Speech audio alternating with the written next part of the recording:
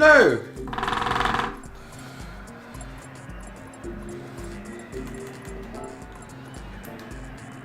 Pretty good points.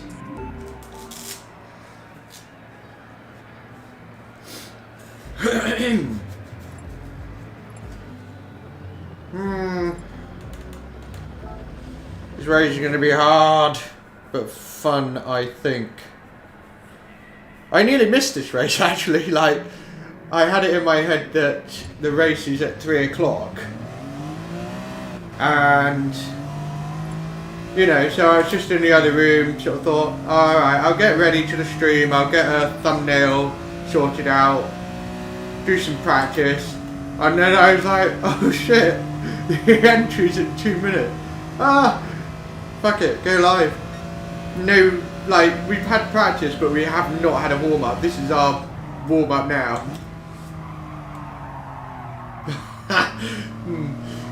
So, yeah, this could be fun. This could be fun. We are prepared. We've done a lot of laps. I did about an hour's worth of qualifying lap simulation work yesterday.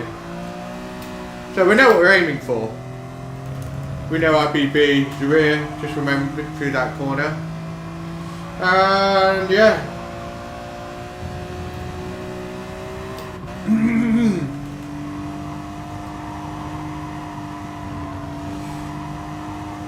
The trickiest part of this circuit, obviously, is from about here until the left-hander. It's really, really hard to do it without the rear swinging out on you. And then this bit is just as difficult. But we're done. So we're going to go racing. So yeah. Not really sure how qualifying will go. Like, I think I can bang in an alright time. It looked like, what times? 27, mid-27s are competitive. And we're getting 28 deads. So, maybe no practice is going to help a lot. Maybe. I don't know.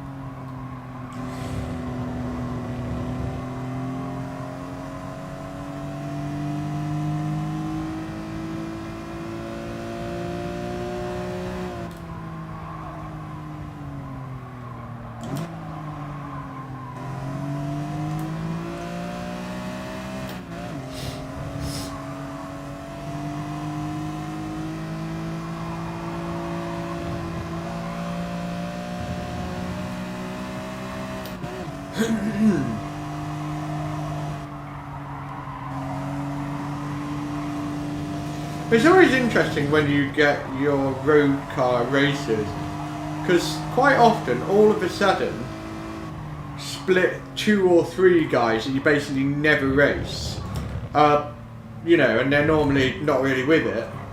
All of a sudden they're competitive. You see it in the Super Cup Championship. There's a guy called GT1 Samet, and he's competitive with the Supra, but when it comes to all other categories of cars, it's like just not nowhere near as competitive. He's not, you know, top split worthy. But with the Supra, he can duke it out with top split. It's interesting, and it points to people's driving styles complementing how you're supposed to drive road cars with, you know, non-racing tyres and no aerodynamics. But when it comes to aerodynamics and better grip, they're not as competitive. It's interesting. Hey Chon, thank you very much. We're about to start our lap.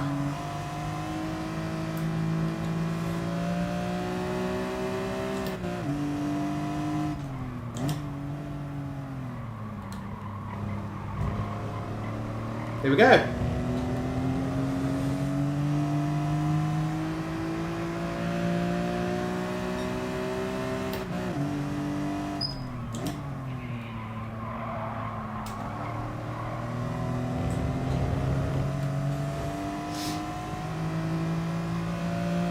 I don't really know if slipstream makes a massive difference. I'm sure it helps, but I'm not sure. We saw how the Cayman at Laguna didn't really make a difference, so we'll see.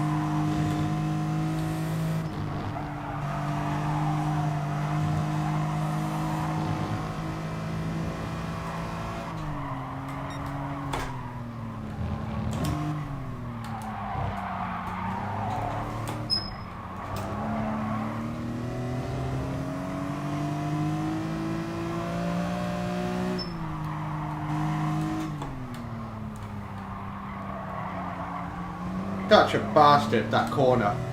So easy to understeer. Exactly what happened. Shithead.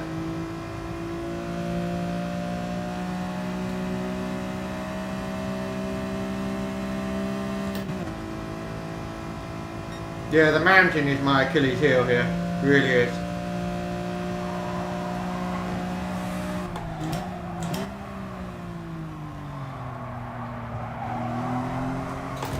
Bit late on the brakes. So,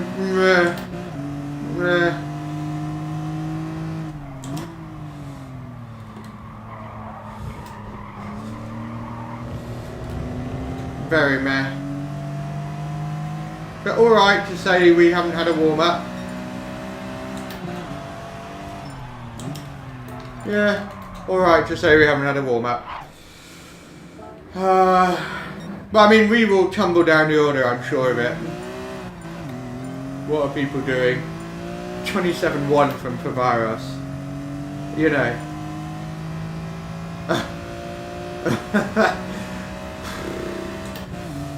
I think we can improve our time by at least half a second. Because we understeered out of the final left-hander on the mountain. And we also got it a little bit sketchy coming into it. So, yeah, we lost a good half a second, and then there's the uphill left-hander after the long straight, braking too late there. So I think we can certainly trim our time down. But then when Wong Baguette does a 26.7, I'm like, okay, now it gets silly. Quinton obviously doesn't want to not have the slipstream, which is fine.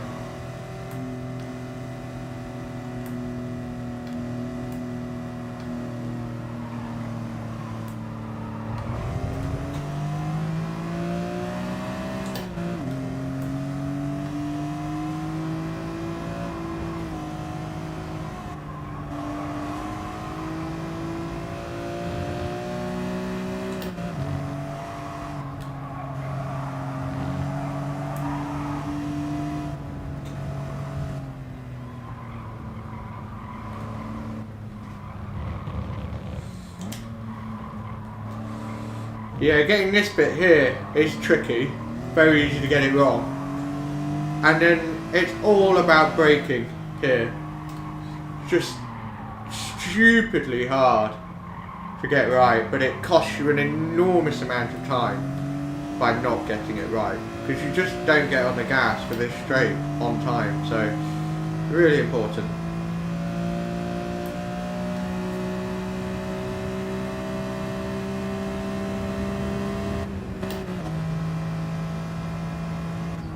Whee!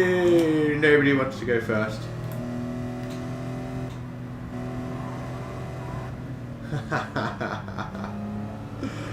The qualifying thing again.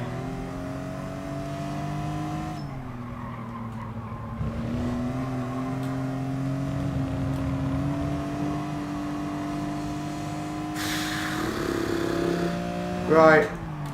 Yeah, this is what happens. This is the risk. I'm too far back, look. That's shit.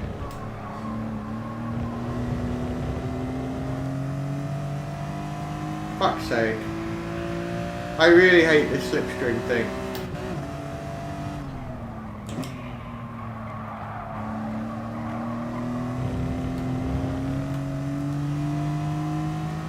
We haven't got slip, so yeah. And the risk, of course, and I'm not going to get out of the way of PCMS2J, but he's probably going to be all over the back of me because I'm not being pulled along. Really annoying.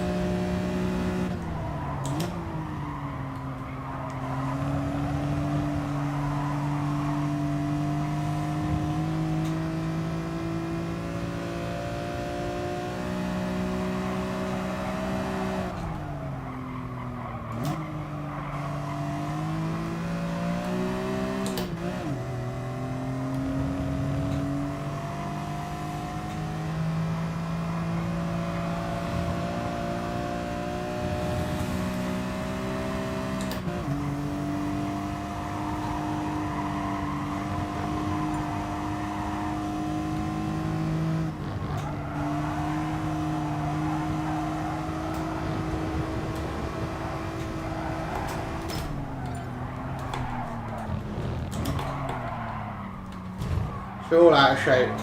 It's really hard to get the car not swinging and swaying from left to right. Really hard.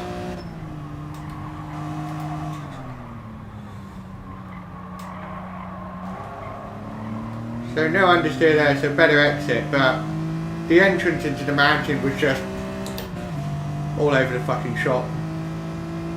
So it looks like we're going to be probably starting in a fairly lowly 15th.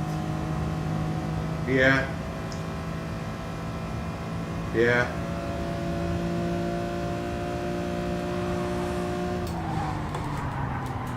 So I'm basically trying to safely get out of the way. Anyone coming? Yeah, but we're good.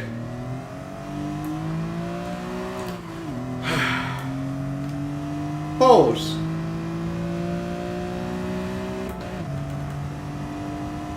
Pause. So we'll kill that 2 minutes by just going out on a fresh lap.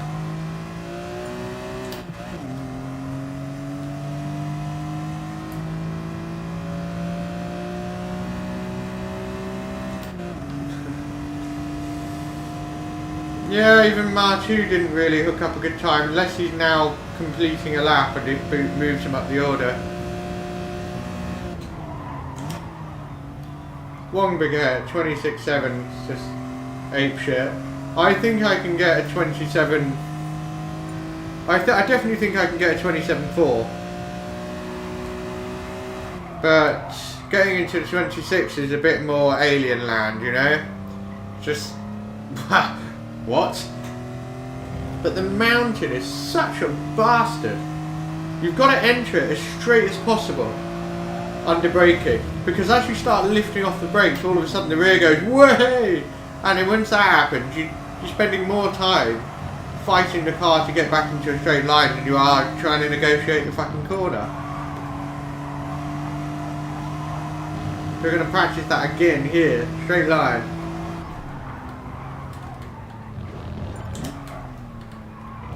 Better, but we're understeering out. We want to hug that wall as tight as possible to get a better exit out of here. And then getting this twat right. Seems to help being in 4th gear under braking. So that's something. But yeah, pretty shit P15 start for now, which is okay. It's okay considering that I thought that the race was at 3 o'clock. I forget, like Tuesday, Wednesday is different to the Saturday timing. So here I am strolling in just before 2 PM to get ready for 3 o'clock. And I'm like, oh shit, we got a race in 2 minutes. Whoopsies. So yeah. Yeah, good idea, Coyote. So what I'll do is I've saved the qualifying replay now. You always forget, because after qualifying you're like race. So we'll do that now. So save qualifying replay. Boom. So let's enjoy this race, because I think it could get a bit carnagey, if you will. It's not a word, but it's a word.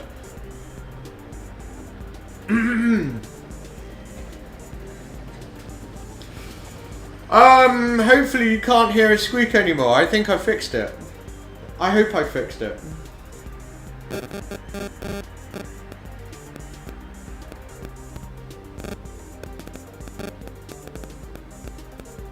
Test it now. Can anyone hear a squeak? Yes or no?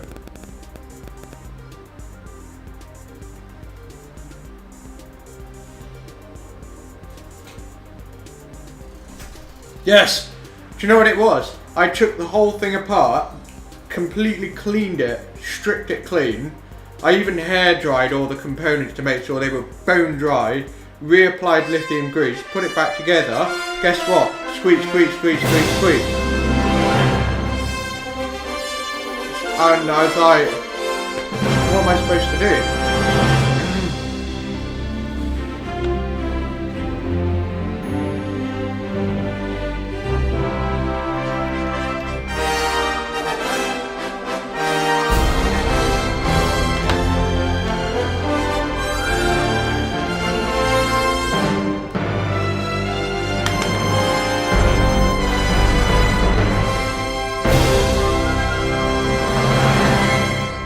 So that's over. So the way I fixed it is the metal rectangular block that houses the piston that goes in and out. I just turned it upside down because I noticed if I push down on it, squeak stops. So I just flipped it upside down.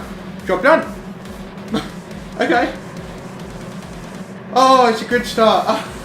It's gonna be, oh god, that's gonna be good. I forgot it was a good start.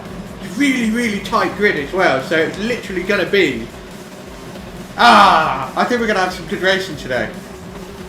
Definitely.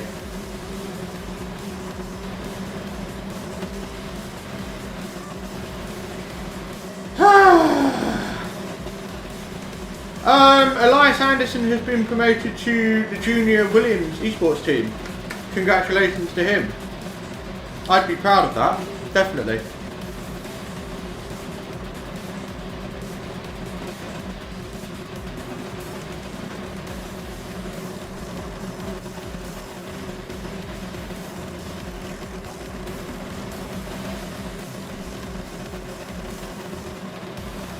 I wonder what side of the grid we're on. The 11.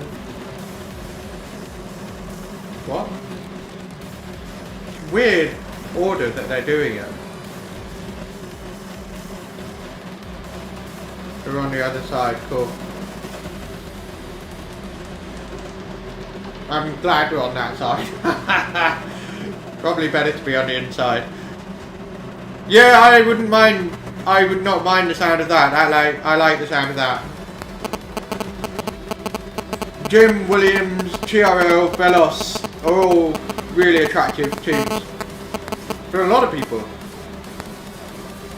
Because they don't exactly hand out, yeah, you can be on the team, you can be on the team, yeah, you've got a cool name, you can be on the team. I'm not as drawn to that. I like a bit more exclusivity. The real bullshit. Right, yeah, I'm going to go traction control on. Because I haven't practiced to start.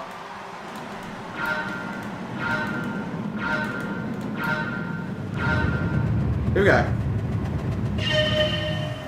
Reactions. Squeeze. Look at that, 3 wide. We can't go breaking balls deep here because it's just inconsiderate. We are going to nip it out the inside and stamp on the gas because way. I've got nowhere to go. I've got nowhere to go. Look at this. Holy moly. I don't know what to do about this, really. This is why people shouldn't break balls deep here. Oh my god. Oh my god. We didn't get a penalty though.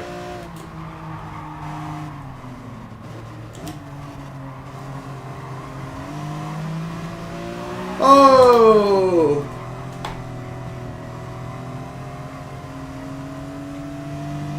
Fucking spun taking evasive action.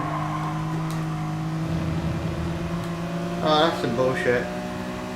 Lost a lot of positions there. Ah well.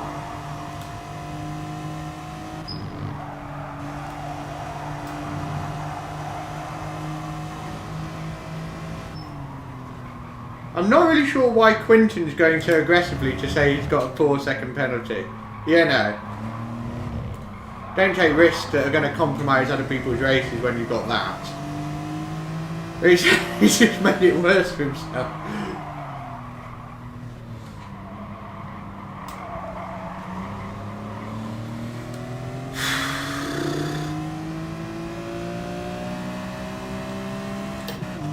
This is the nature of grid start. You can make loads of time up and then all of a sudden you lose loads. Which is what happened. Whereas, what's his chops? Mar2, we were right behind him. But now we're back where we started, so...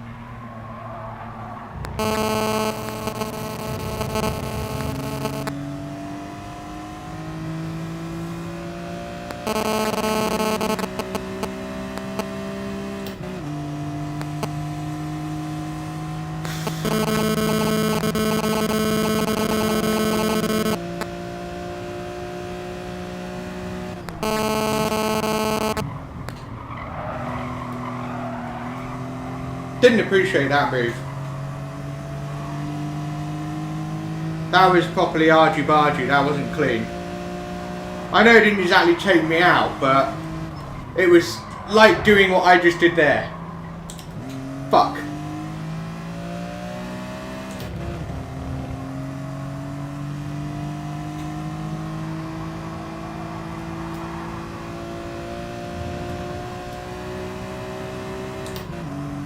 Might have to review that move. Wasn't my best move at all.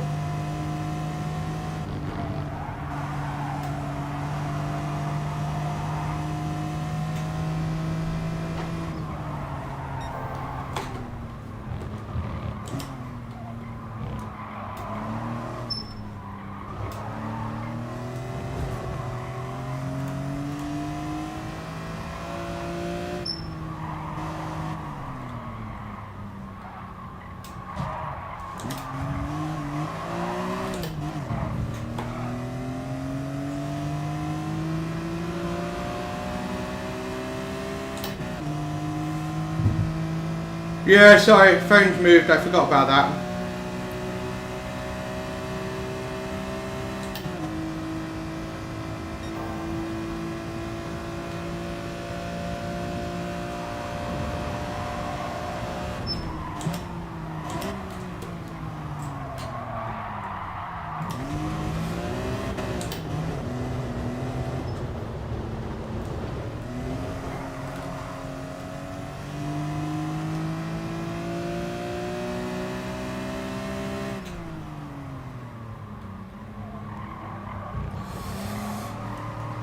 So it's not going well. Yeah, it's not going well.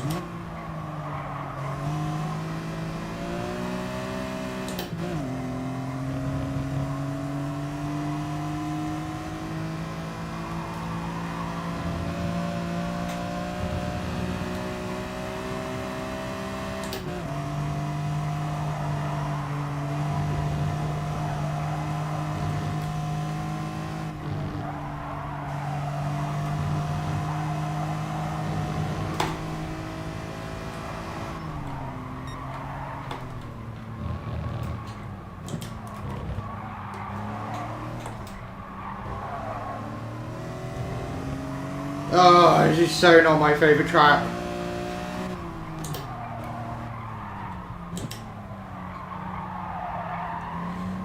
Fucking hell.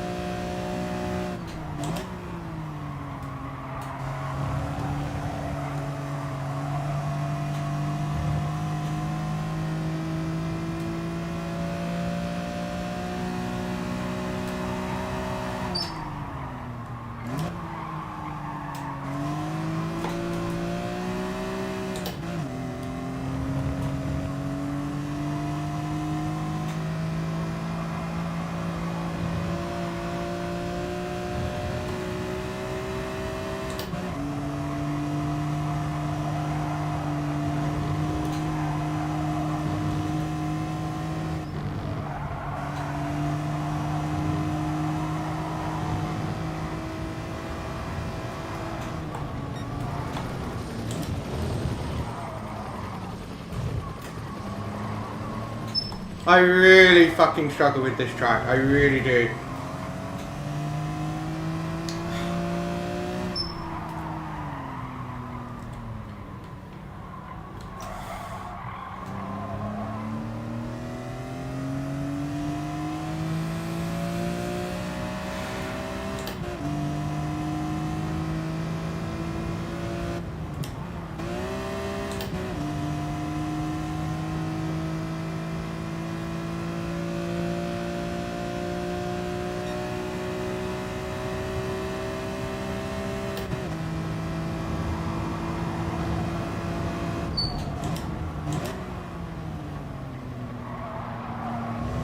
Could be worse though. Could be Quinton, who's having a horrible time. Yeah, exactly. It's, I mean, I wanted to give it a good go because you kind of learn more where you suck than you do where you're good. So, you know, I'd rather do shit where I might learn something, even if it's painfully annoying. That's how you get better.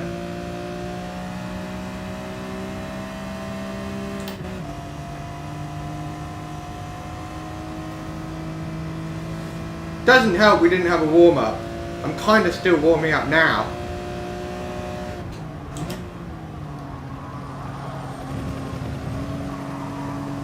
But the techniques you use for this track, I just don't get it. TRL Org's really good with this track. Really good.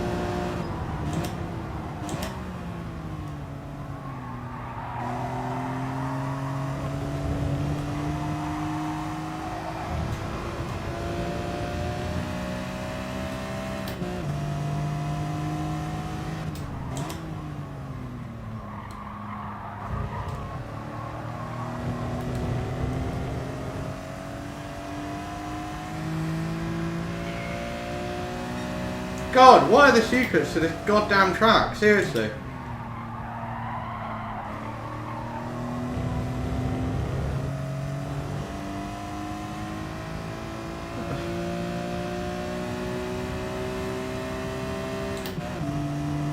Pretty much every corner I don't feel comfortable with. Or I don't feel like I can get close to the aliens with.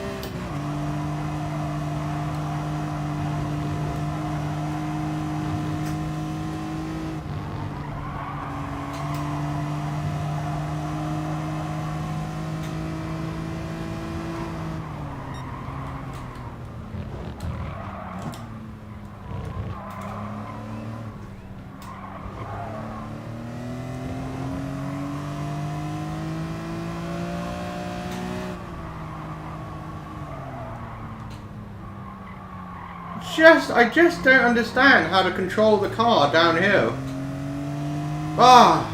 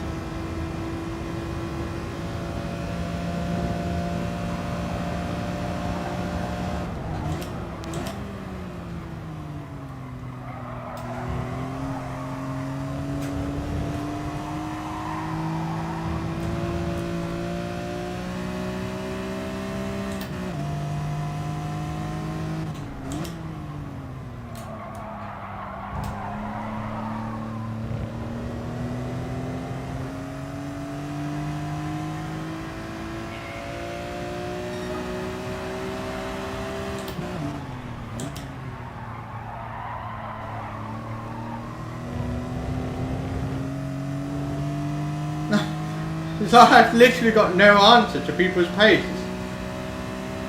It is shit. No. Because the SLS, I can't see it being competitive at all. So as soon as I saw it, I was like, nah, I'm not even going to waste any time on it.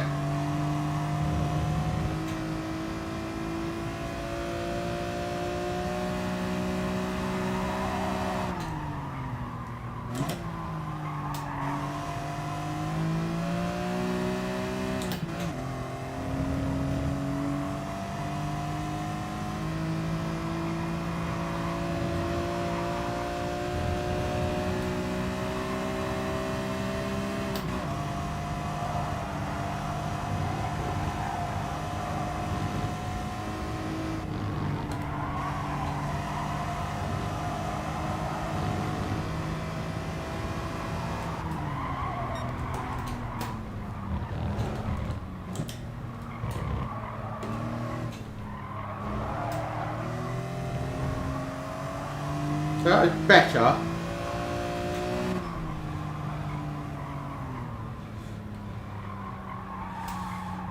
Still the fucking understeer. I mean, it's better, but still like, you know?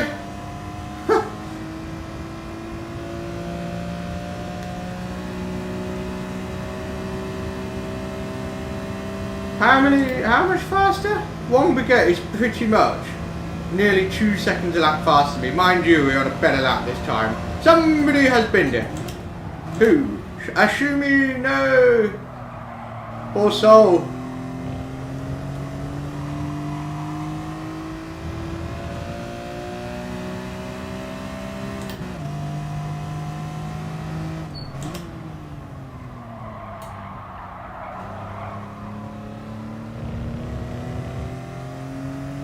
Just don't fucking understand how people get on the gas out of these corners. These two 90-degree corners.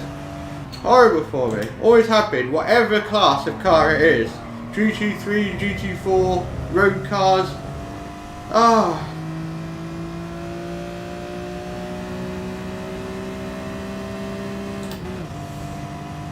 Oh dear.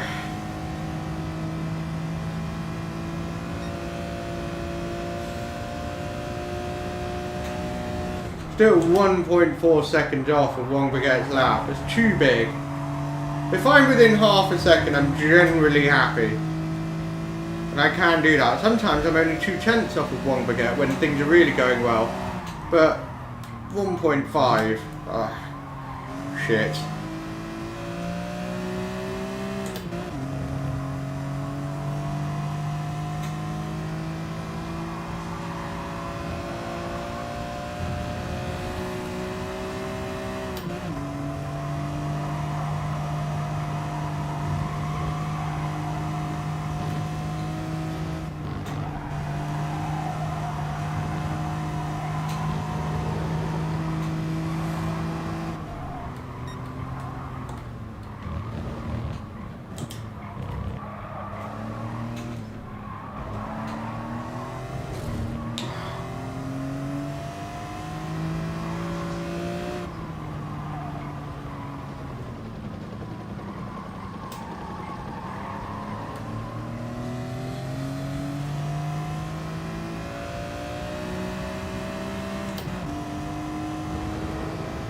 There's certain people that just get road cars.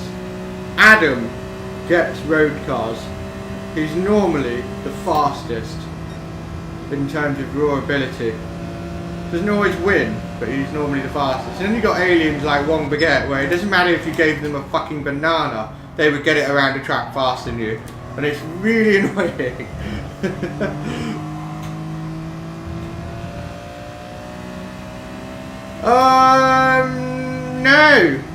No bins actually.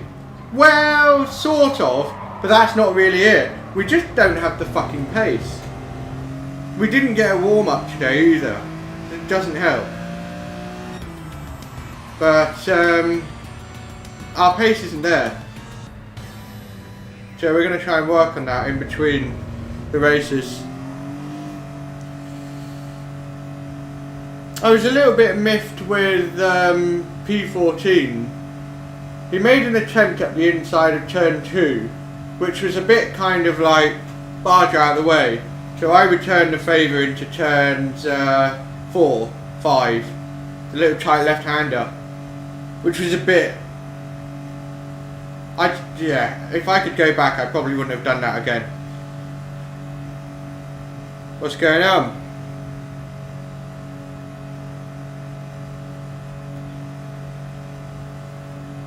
Looks like Adam clinched the win. Damn.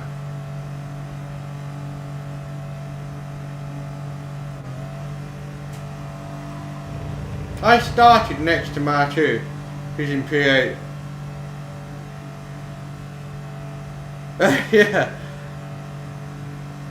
Yeah, I'm not really on it. I mean, it's Bathurst, the track that I suck the most at, period.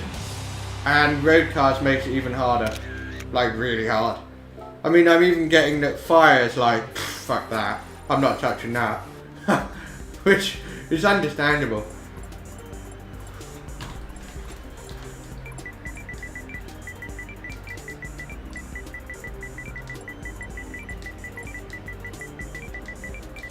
Yeah, it did annoy me.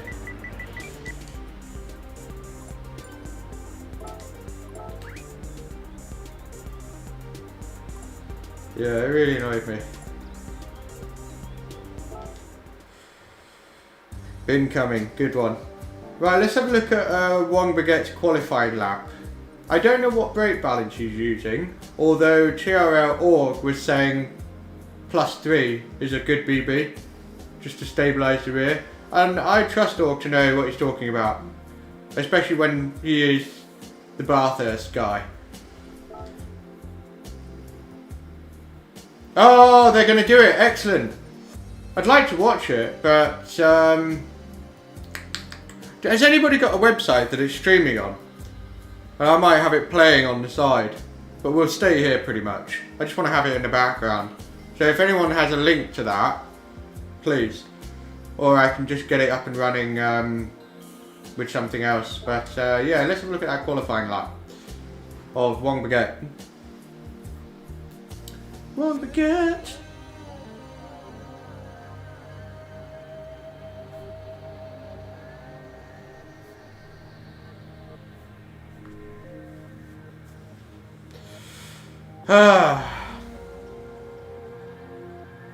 Bit of a rubbish race to start with. I know we can do better, I know we can. We need to do some warming up, get in there, get a good qualifying time, just keep it tidy. But generally we're not competitive, so... Right, where is Mr. Baguette? Because his lap was bang tidy. And I don't know if it was the first run or the second. That's a bit weird. There we go.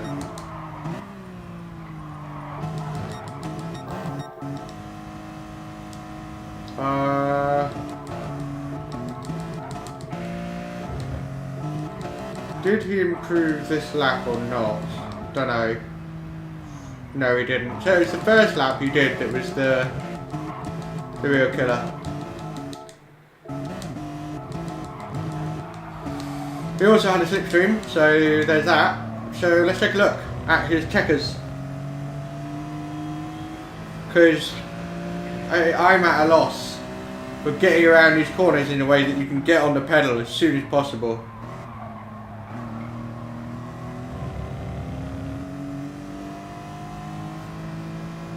Go forward.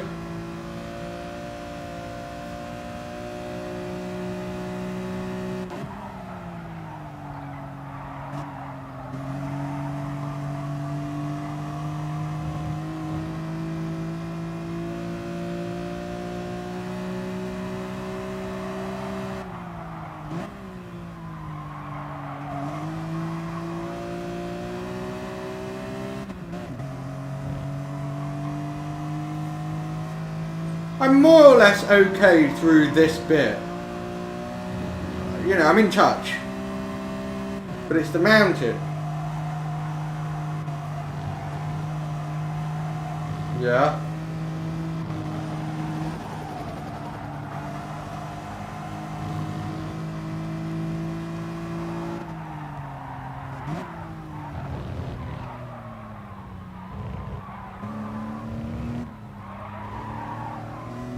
It doesn't even feel like it's much faster, but it obviously is.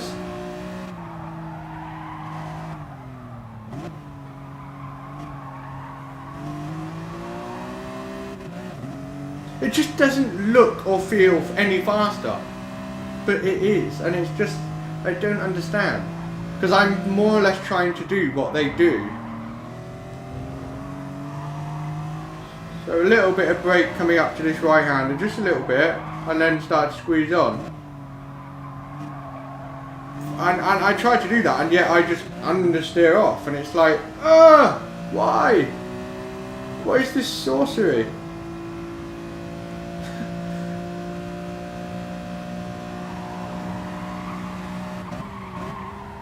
Same brake point.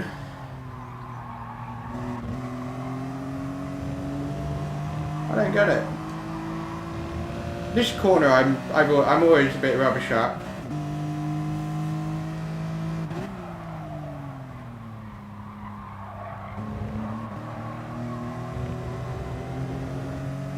I don't get it. I really don't. I don't see anything extra there. Like, oh yeah, look, he's doing that.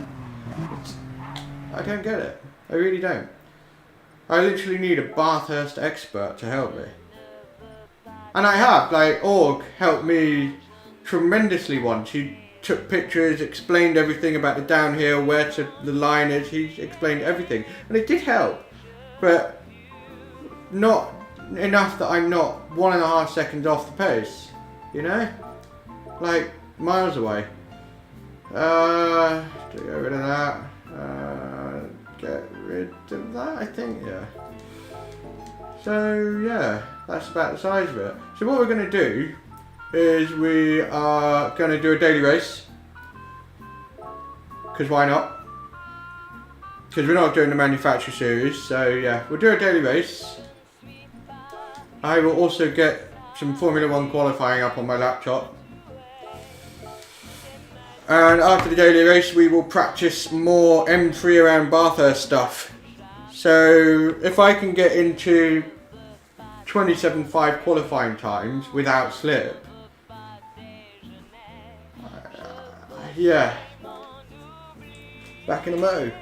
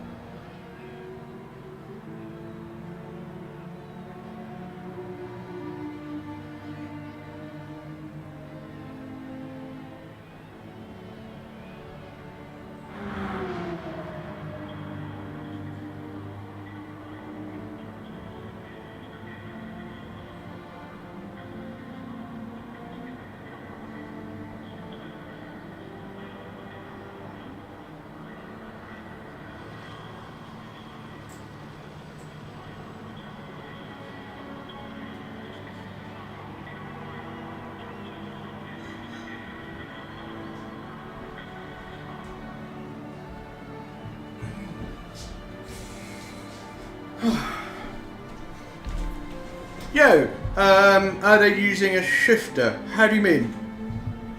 Who is they you are referring to about a shifter?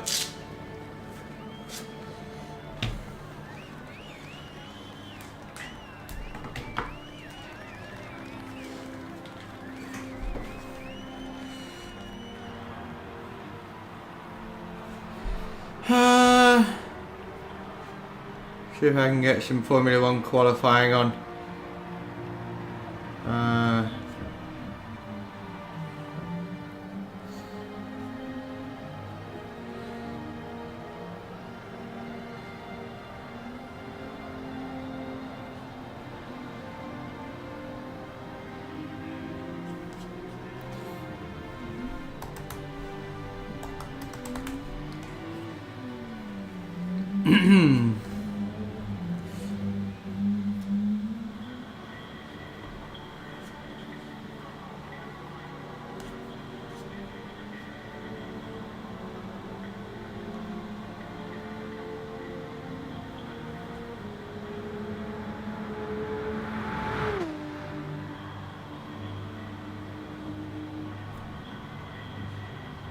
Yeah, that's what I'm trying to look for, Darth Karting, but I don't think so.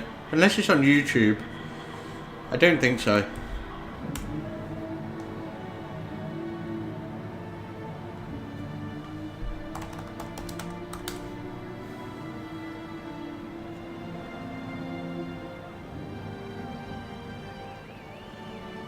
Nah.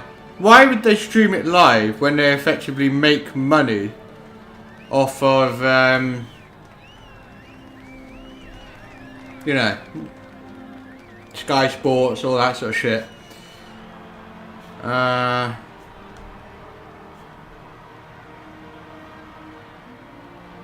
Basically nearly finished, isn't it? Shit.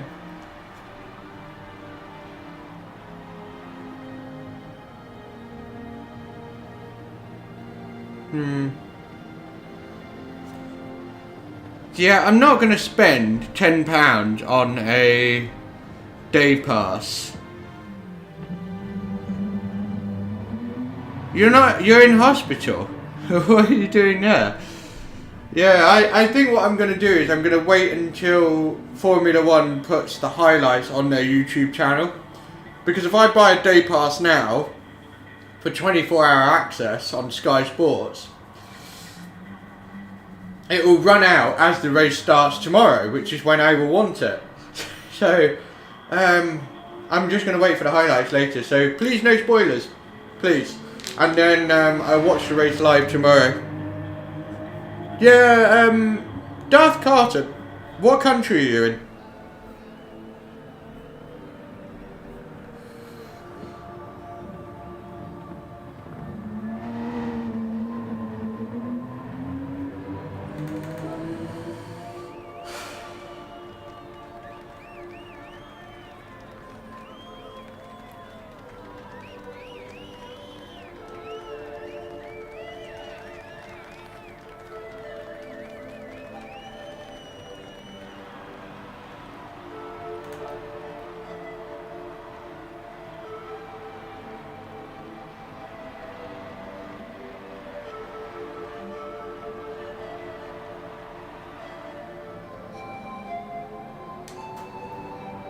I wonder how many laps it took Jagged Protein to hook that up. I raced him the other night, and I was able to pull away from him in the 911 while he was in the Audi. So it's one of those wonder laps where you just get everything right.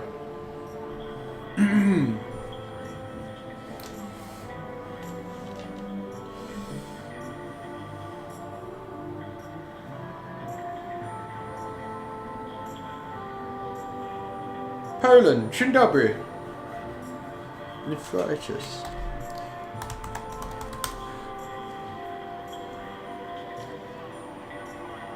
Ah, savage. Okay. Yeah, I bet it's really freaking painful. Really painful. Well, get well soon. Get well soon. How can they not televise Formula 1 for you? Yeah, you wrote it correctly. I was able to just have a quick look and see what it was, so yeah.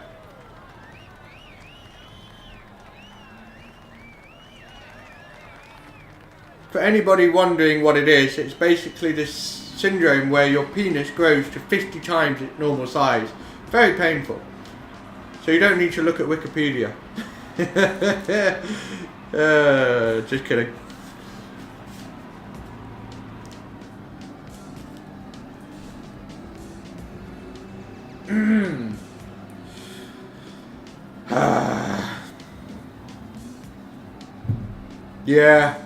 Yeah. At least healthcare is free. Unlike the Americans, their healthcare system is it's disgusting. It's immoral. Yeah, limited. I mean, it's better than nothing for sure. I presume you're on your... Are you on a laptop or are you on your phone for this? Because I'm sure if you've got a laptop and an internet connection and you can get this, then you can definitely find Formula 1 somewhere. I don't know. I know that if I Yeah, I can watch it, phone. Yeah, you probably could, like, here, Sky Sports has the rights to televising it, and they own an app called, or rather, they own Now TV. So Now TV, I could just, instead of having Sky Sports package, which is a rip-off, I can just get a day pass every time Formula 1 is on for 24-hour access and then just watch it. That's what I normally do, because otherwise it's like £60 a month for like the Sky bundle that I don't want, or it's too expensive. It's just stupid.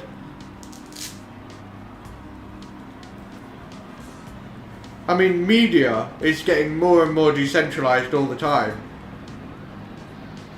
All the time. And it's getting harder and harder for franchises like F1 to basically hold on to televising rights and to be able to make the money off of that. They still do that relatively successfully, but it's getting harder and harder.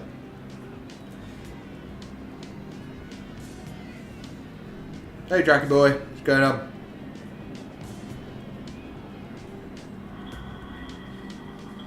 I imagine our driver rating took a hit actually from that last race. We just kinda sucked. So yeah, sometimes I do in fact suck. And the race I just did was a good example of that. Ah, fair enough, Dark Arson. Yeah, no problem, Jack. I'm the same. Like, no spoilers here, please. You watching it on Channel 4? The highlights? I'll wait until Formula 1 puts the highlights on their YouTube channel. Or on Formula1.com. I always have to sort of like go Formula1.com, enter, and then sort of look up so that I can sort of see the screen, but I can't see the writing, and then just sort of scroll up to the video bit. qualifying highlights, and then look before it says whoever won or whatever. The worst is when you forget that you need to watch it later, and then you start scrolling through your phone like you do, and then you're like, fuck, and you see it and it ruins it. It's the worst. And it turns out to be like this epic race. It's the worst. Yeah, I can afford it, but I don't want to, because it's a rip-off, and I can get it cheaper by just doing highlights or Now TV day passes. Yeah. Yeah. It's such a rip-off.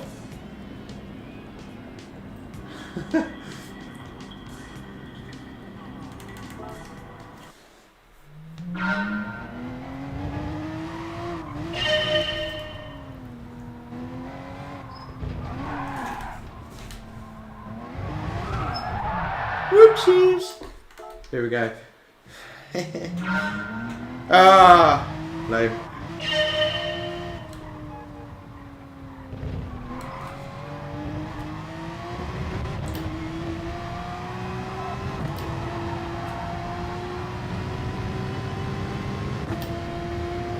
I'm currently in the middle of doing my first ever race edit, daily race edit, where, you know,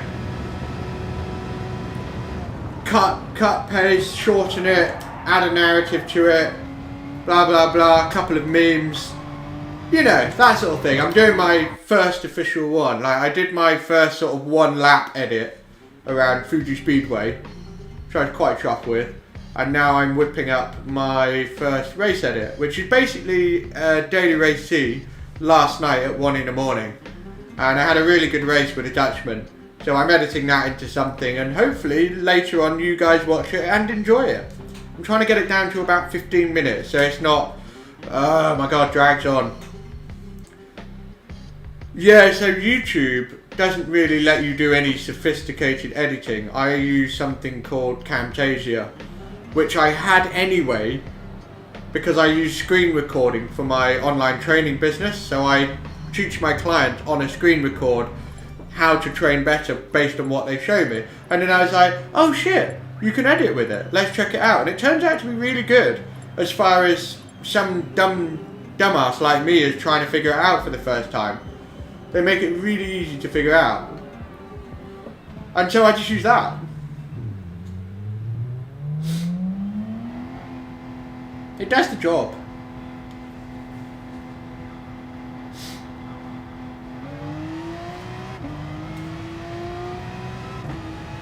I don't think you need to have all the most sophisticated editing software to be able to do all the fancy fandangle stuff, because complicated doesn't necessarily mean better.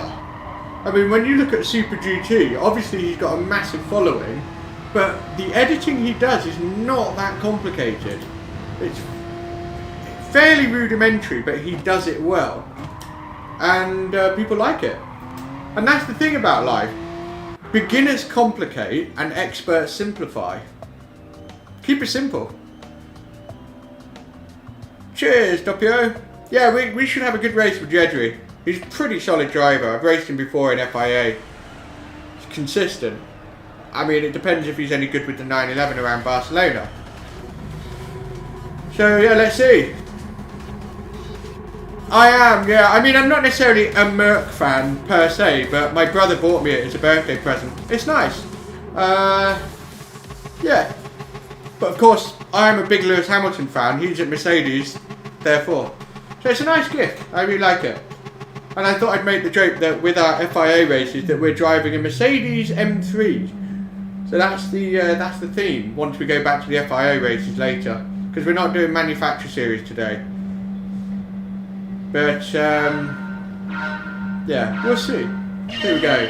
Let's beat Jedri. Awesome sauce.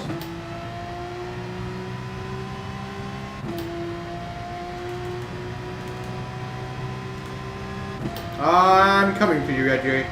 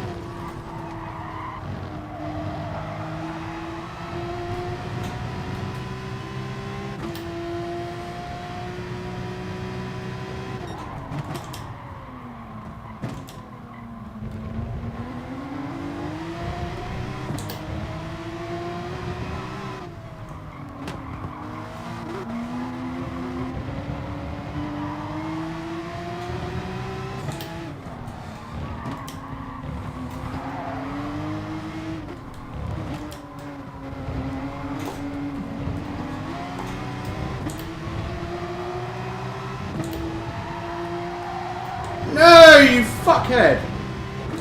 Ah, we were getting a really good run then. Oh, come on! Penalises me for losing time. Unbelievable. Yeah, I'm done with the penalty system. Doesn't mean I won't play Gran Turismo, like I love it enough, but God, it's stupid.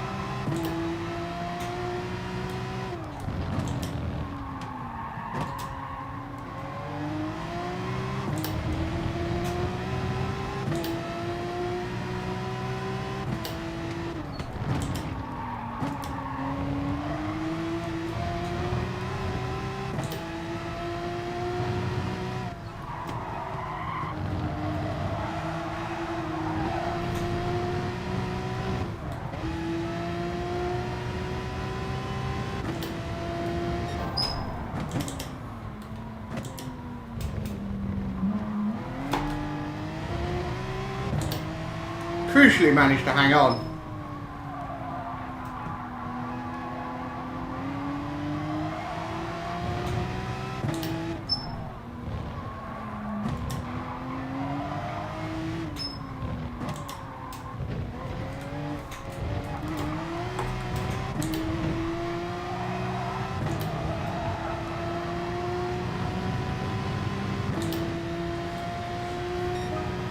Right, put him in.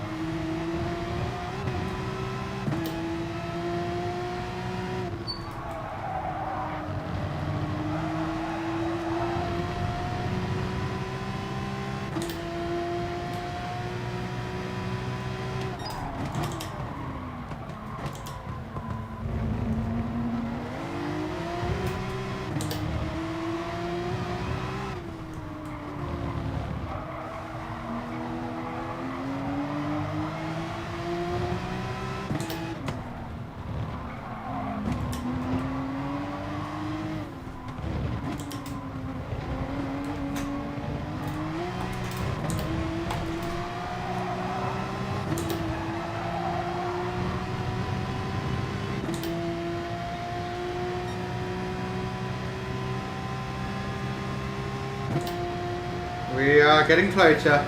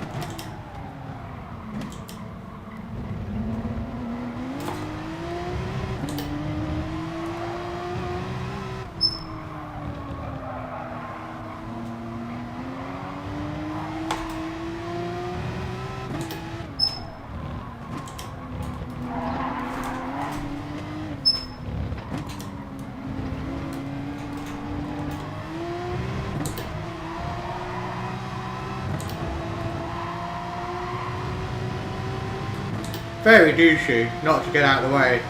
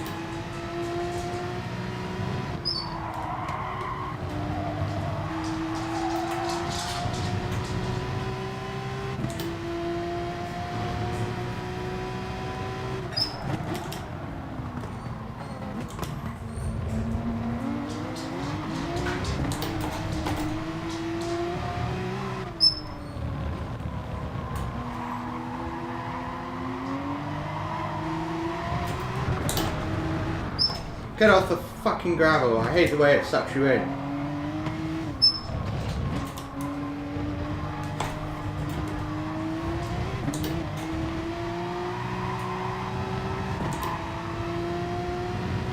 Whee.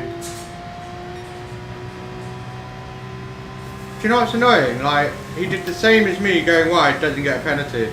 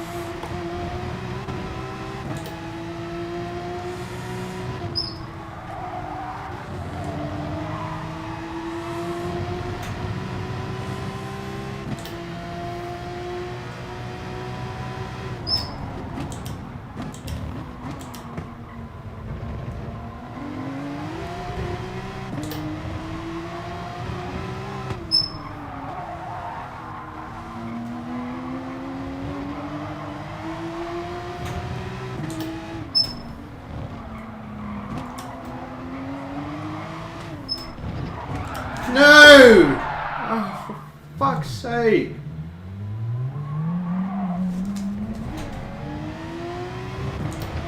I really hate that chicane.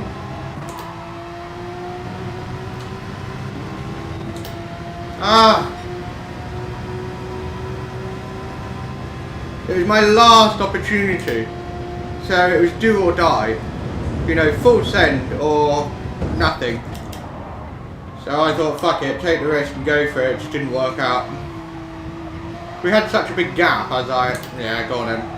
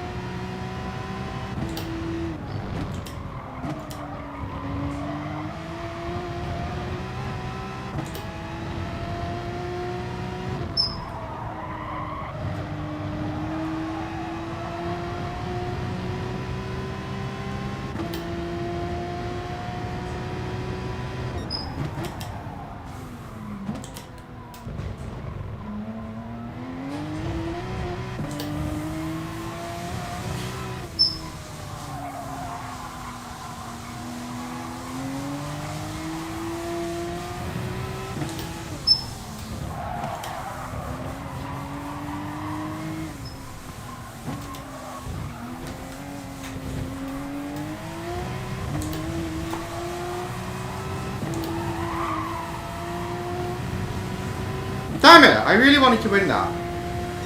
Good race though. Really good race.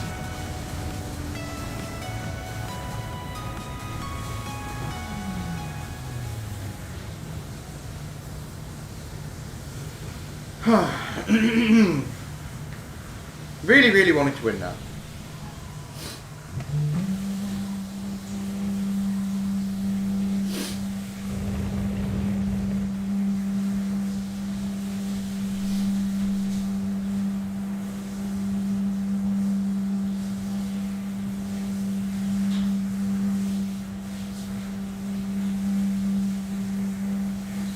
Yeah, I agree. It puts an immense amount of pressure on you to be close enough coming out of the chicane to be able to slipstream past on the straight. You need to be minimum 3.5 tenths once you come out of it.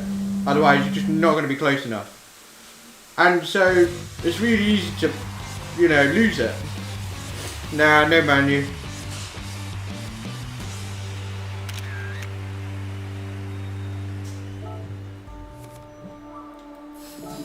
Balls. Big, massive, giant, smelly balls.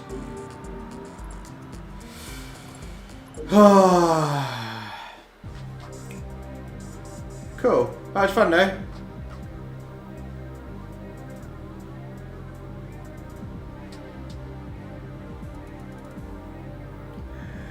Yeah, I don't know. I don't know why it's that layout.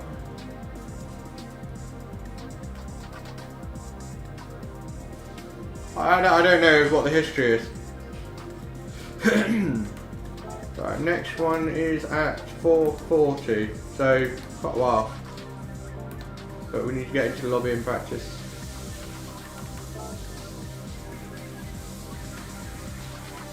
So we'll do about, 45 minutes practice. Depends. Depends on the track and car and what luck, but we're pretty even. Me and Key, we are pretty even. But there will be some track car combos where I'm just much stronger and vice versa. I'm trying to think of an example. I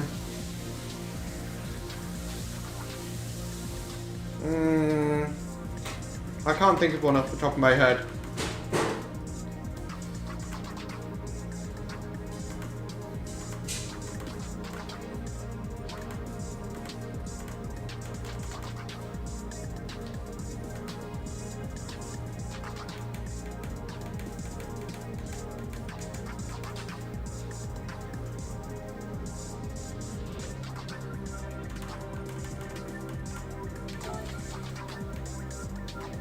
create my own.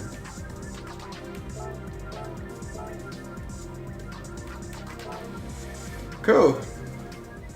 Nordschleife is my #1 favourite circuit. As for other tracks, I love Brands Hatch. I like Goodwood. Lago Maggiore I love. What else?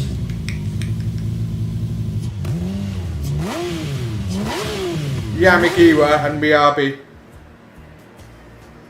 Mainly the larger layouts. But like Yamagiwa or Yamagiwa plus Miyabi, I love those tracks. Yeah, I think it would be about slowing things down effectively, which for safety obviously. But I don't know what happened at Barcelona to provoke that change. No. I'll get this friggin' M3 out. Yeah. I like that one. When you add Miyabi to it, even better. Just a bit more. It's a great track. Especially in Group 3. Especially. Oh my god, yeah, that was amazing. Yeah, when Lorenzo and Rossi had that last lap battle and then just managed to pit him. That was awesome.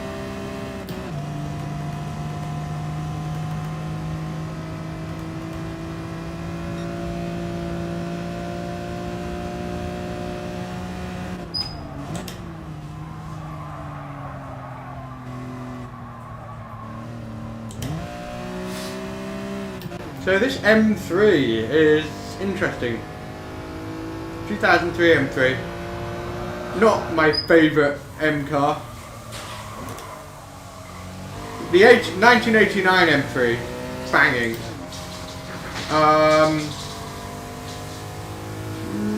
Not. I tell you what, M5 I dislike. I don't know what the chassis name is, but basically the 2005 M5 is an ugly mutt, especially from the rear. Just bleh.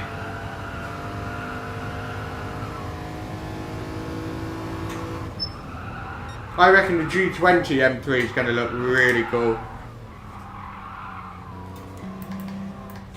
But this M3, nah, a bit underwhelming. Yeah. I don't like the chicane. The main reason I don't like it is because I'm not comfortable with it. Every time I come into it, I'm like, I have to hold my breath, and I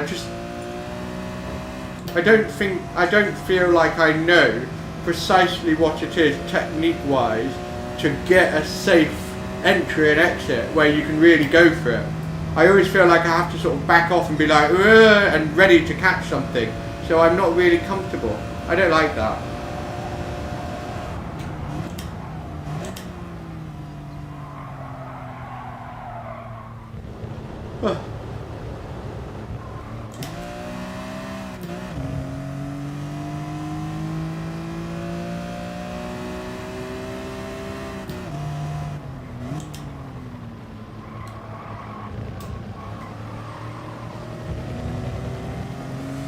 So, try and do a decent lap.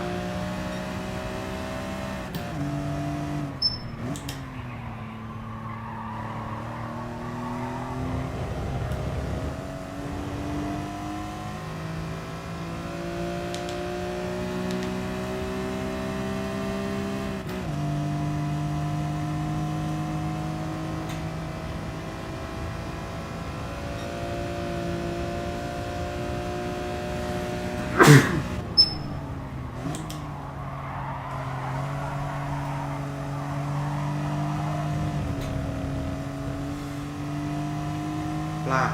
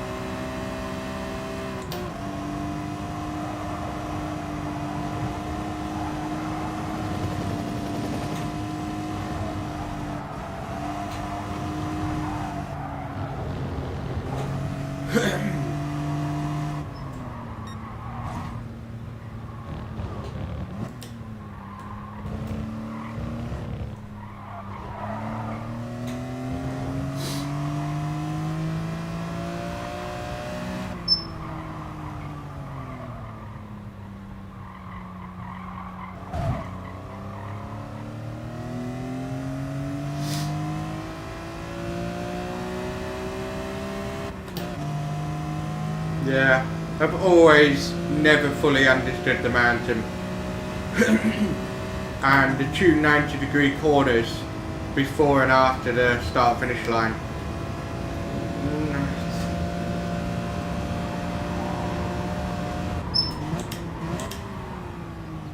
Come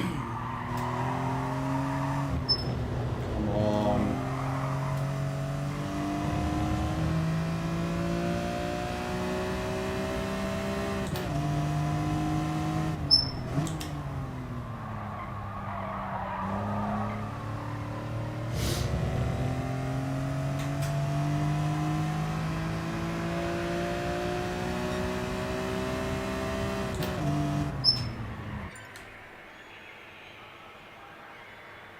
Huh?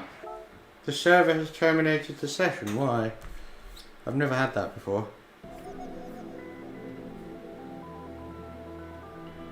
That was weird. I've never been disconnected from my own lobby.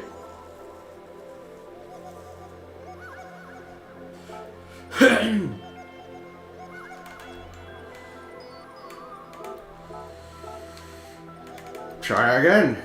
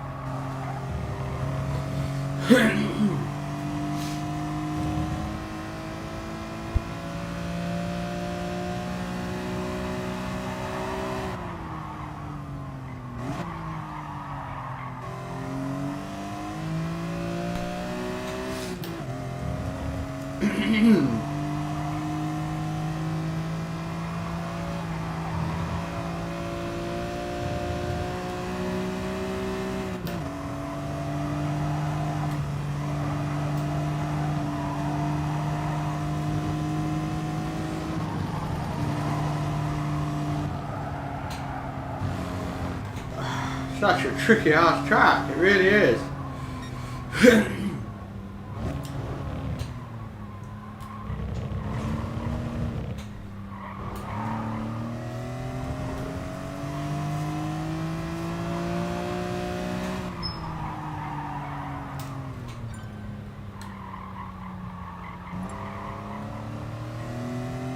James is in the room. I think most people are going to be racing manufactured series now, which is probably quite a good race if you're in the right car.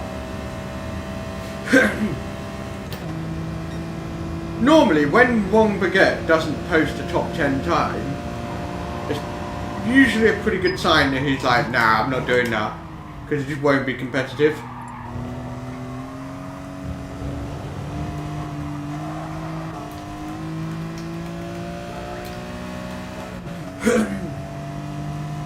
Right, a lap, come on.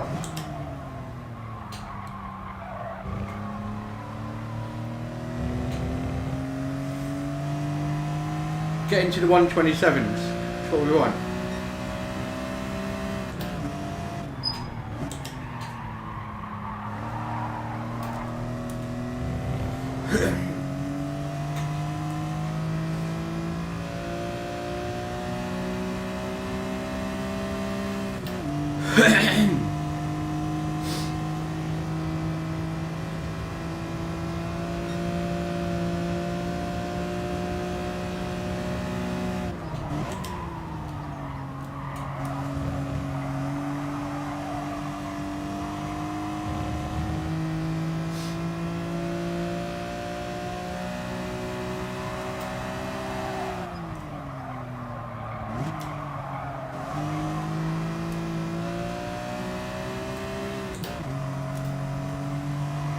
I might only do one more M3 race. It just depends really. But if we're miles off the pace, then it's just not worth it. Because all we do is we just lose driver rating points. I don't mind being in the top 10 and basically holding on to my driver rating points. I don't mind that at all. But if we're like, you know, 15 and struggling, I just don't like it. And it's just pointless.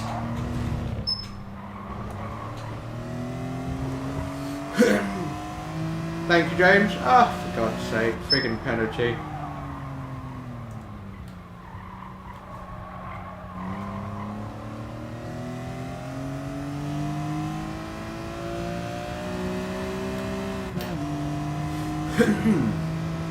We'll complete the lap because it'll still inform us of the pace. I mean, it's okay. It's not going to be amazing.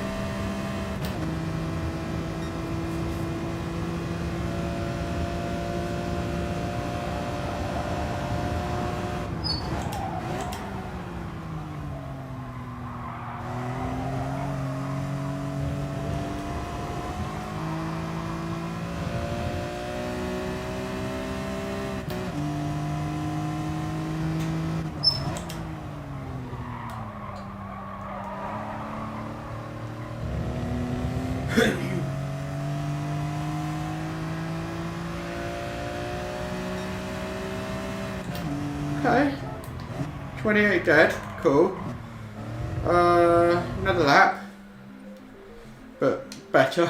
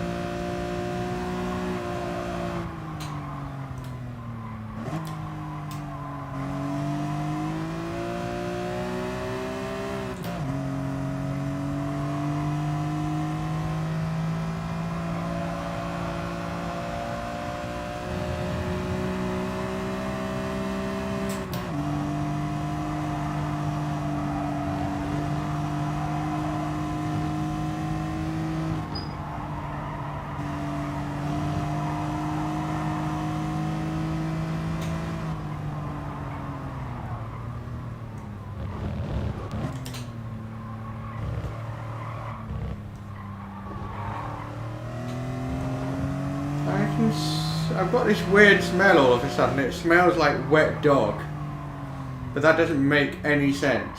I have a dog, but it's not raining. So why do I smell wet dog? What? That's weird. Hey Karen, what's going on?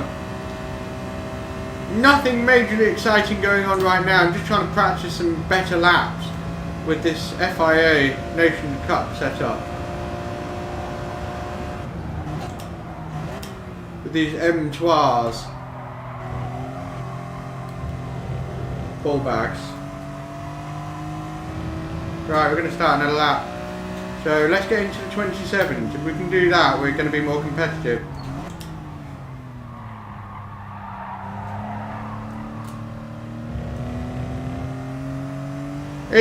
It's fun race.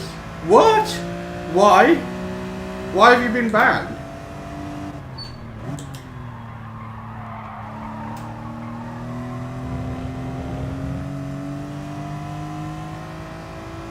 Wow, why? Got a better exit out of turn 1, I can feel it. It could be a couple of tenths up. Yeah.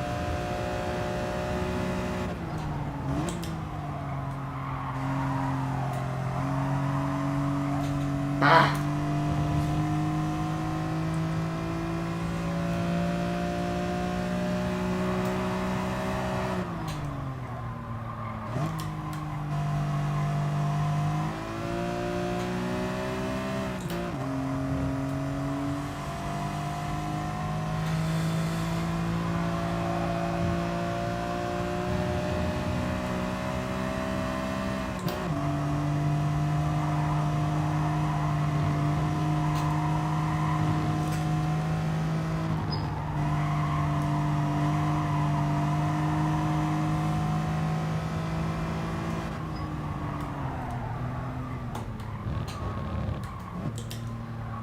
How am I 3/10 down?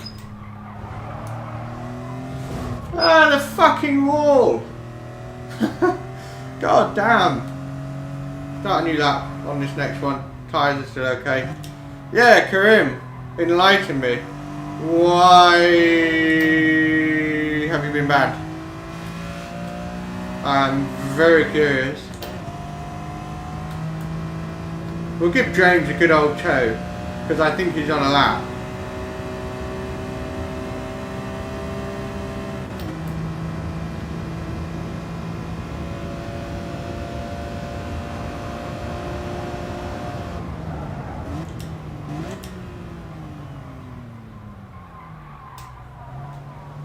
There we go.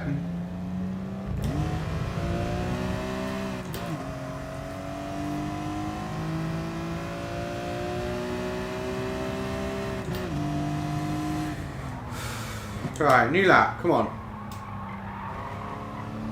He's going for it there, around the last corner. 27.7, nice, that's a good lap.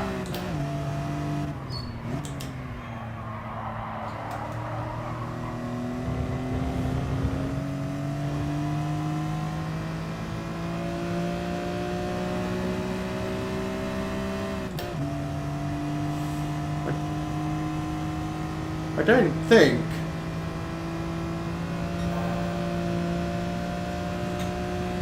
hold on.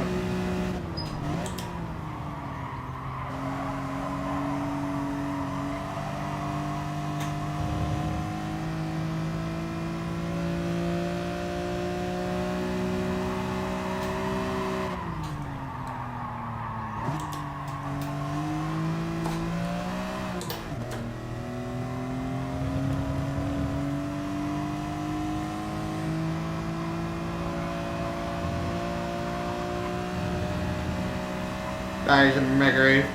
Yeah, I don't think the comment about why you got banned came through, because I saw you got banned by PSN and then it just said, I think he reported me. So I don't actually know what. Ah, you naughty boy.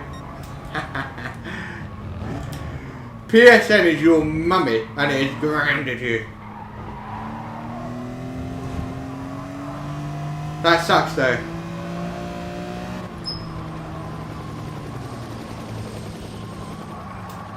Understeer! Horrible!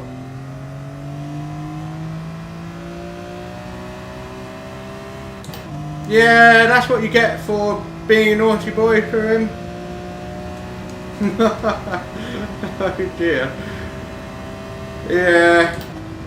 It's risky, isn't it?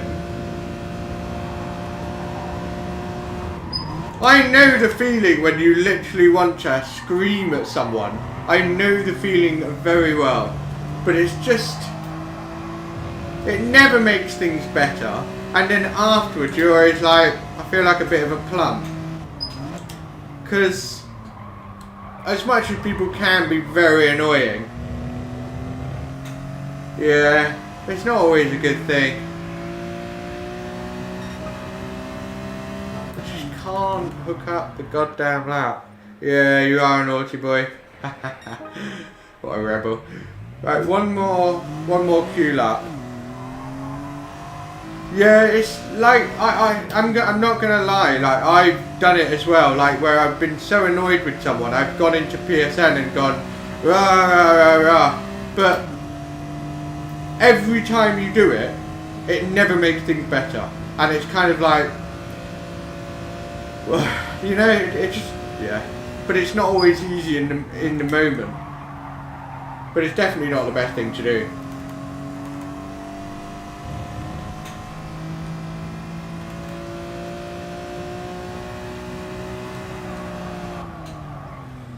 I've heard of people putting themselves in the shit because they, you know, there's this silly idea that goes around. And it's even talked about in Gran Turismo Sport Facebook groups and forums, and they all say stuff like, yeah, Italian / Spanish / whatever country are the worst for being dirty. And it's not It's just,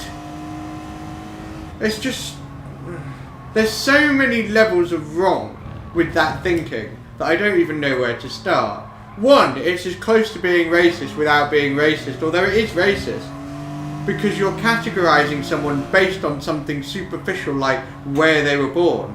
And when you really think about that, you ask yourself, do you really believe that someone's behaviour is a result of where they were born? Not really. Come on. It's like when people in the UK say all BMW drivers they drive like arseholes, they cut you up, they never indicate, and they're all arrogant wankers. But when you really stop and pay attention, you can find that kind of a driver in every single car imaginable. So why BMW? What's it really about? I don't think it's got anything to do with the fucking car being a magnet for people that drive like arseholes necessarily. I think it's more to do with the fact that BMW, maybe one, they're generally more desirable, not all but a lot of them, and I don't know, maybe there's a degree of not jealousy. It's not to say that that guy is jealous of having your car. I think it's more likely to be jealous of the fact that you can afford something like that. Maybe they would buy something different with that money. And that's one thing. But generally, it's a stupid idea to say Spanish are dirty. It's just wrong. Wrong. Because you will find a dirty driver with any nationality. So it's nothing to do with nationality, is it? It's just that that individual happens to be a dirty driver. And coming full circle, I've heard of people that have privately messaged somebody like, oh yeah, all you Italians are the same, or all you Spanish are the same, dirty Spanish XYZ swear word. And it's like, man, you're being racist. Like, it's wrong. It is wrong. You might be upset with someone doing something to annoy you, but don't assign their goddamn nationality, skin colour, looks, or anything superficial to that thing, because it's got nothing to do with it. We've really got to kill that kind of thinking. Like, literally kill it. Because it's just Stone Age thinking, it really is, bird brain stuff. It is, like, and the person who said Italian, Spanish, British, whatever, wouldn't necessarily be the kind of person that's like, yeah, I'm racist, I don't like certain subgroups. They're probably not at all, but they don't understand the implications of what they're saying. They don't realise what they're saying. And they pay the price by being put on the naughty step from PSN. That's not to say that's what happened with you, Karim, but I've heard of that shit before. Oh my god, we have a fish cat to replace catfish. Oh my god. Right, lap, here we go.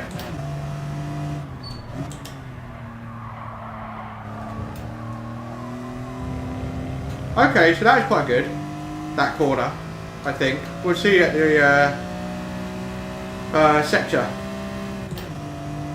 Is it? Ha! There you go then. Yeah, a little bit up.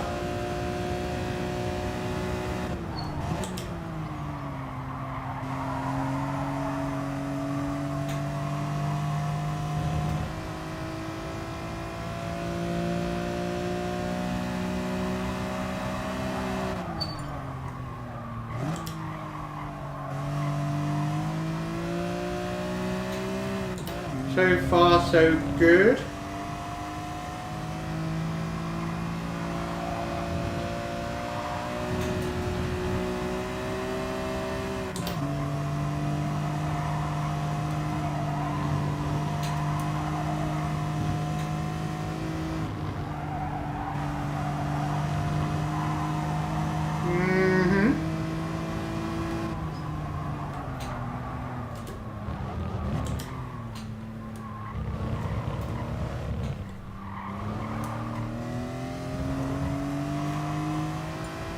Oh, bastard. I'm gonna carry on anyway. We didn't understeer, but we couldn't go full send. So let's see where we're at with this lap. So the penalty doesn't really gain or lose me. The corner cut algorithm, I didn't really gain anything. Be like nothing. So we're just going to ignore that and assume that we were a tiny bit wider. Maybe take off, I don't know, quarter, half a tenth, whatever.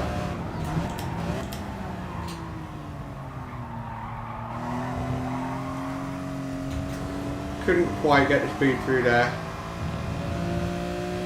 But we're on a better lap, which is cool.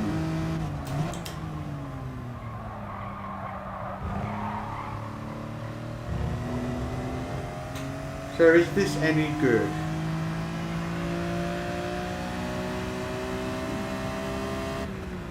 $28.4, $27.8, I think it was. It's still a bit naff, isn't it? Ram plebfish.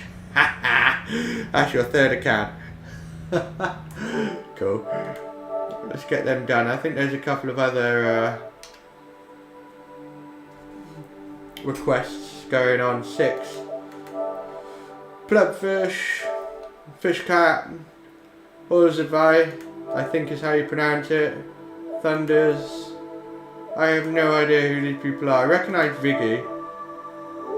Oh yeah. Cool. So I'm not feeling that strong on this track car combo, really. Like, I was racing with Org and he did a 27.6 and I was doing 28, and I thought, okay, there's a TRL driver, we're 4/10 off, we should be okay. But he's since been finding more and more time, and I've been like, I can't. I don't know where to find that goddamn time. So we have how long until the next one? This might be our last race, because if it's crap, then we'll move over to daily races, keep you entertained that way. Yeah, I need to eat, so have a break everybody, and hopefully I'll see you back in about half an hour, bit more, just before the entry period, and then we go racing again. After that we'll definitely do another daily race, and we'll also sort of figure out what we're going to do with the rest of the stream, but we will keep you happy. So yeah, see you in about half an hour. Cheers.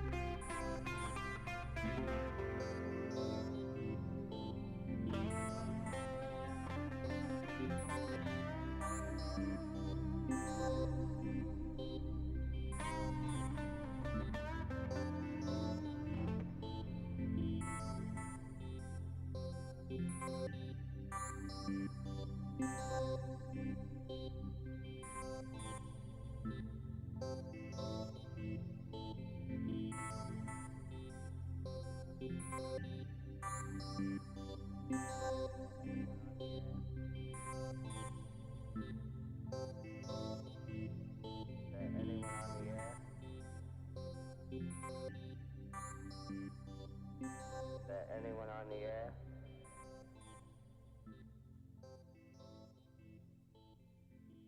Isn't there anyone?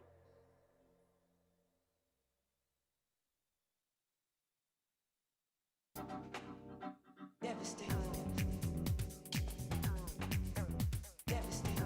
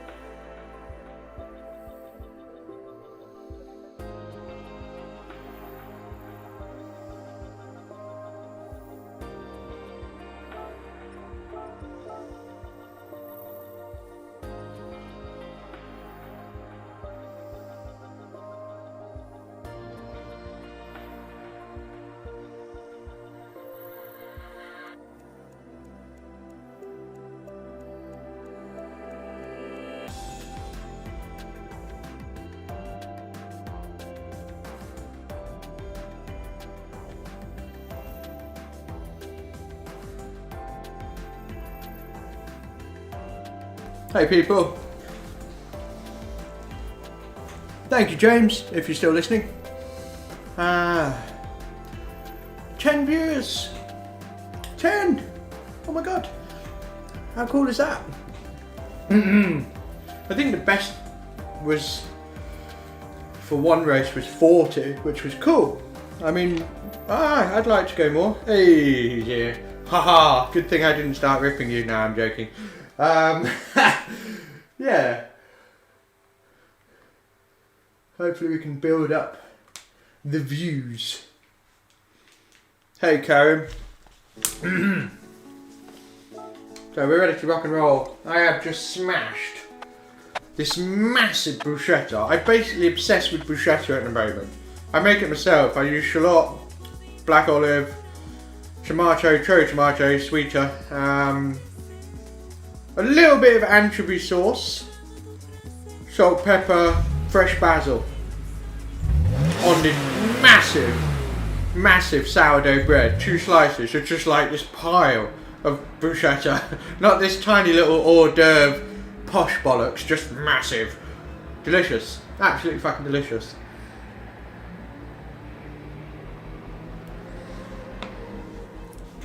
Hey Martin, what's going on? So, I'm feeling a bit better with this car, but I don't think we'll do great, to be honest. Hey Traveller. Yeah, that's the goal. Always the goal. But how do I say? Hold on. Gotta move the rig.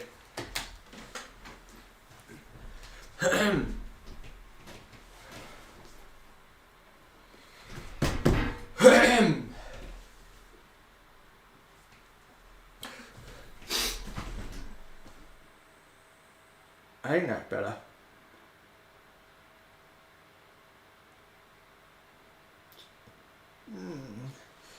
Sort of. BB I'm using is, it was +3, but now I'm using +2, so more, yeah, pretty much plus something.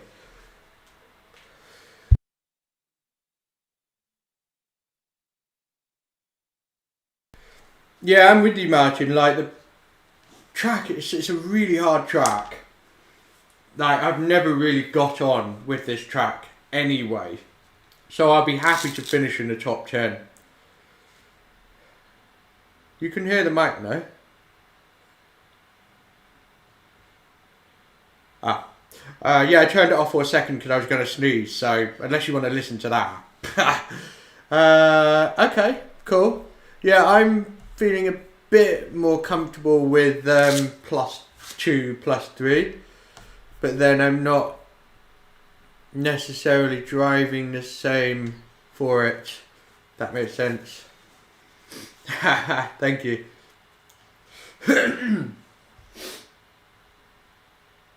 Right, rock and roll.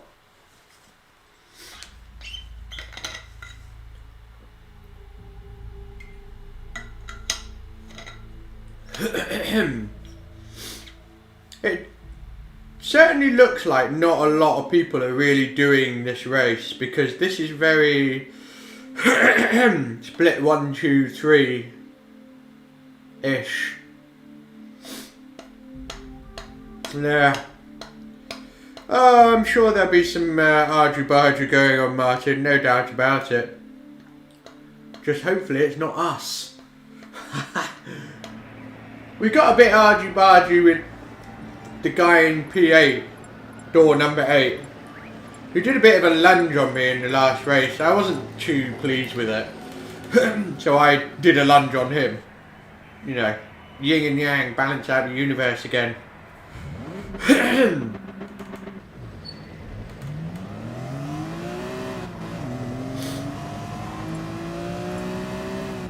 But I'll be happy to be top 10, to be perfectly honest.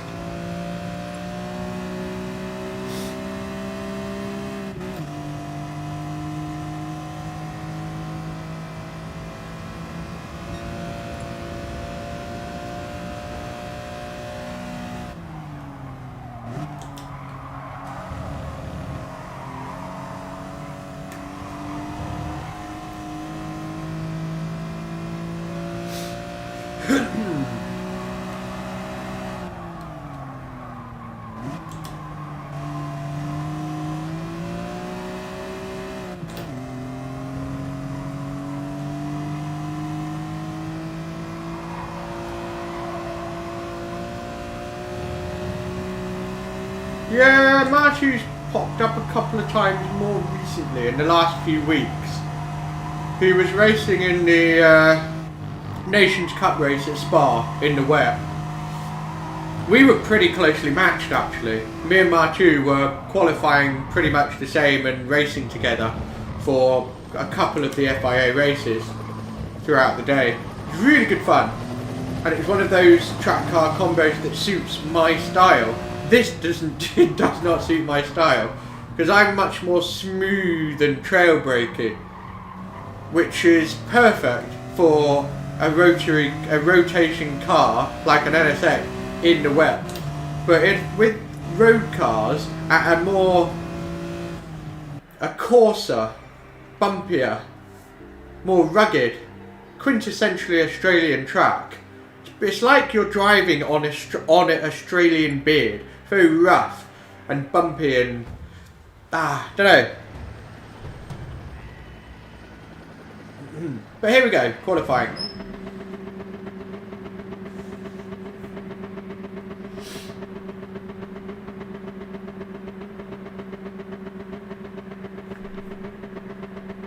Not letting me out in a hurry, is it? Come on, let me out. Ah, let me out, stone dead last.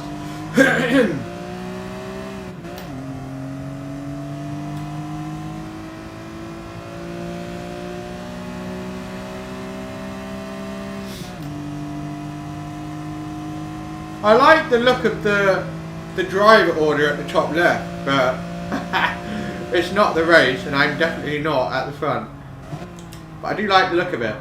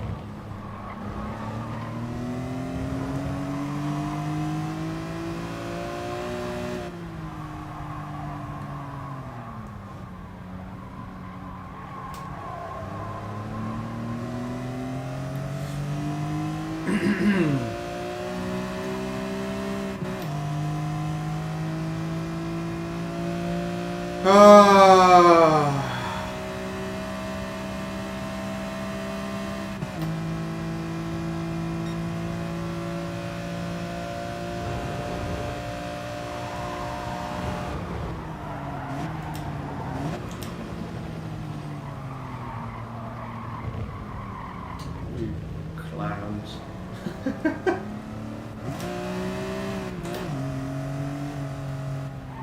Come on, get on with it. Oh my god. Come on. Bunch of twats.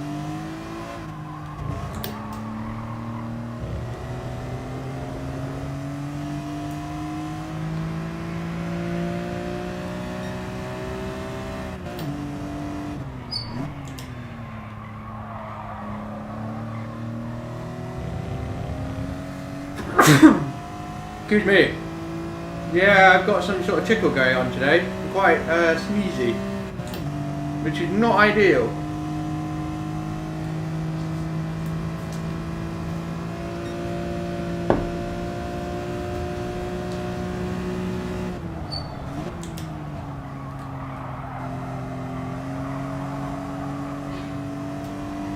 It's rubbish lap already.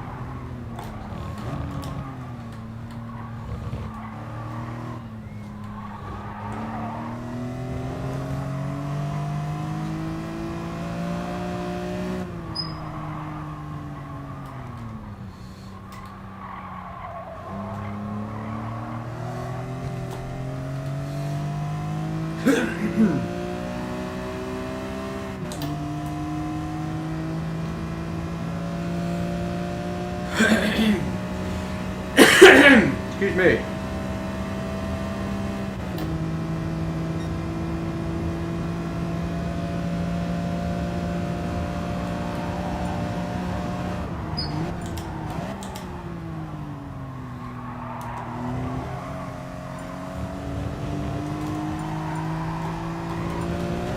They're on the fucking track!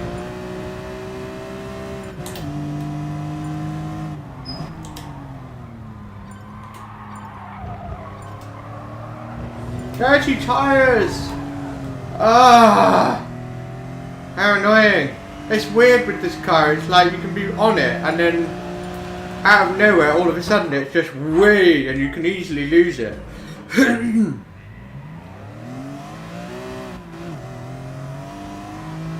Oh god. Excuse me.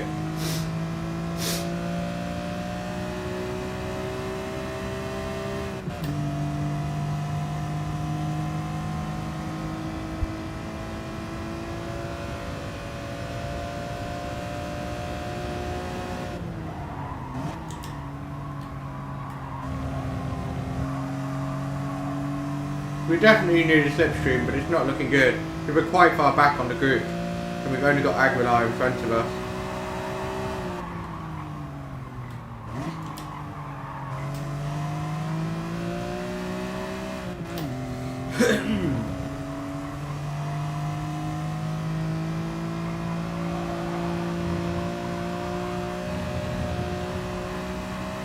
Hey Francis, how's it going?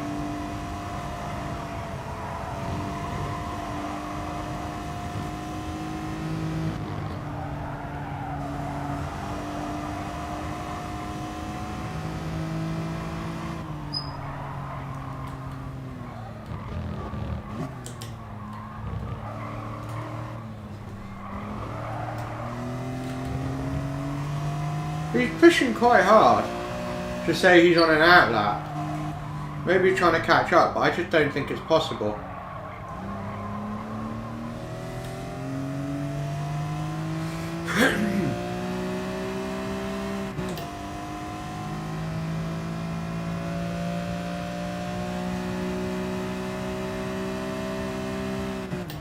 Oh, don't do this, mate. Come on.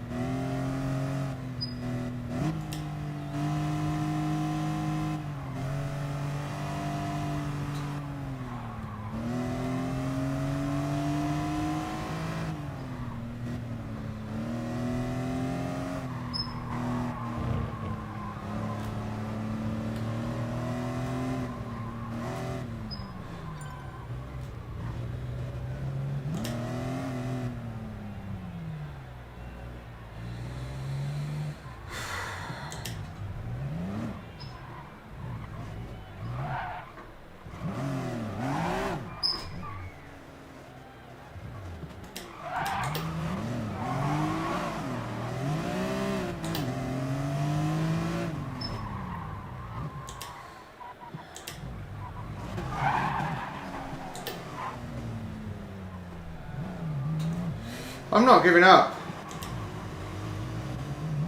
Not on this one. Oh, for God's sake.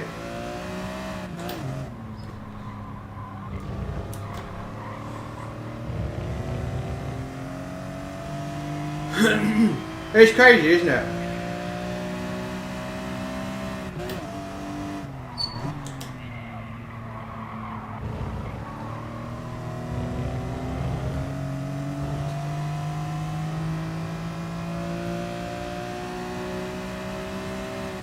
Yeah. I mean, what do you expect? It's why I want PD to turn Slipstream off, because we just look like a bunch of clowns.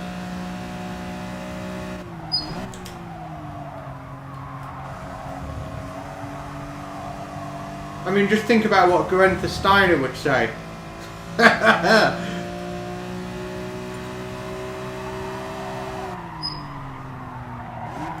Oh, the wheel over the white line. Oh, for God's sake.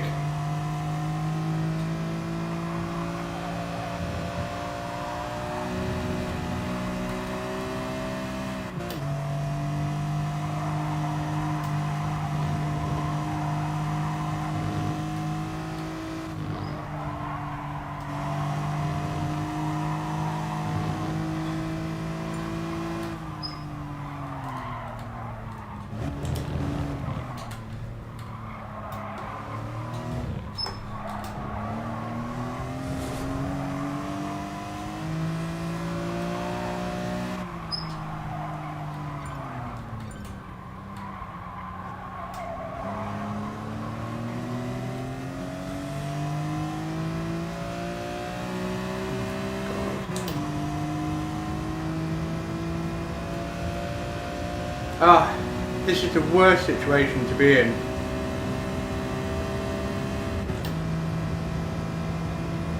This is the worst situation to be in.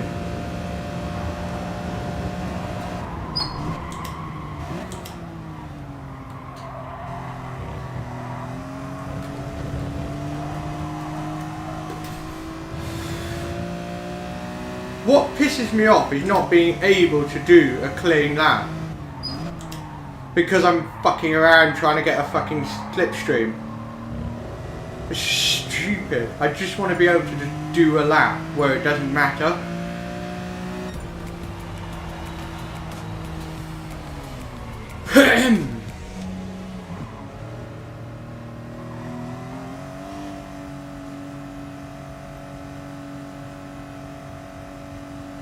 Really annoys me, this slipstream shit. Really annoys me.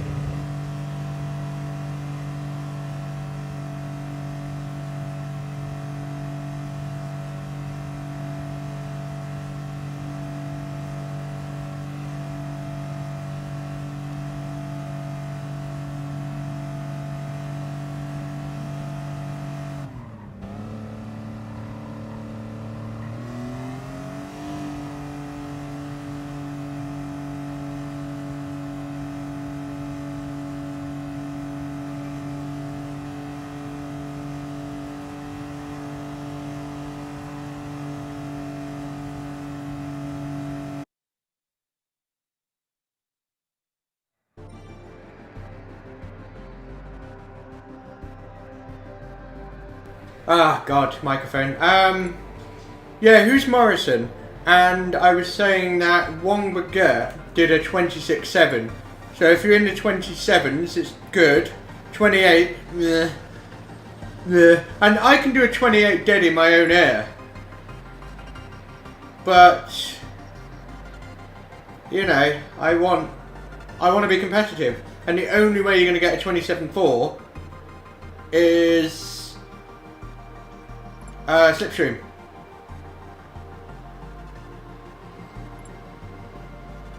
My Team Jizz has some funny ideas. He just said to PCMSGJ you should give up the lap. Why should he?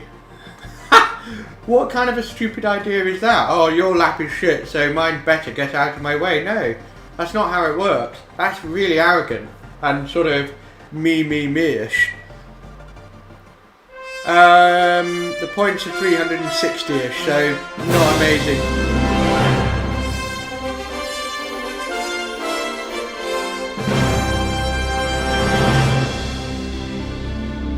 Well, I don't know, because I think it depends on what's going on.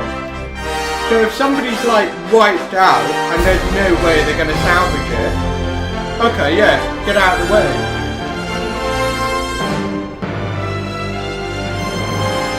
Yeah, but wait for this. I think it depends on the situation. Like if with Storm Colas, where we just got past, I would not expect him to jump out of my way. Because he may not be on a good lap, but I can't expect, oh, get out of the way, because he's still something he can salvage.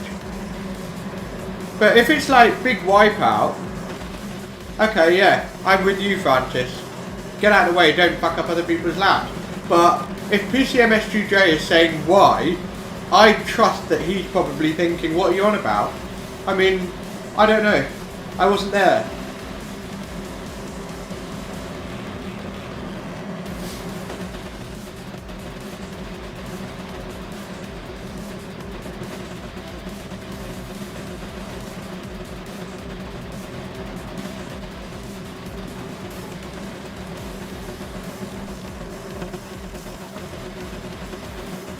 Yeah.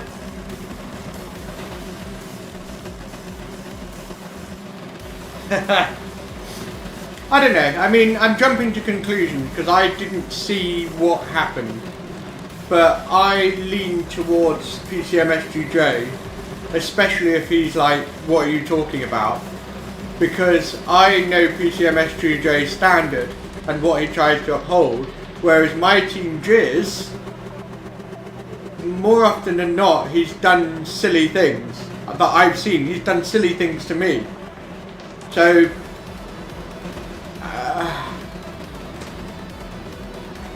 anyway, race time.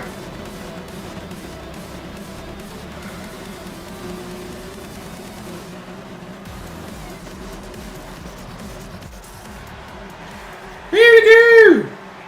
Be interesting. I hope we're on the inside. Yeah, we're on the inside line, I think.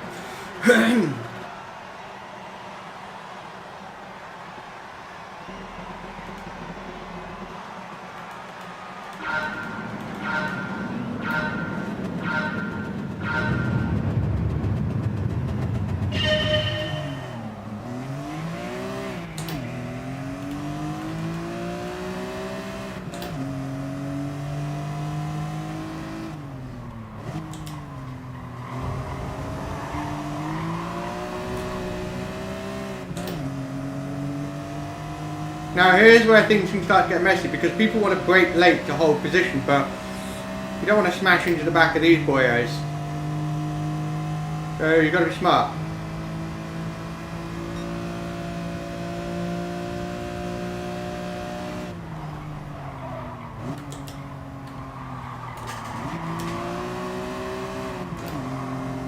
Couldn't really hold the outside. No grip.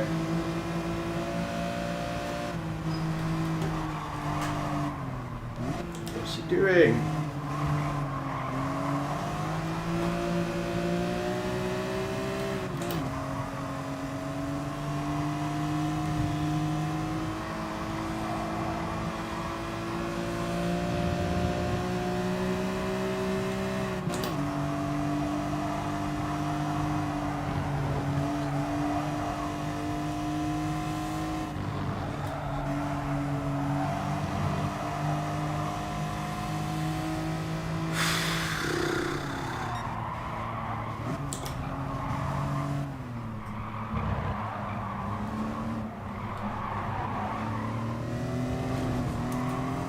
fucking war.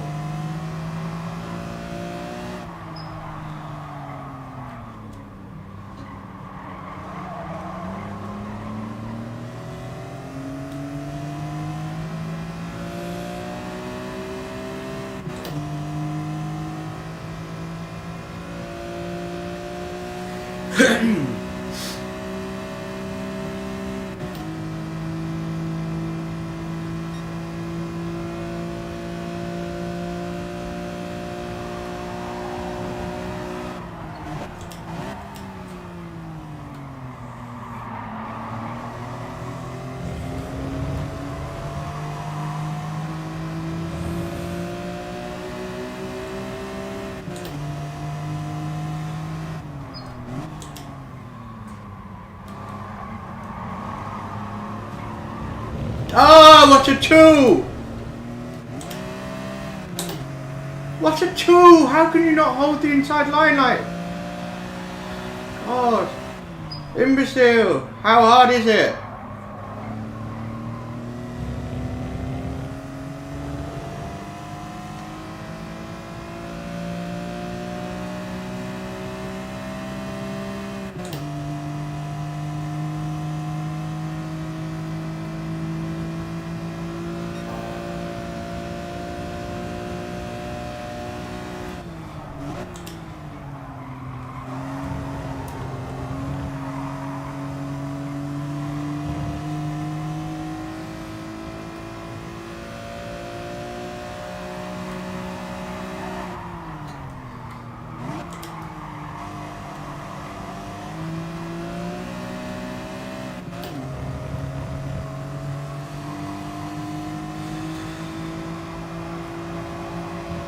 Quite annoying, I'm stuck behind these two. For now, anyway.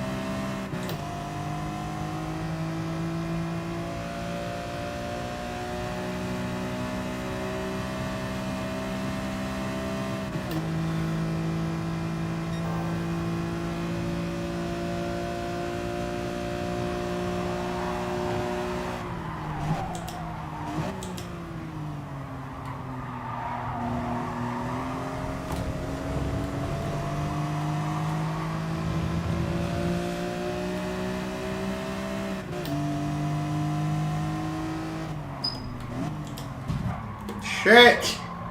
Ah! Ah!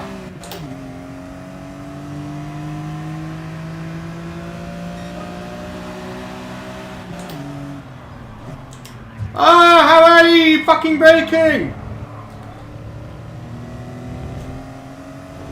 The worst!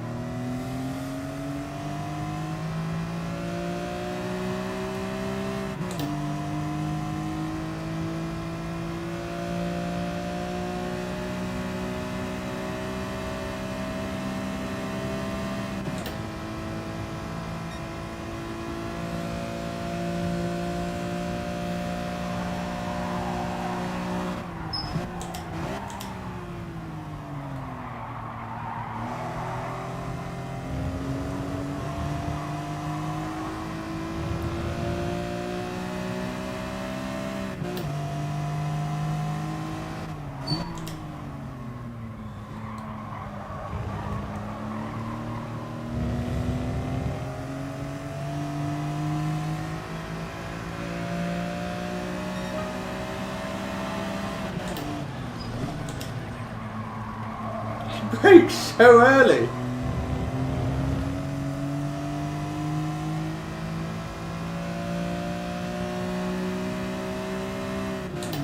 What?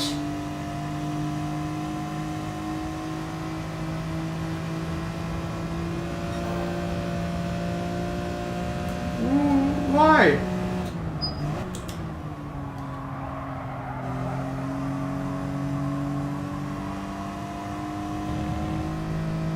Why?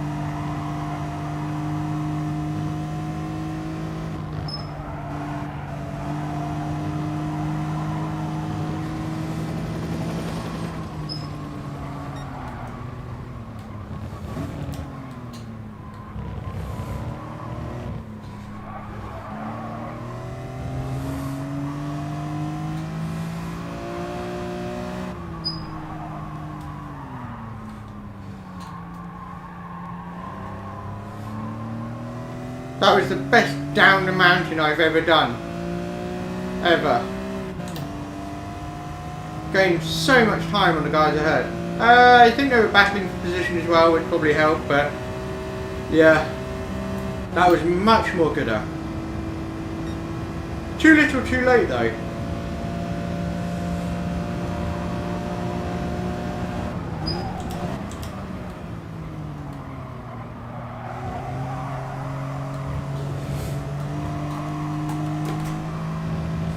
Going absolutely full send through there.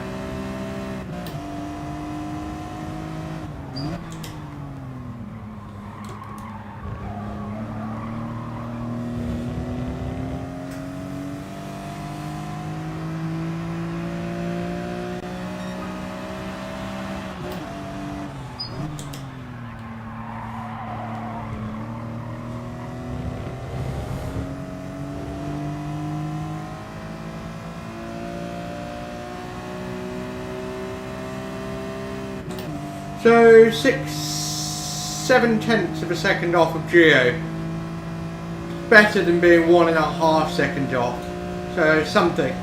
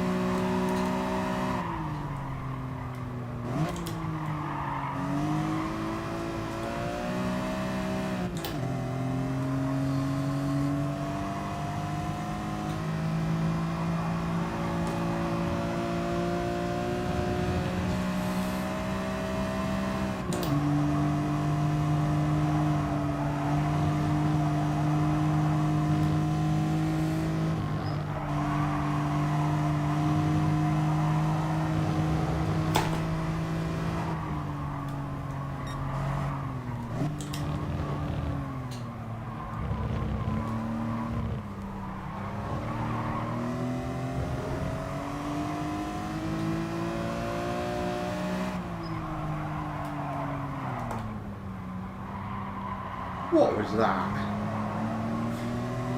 What the fuck was that? That was a shitty move. He's pushed me off and then he's done that to aid under the hill. Not great.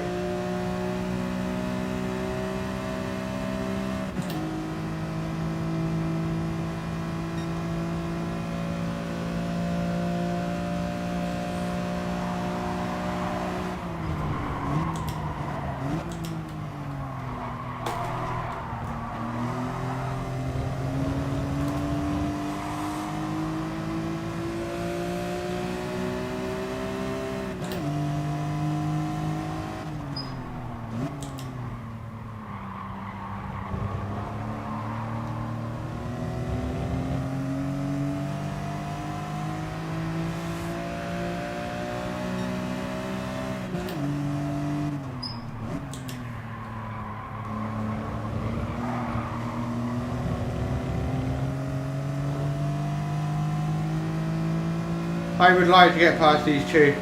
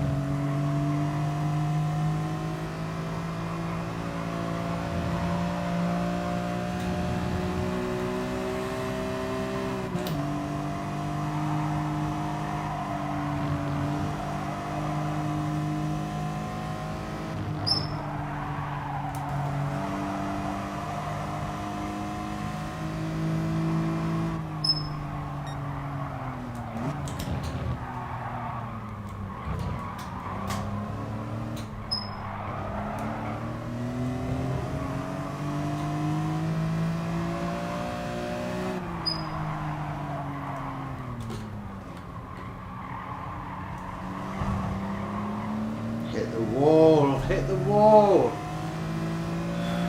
Oh.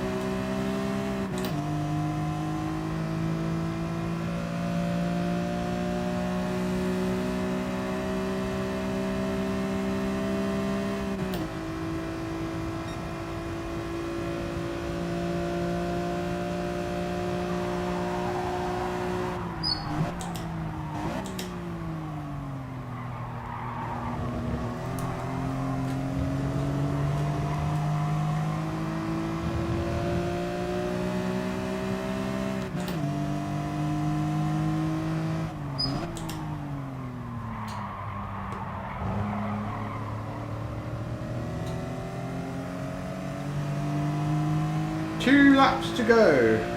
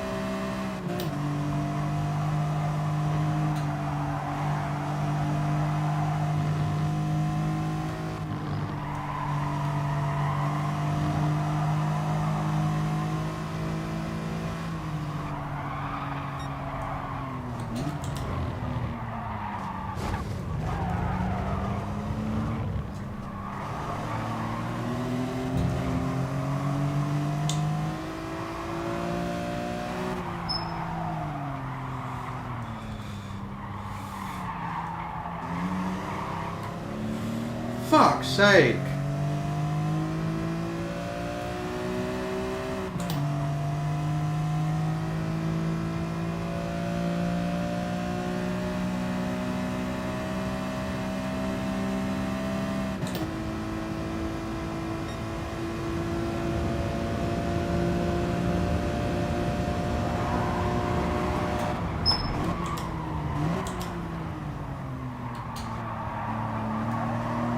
Thank you!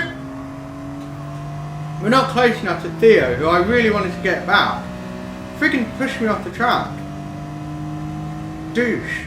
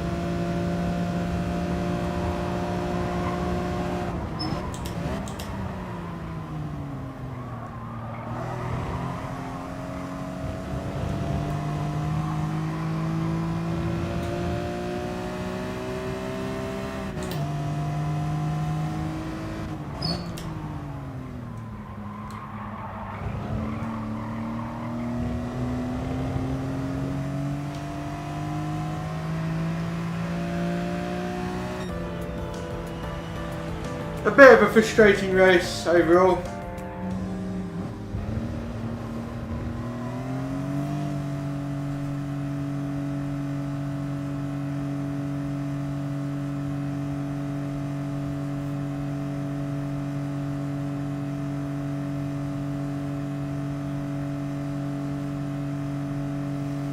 It wasn't great. It wasn't great, and we were ahead of the Charles Jewel and Theo 74 Champ.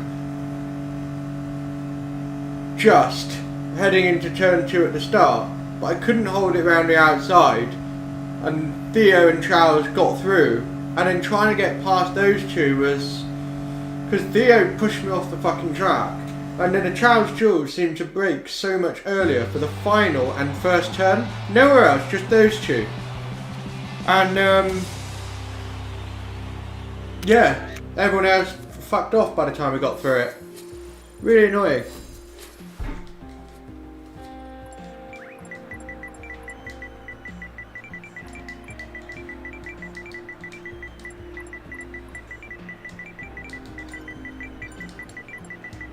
It's a good question.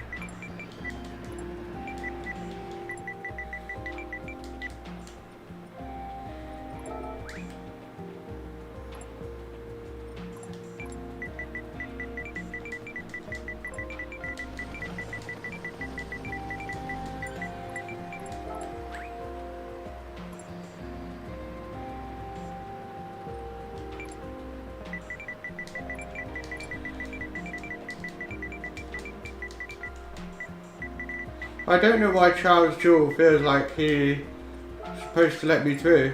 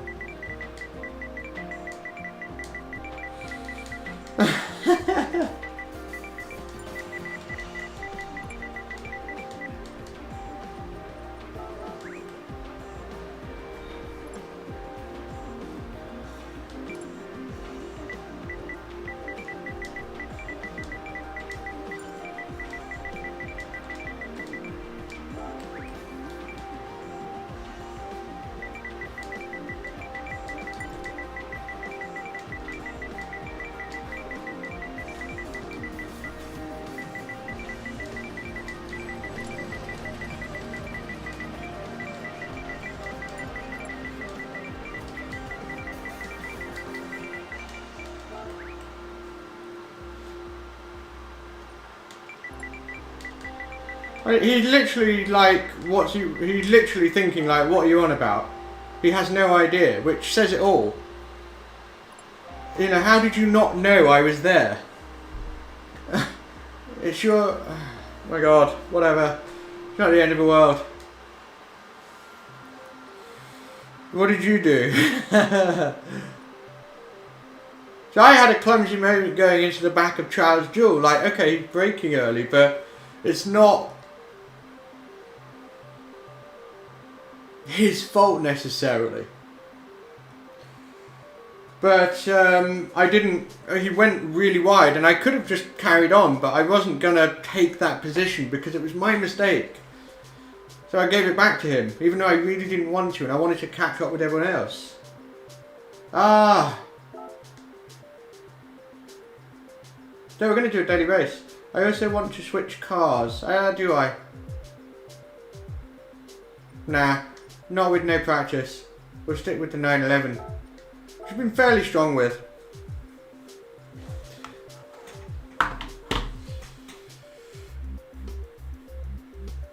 Thank you very much, I appreciate that. I try to be clean, I don't always get it right. You know, I get it really wrong sometimes. But I try to be clean, yeah, for sure.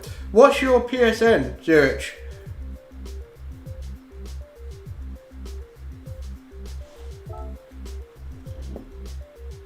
Coffee!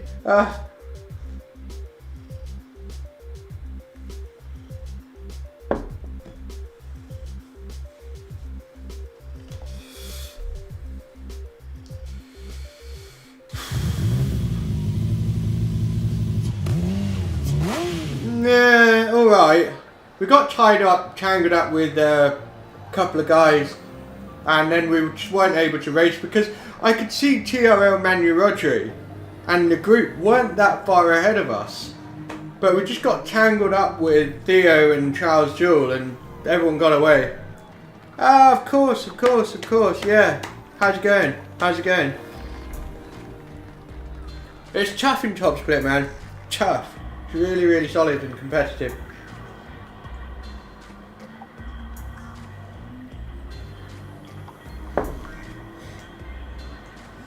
I kind of overall consider myself at the moment overall, so it's not just about, oh, you can do a really good lap. It's about how you perform on the whole.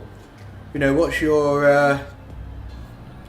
average? Because you can be really, really fast, given the opportunity to hook a lap up. But if you're inconsistent, crash a lot. Hello, it's not so good, is it? So, with that in mind, I actually consider myself kind of upper top of second split, and then sort of middle first split overall, which needs to be better, definitely.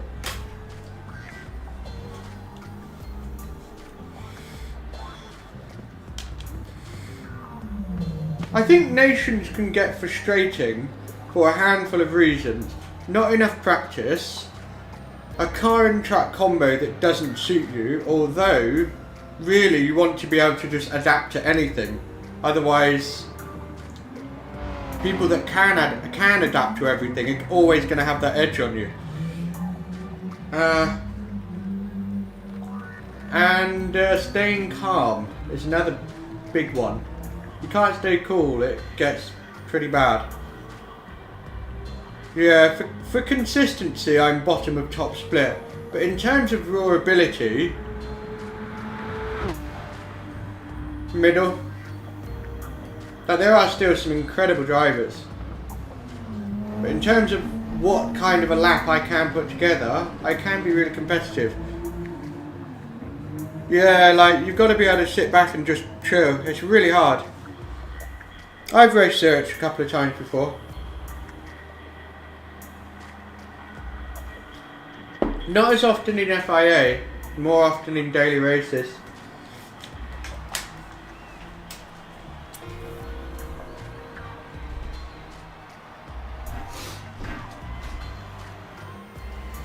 Get really agitated by symmetry, and it just doesn't feel symmetrical.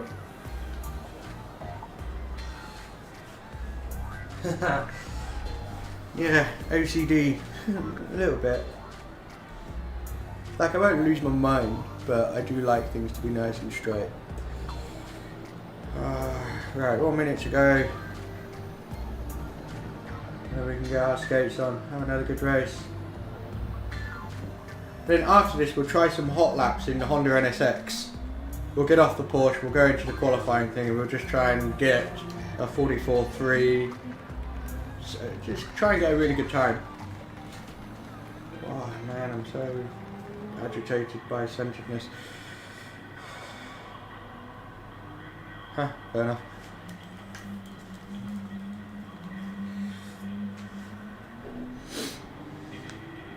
So yeah, let's see who we have.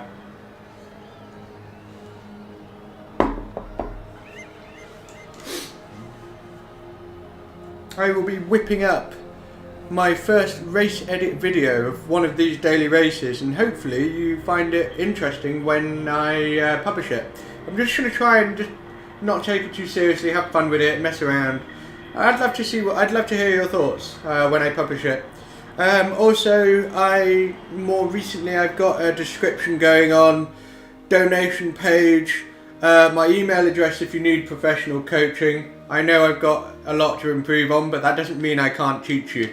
I am a coach, that is my profession. I've been a coach for 10 years and I know how to get the most out of people. And I've heard people say, oh well, you're not the fastest, so how would you know? And it's like, is that what you would say to the boxing coaches of people like Mike Tyson? I mean, look at the state of them. they're not a boxer. They can't do it, but they know how to coach people to get the best out of them. That's what I do. That's what I'm good at. I can explain and teach things better than I can actually apply it myself. So yeah, that's there, and then all of my racing stuff and stream stuff, and then other stuff. Oat Milk Latte, right there. Haha, Gesticulations, always. You know the drill.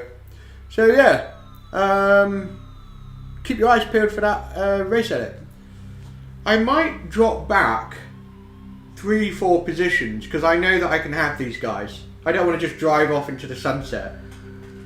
Not as fun. God damn it. Thank you very much. I appreciate that a lot. I really do.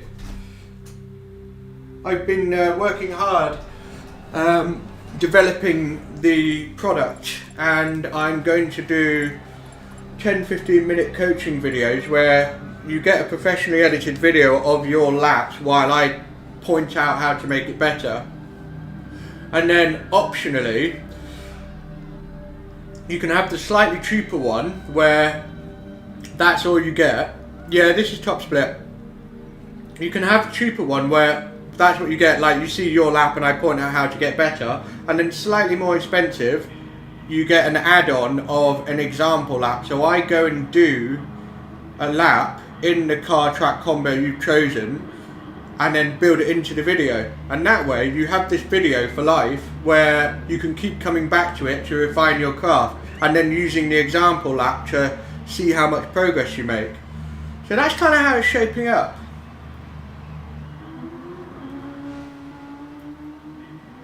No one can convince me that getting coaching and going from C level to A rank isn't something to be happy with, especially for around 30 to 40 pounds. That's what we're talking about. We're not talking like hundreds of pounds, thousands, to get like the crazy stuff. Like, not everyone can do that. So I wanted to build in a more affordable package. Guys like yourselves. What can I say? Right, so we're going to drop back 2 or 3 places and then try and get back to the front. It's more fun. Much harder. We'll let P2 and P3 through. If P4 gets through, then okay. But yeah, makes it more interesting. Yeah, mental coaching is literally a huge part of it. And that is a lot of what I do with coaching and personal training and everything. Because you can give someone the best goddamn program in the world. It doesn't mean anything if they don't want to do it.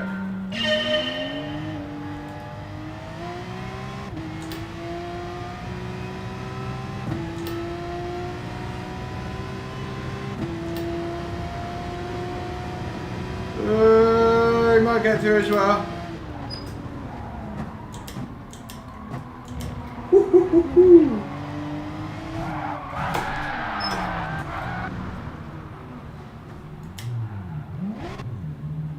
What the fuck is that guy doing?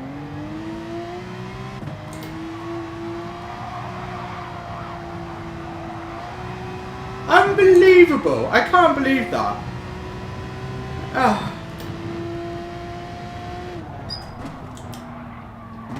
That was an awful move. That really was.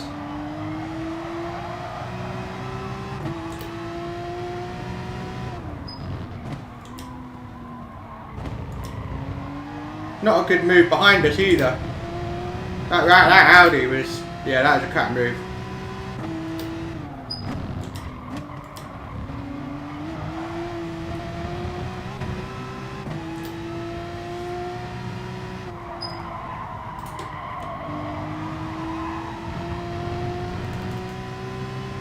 I can't stand it when people properly ruin your race. It's just the worst.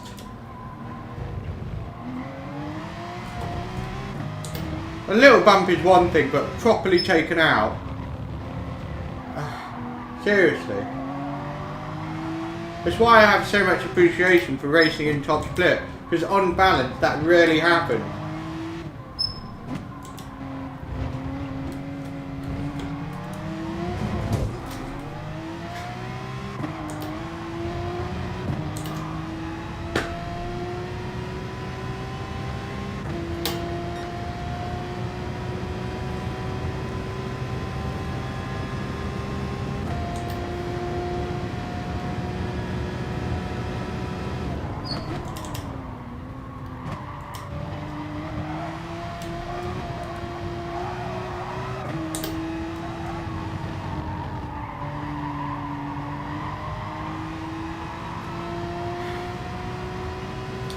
As annoying as it is, you still have to keep your cool, because otherwise it just gets 10 times worse.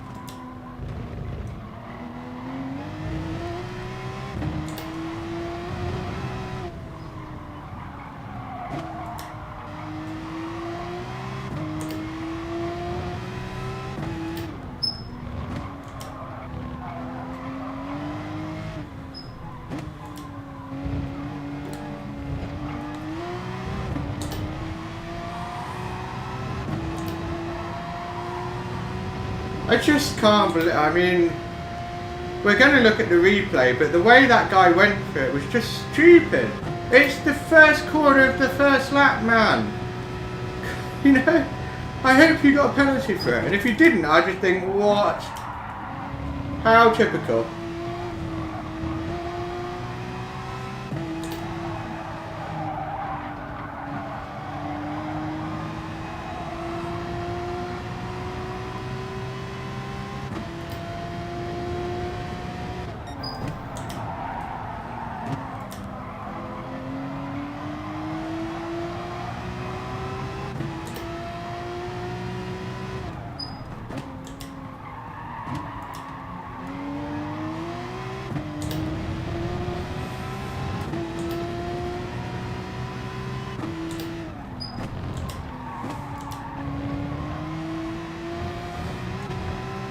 Do you know what I might do after this race is finally start up my daily race account and just start building it up.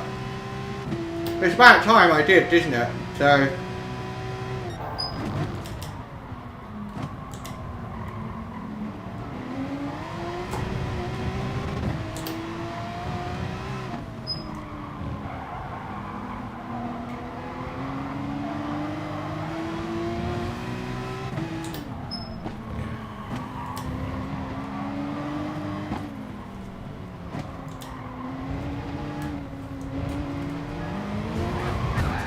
again! The same fucking thing!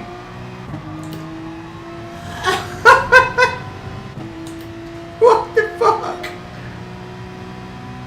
Get rid of penalties! Just get rid of them! Such a waste of time. It causes more problems than it actually does justice. Oh my god, unbelievable!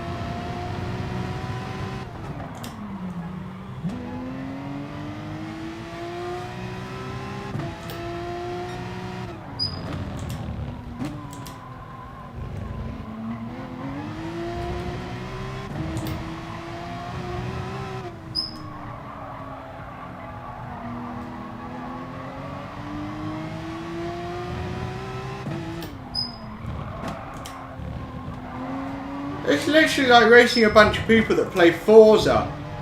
Like, they don't care about skill and finesse. Like, alright, that's not fair to say. I think they do care, but it doesn't look like it.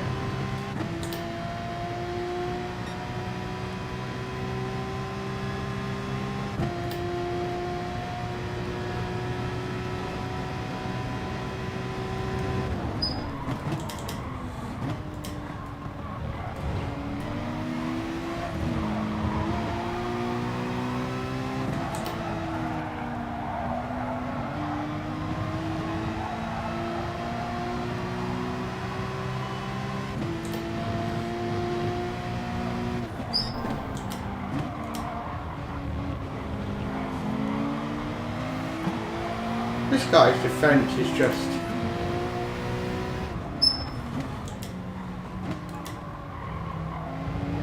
over the top.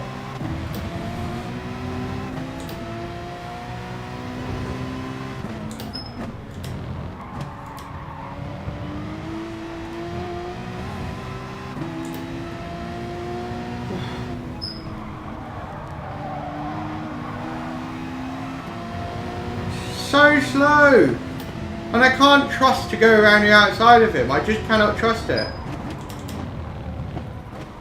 Oh my god, his defense is ridiculous. He's losing so much time.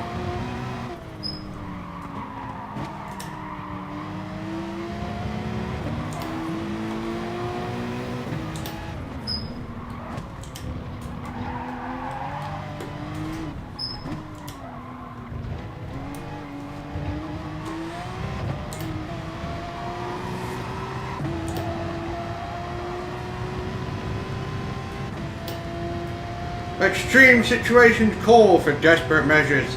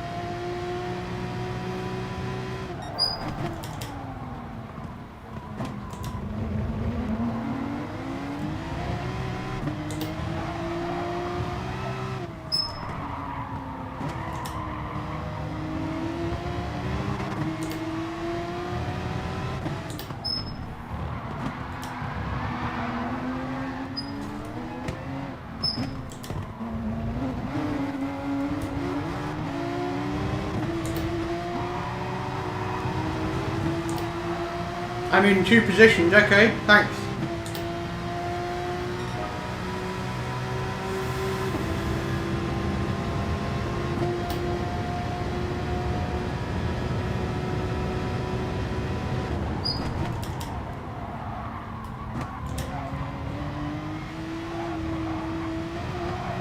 Nice and clean from Captain. Respect.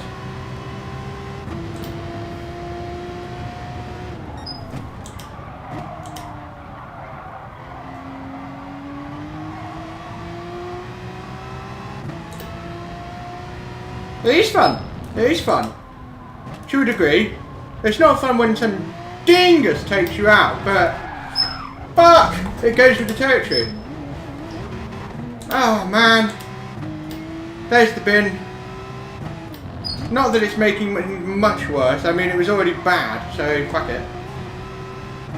Oh man. Oh, we gotta get past that Spaniard again. We're doing another one.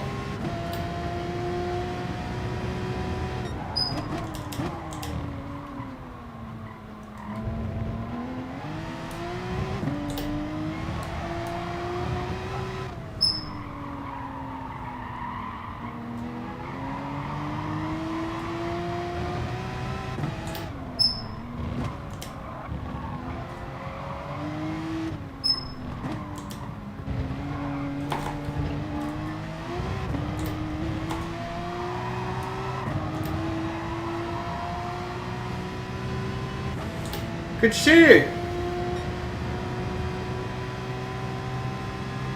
It is very annoying when you take yourself out. Yeah, yeah. But it's all fun and games at the moment, so no big deal.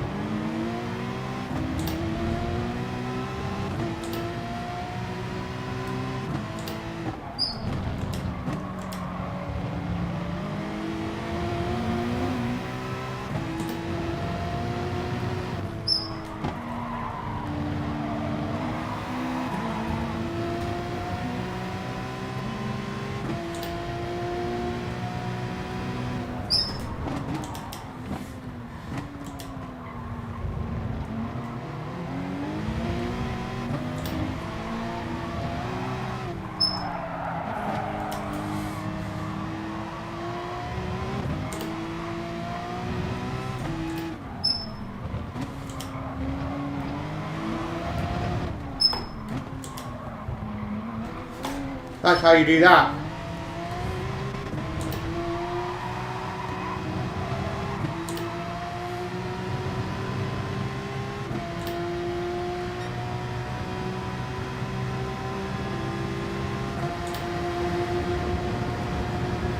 He didn't fight, does he? Fair enough.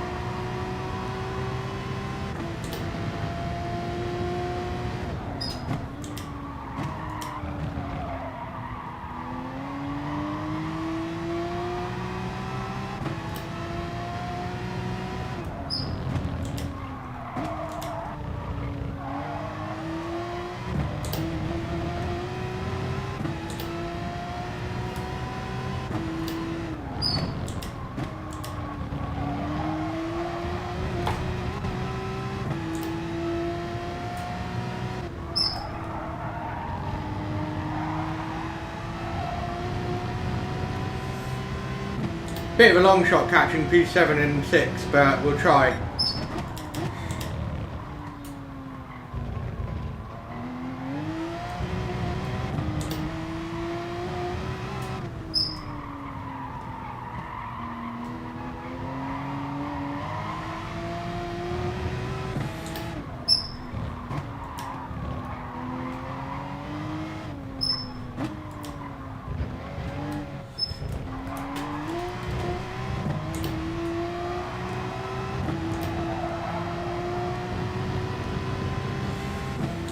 They're battling, so that helps. I think it's P6 that took me out on the first lap. I don't know about that one, Kosis. Not sure.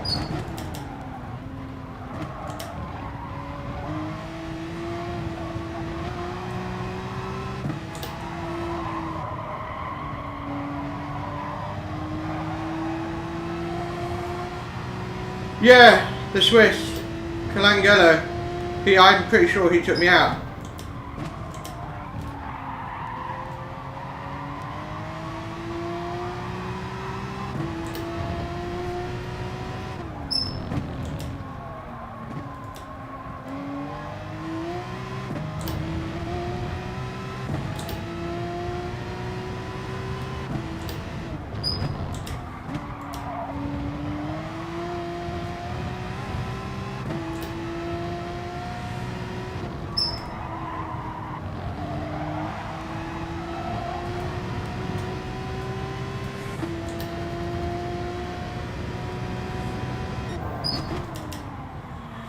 Can we still fastest lap? We're going to try.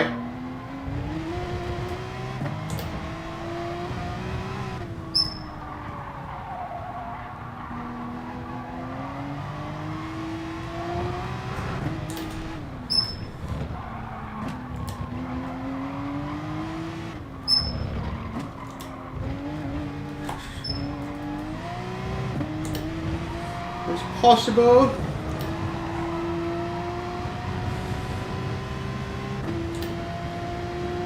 Hey, there we go. Boom. Fastest lap.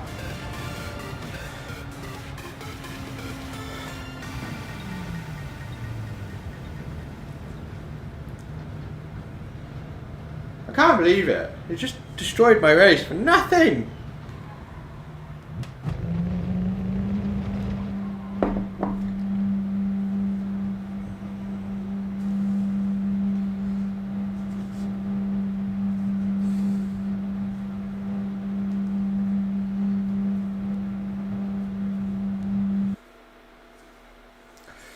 That was interesting, wasn't it?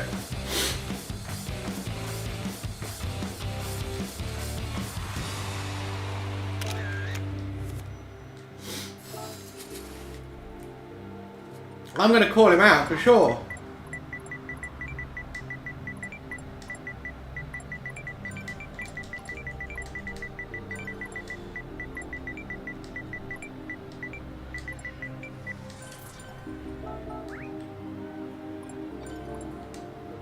Oh, he's gone. And we've got a friggin' skill rating hit because of those bumps coming out of the final turn, because people basically crash. It doesn't matter, it's got nothing to do with nationality. It's just him. You know? His nationality is irrelevant. Right, let's have a look.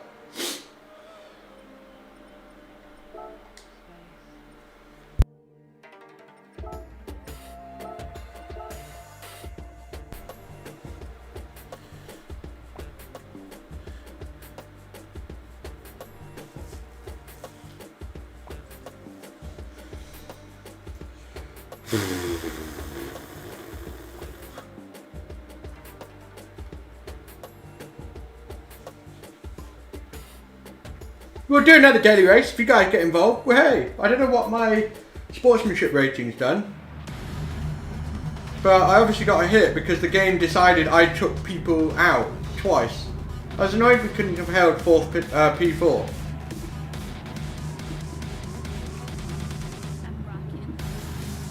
Yeah, but that's the thing, like, oh wow, we've got a bit of a hit. 87, that's not good. Basically, small minds will talk about superficial things like where somebody's from, what they look like, what their skin colour is, what their hair's like. Like, small-minded people focus on that sort of stuff. There's a really good saying by... It's debated who quoted it, but it said, "Great minds discuss ideas, average minds discuss events, and small minds discuss people, generally speaking." And it's true. Right, let's have a look. So yeah, look, P5, Colango.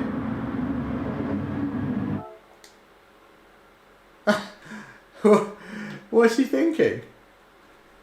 What's he thinking?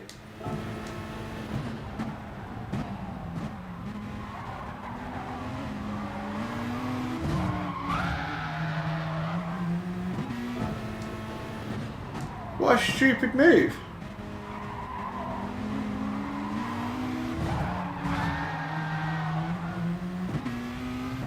Did he get a penalty for it?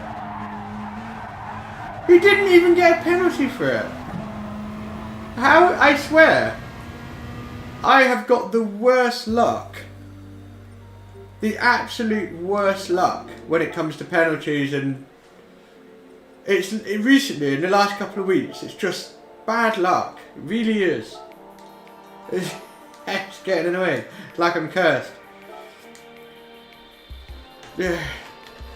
I put, when I did my star player registration form, and it says, "What do you think about the championship?" And I said, everything is amazing, except turn off slipstreaming qualifying, and turn off penalties, all penalties, from split 1 to 5 in FIA and daily races. Just turn them off. Turn them off. Yeah, I know, other people are getting penalties in stupid ways. I've seen it, but over the last 2 weeks, I seem to be having the worst luck with binning it, my fault, penalties that aren't my fault, and people taking me out. From all angles, I've had the worst luck. It's literally like, it's so annoying. Yeah, I think that's a good idea. I really do. Because people get screwed over by penalties more than the penalty system serves justice. So normally when something happens, most people know who should have got the penalty for what. But it always gives the wrong, it gives the wrong person the penalty more often than not. So it does a worse job than if you just had it off. I know people are going to take advantage of it. I know they will, but it's less often than having the penalty shaft you. It's just, yeah, it's just pointless. Yeah, generally.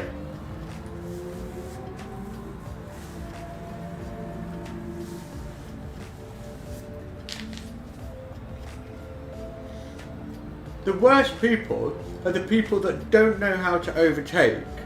You know, they're really close, but they don't know how to open the door. So that Spanish guy was really defending extra hard, a little bit too hard. But that doesn't give me a ticket to barge him out the way. That's not okay. But what people do is they don't know how to put the person into a situation so that they can get through. Such as making them think you're going for the outside, cutting underneath, and just generally making their life difficult and doing this and making them go, and eventually they brake too late.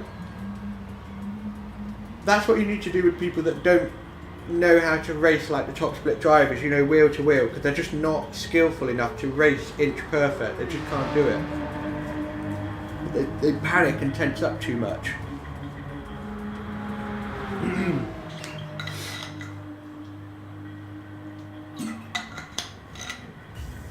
We might be in a lower lobby because of the sportsmanship rating, which was kind of annoying. DR? What did DR do? DR's okay, 72,000, but sportsmanship down. Even though it's not even my fault.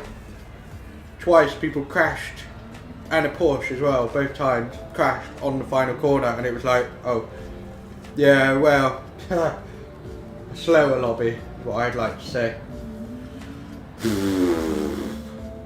One of these lobbies. No. The biggest loser is the person that comes second.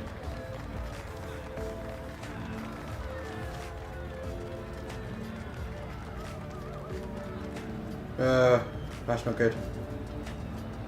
That's not good. Alright. What do we have?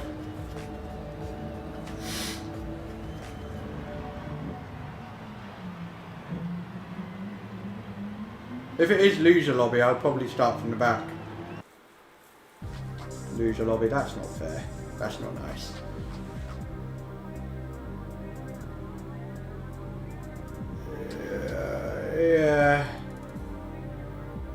Yeah. I'm going to start from the back, I think. Is it worth it? Yeah, I'll keep it clean.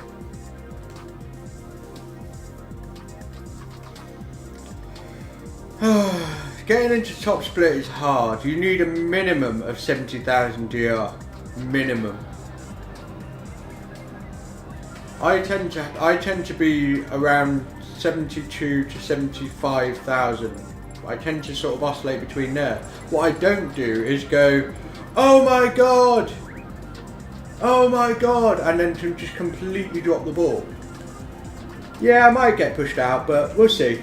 But these lap times are, that's their best, and they don't often match it in the race. So, and they will wreck their tyres, so I just play the slow game. I'll go from the back. It'll be fun.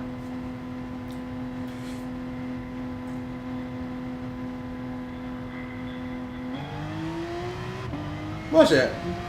I was in the First Nations race today.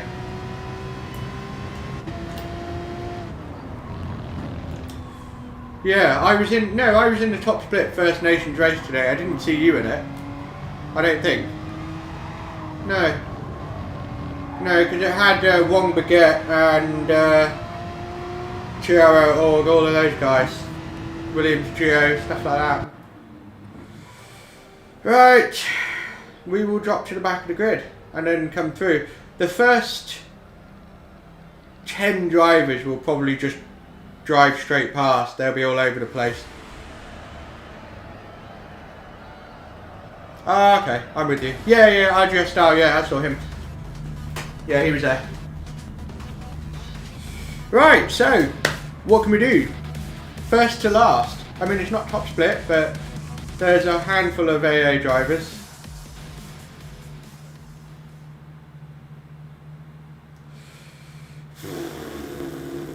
I think we can get back in front if things go well.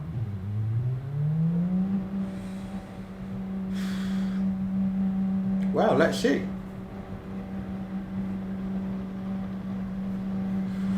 Time to get our skates on.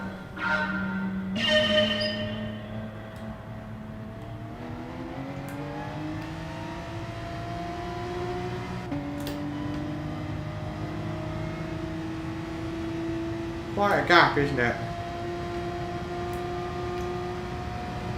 It's quite a big gap. But I said I'd do it. I won't wait for the guy at the very, very back. He's miles away. Maybe he spun on the exit. I don't know. Okay, here we go. Back to the front. 13 seconds ahead.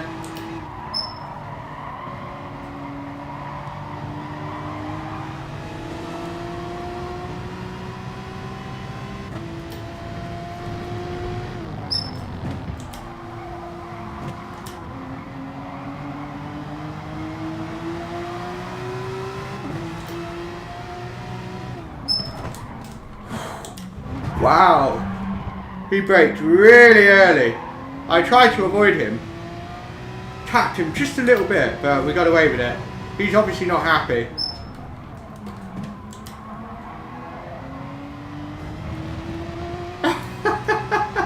He was obviously targeting him. What a melon. What is the point in literally waiting for somebody to take them out? Stupid.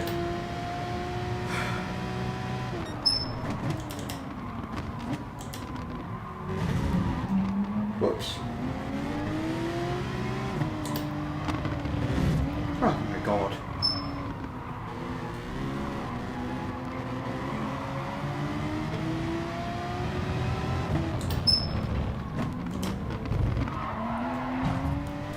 Oh my god.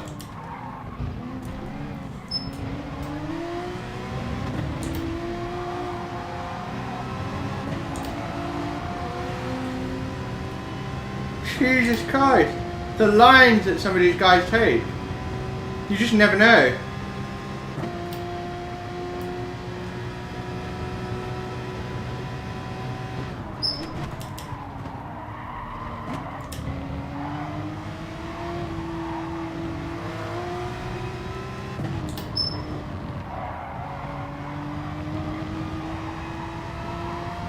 Right, that's the slowest of them. So let's gain 16 seconds.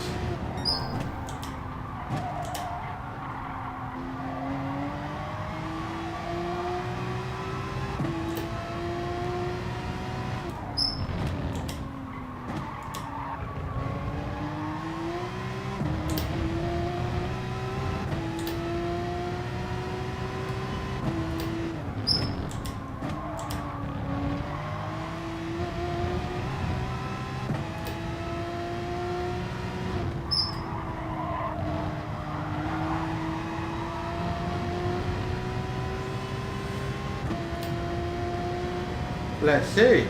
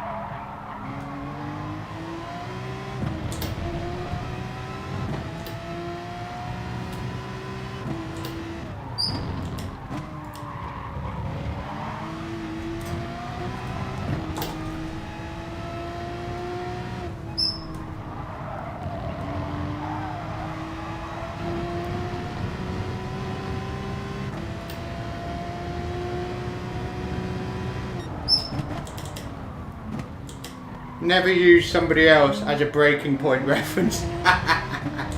It's such a bad idea. I don't know why people do it.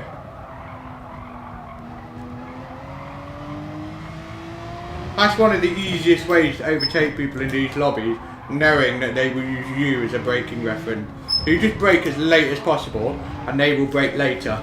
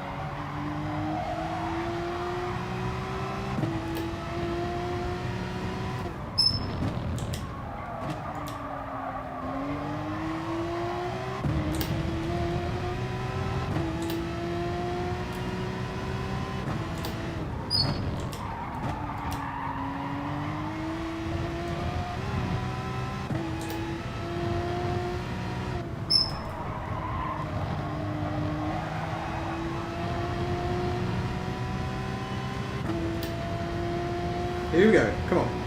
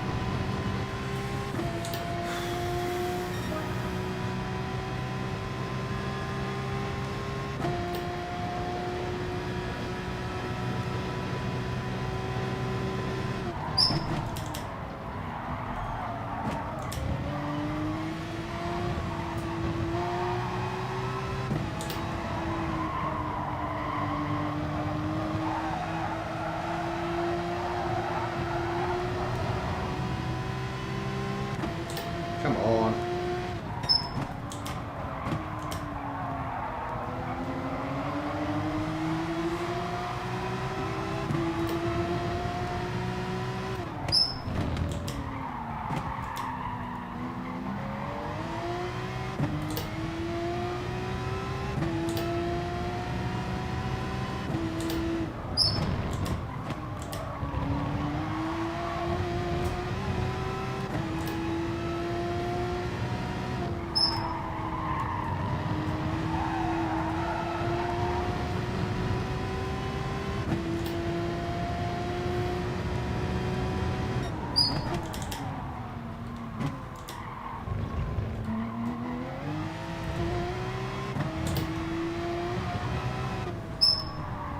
I'm hoping that we start to catch up faster now that their tyres are going to be worse.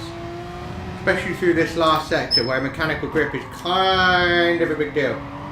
We'll see.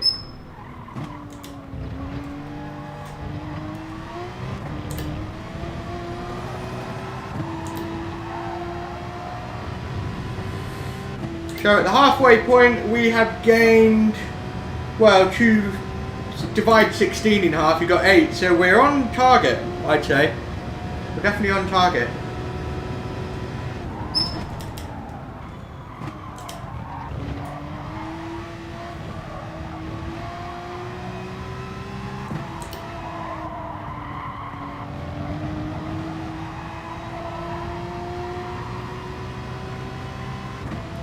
Can we do it? Hopefully we don't get too held up by these two.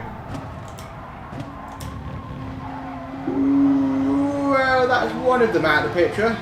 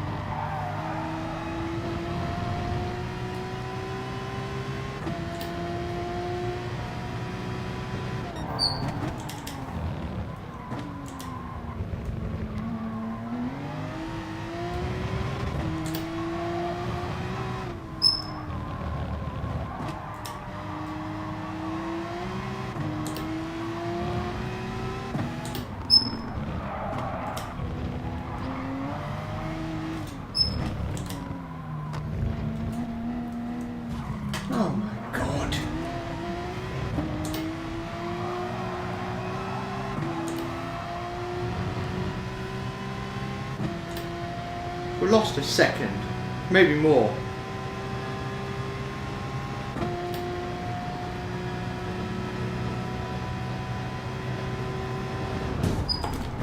What's he doing? Braking so early. Oh my god. What an idiot. You always get dickheads like that.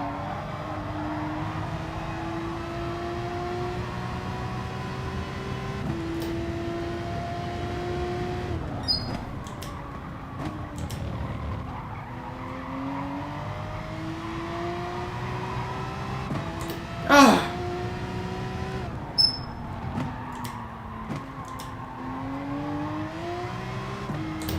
Our chances of getting the win have vanished significantly. We lost 2 seconds that dingus, and now another 2 seconds. Ah. God. What an absolute lemon.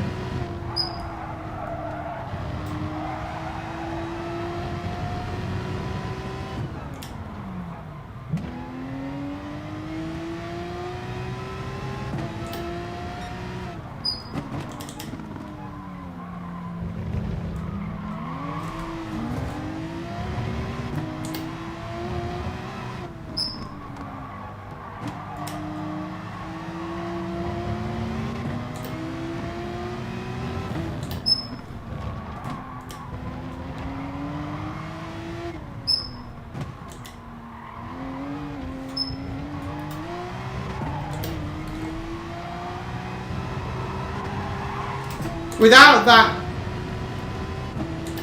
imbecile, we could have been on course for it.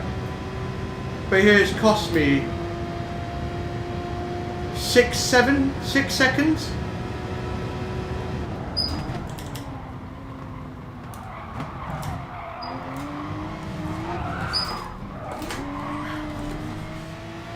What a prat.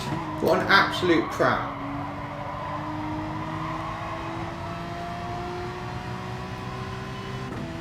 That's why whoever he was racing with when we were coming up went off. Probably because of him. And no, it's nothing to do with him being Spanish. Don't say it. Everything to do with him being an absolute quin.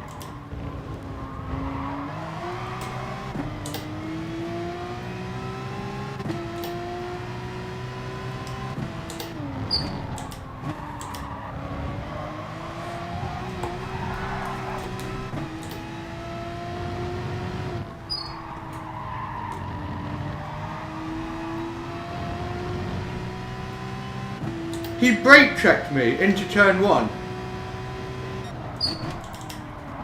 Doing it again.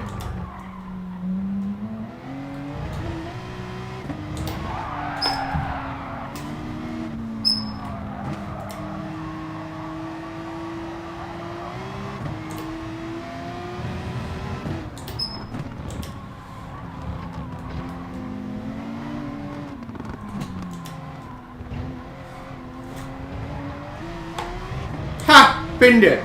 Cretin! What an absolute cretin! Yeah, I know. Smalls. Don't know. I think there's one at 6. I'm not sure.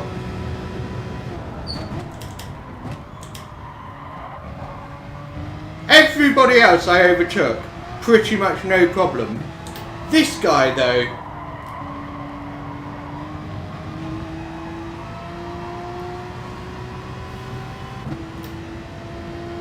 Ah.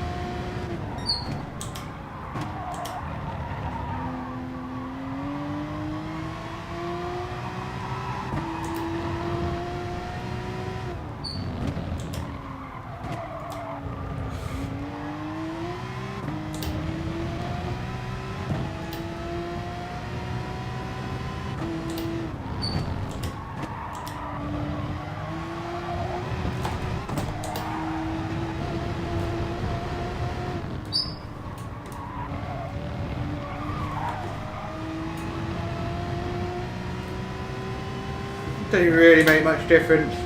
We're going to get P3. You were right, Zurich. It didn't have to be that way. It really did not have to be that way. But Captain Fucknuts had to drive like an imbecile. Absolute imbecile.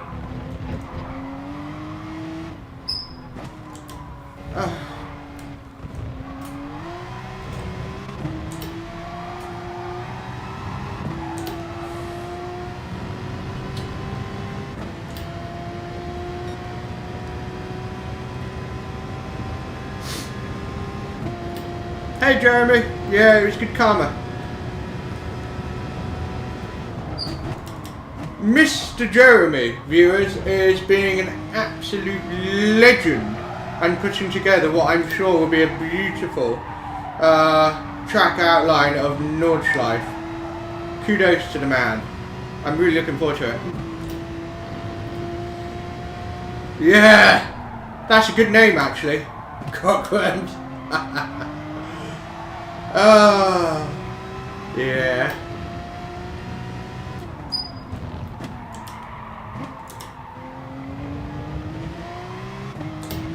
I personally quite like the word quim.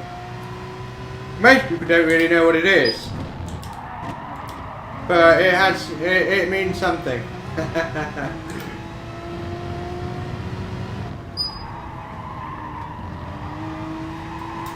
Like the important thing was getting our sportsmanship rating back up, which we will have.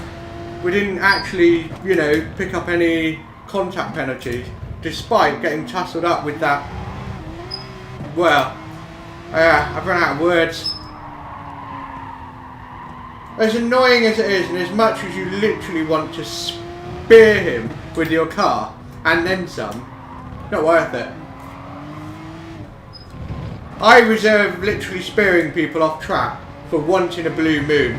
Once every 6 months I might properly take someone out because the red mist descends and I'm just like, you are going down. One day I'm sure. Awesome sauce, Jeremy. Awesome. Yeah, Zurich, we could have if we didn't have Captain Doucheface. Being a douche face. Where is he? Or is he rage quit? I can't remember. Was he in a Peugeot? P6. Probably P6.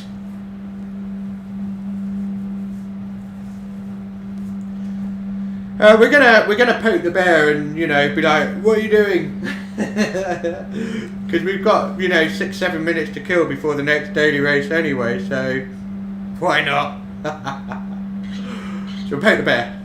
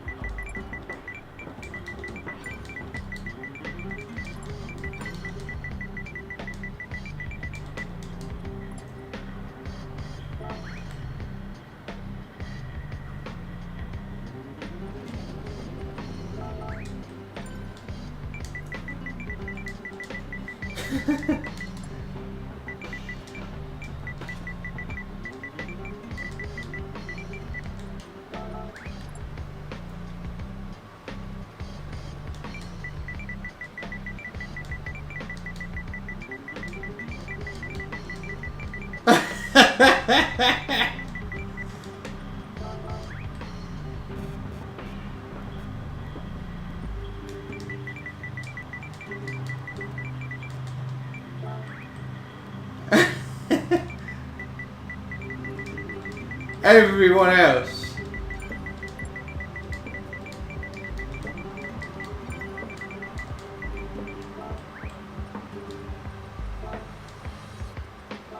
Yeah. Everyone else I overtook was cool. But this guy, I mean, honestly, we're gonna have a look at it. Wait, one more. Doucheface! Ha ha ha! Right. Yeah, Jeremy, I should have. Yes, I am Cannibal Coyote. Get involved. Wasn't going to do manufacturers, paint the house. Awesome sauce. Yeah, you never know, you never know. What manufacturer are you with, Jeremy? Hyundai? Is that right? Correct me if I'm wrong. But yes, Cannibal Coyote, I'm doing the next one. Yeah.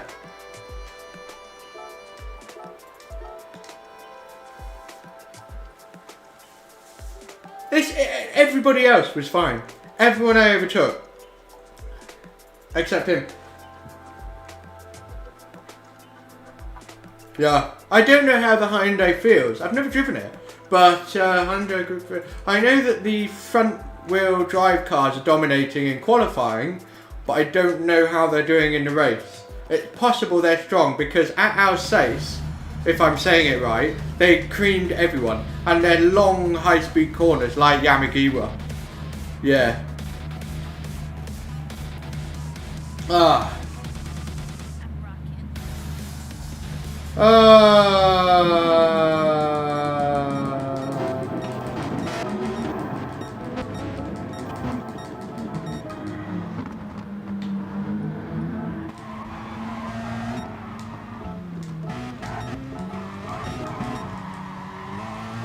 This is what I saw, and I don't know what happened.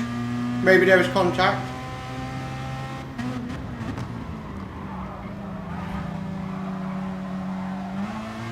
No, he didn't do much wrong there. Not really. Why always Dan kept his foot on the gas, he should have lifted. He didn't actually have to go off. But,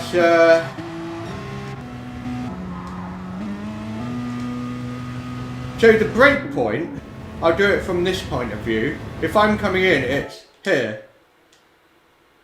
It's too late. So I'm full braking.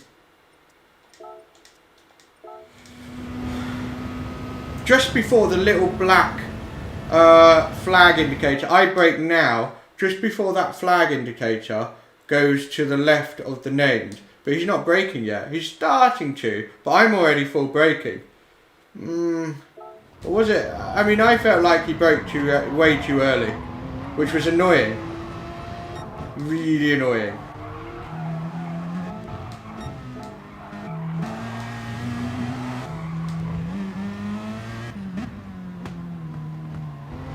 Nice and clean.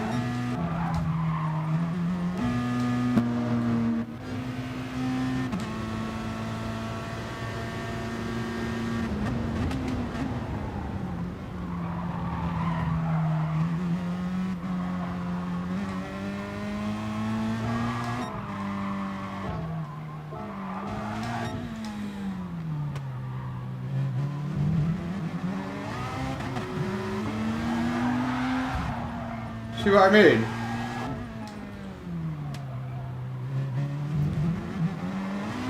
This corner here, he just stayed wide, so you can actually cut this corner. You can get your wheel right up to the grass here, and as you will soon see in a second, he didn't even try to take that line. He took a much wider line to push me out, just being an absolute dingus basically. And then I think I got through here or something.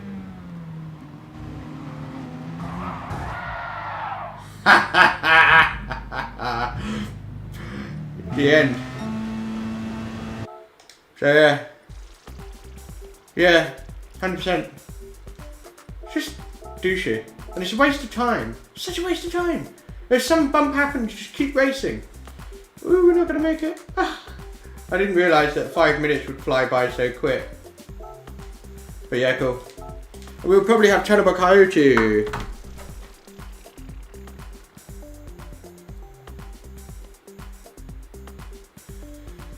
Our sportsmanship rating only went up 1 point. Ah, man. Ah, the worst luck. Thanks, man. Yeah, it's alright.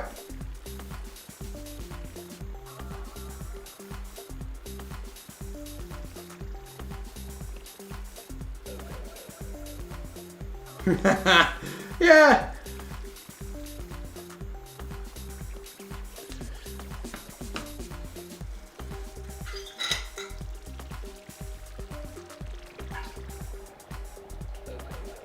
We still might not make it into the top lobby because I thought our sportsmanship rating would go up much more. What year is E46? Because I'm actually a bit rubbish with knowing E46, G20, you know. I remind me what year.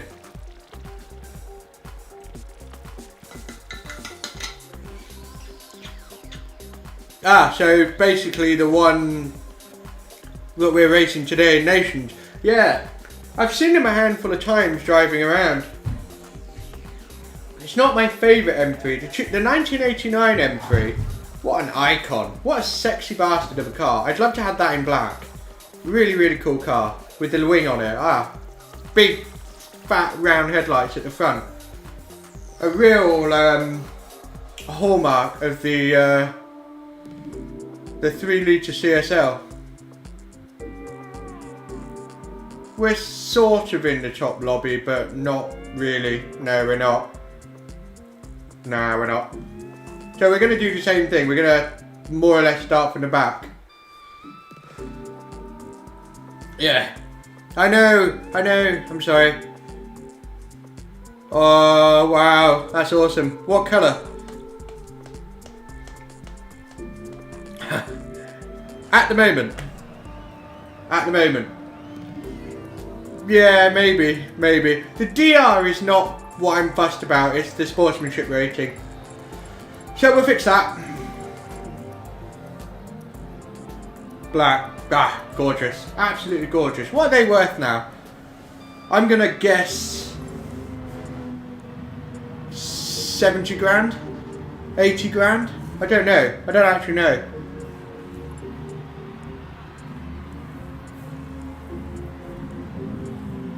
The 2005 M5 is it's an ugly mutt. And Tannenbach Coyote will be doing the one after this as well, so yeah, we'll be doing the one after this as well. Yeah, no, we're not doing another Nations. We're just going to do daily races for lols.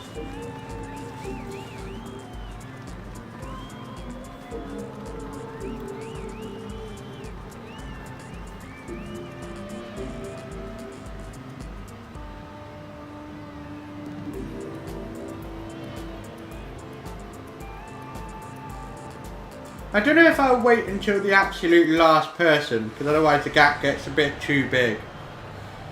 So yeah, let's see. Well, maybe 15th or something. Not really enjoying it. I haven't really got the pace, so nah.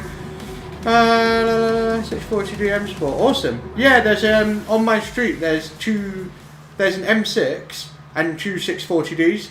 Really nice cars. One's a the M6 and one of the 640Ds is convertible, and my next door neighbour's got a 640D.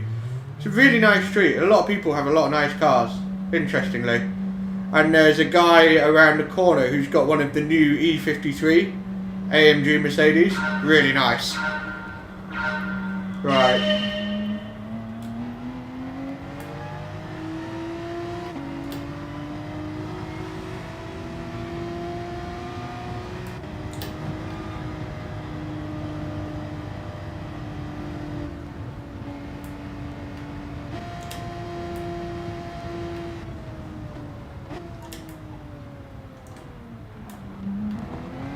Right, we'll go from there.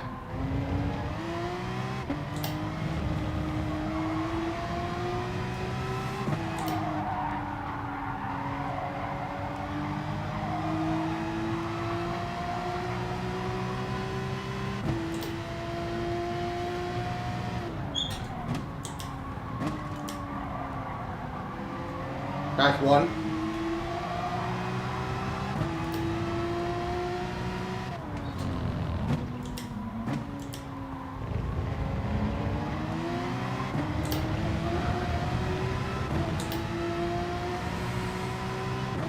Bristol boy. Perhaps he's from Bristol.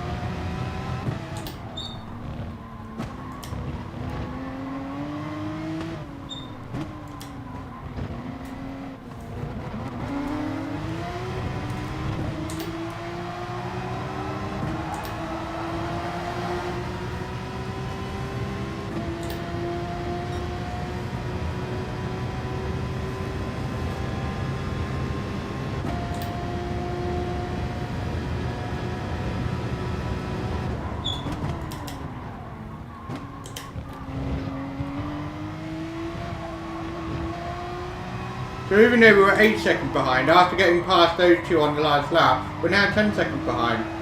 Because following them closely, you hope that you come behind them right as you come up to the back straight. So you can just slipstream past, because through the tight twisty bits, oh my god.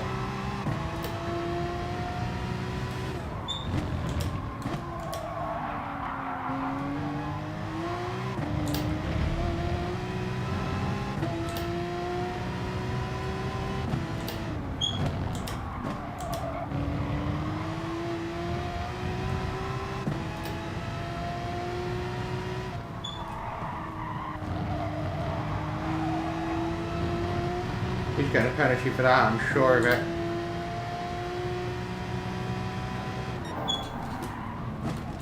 Really early on the brakes. Thank God I saw that.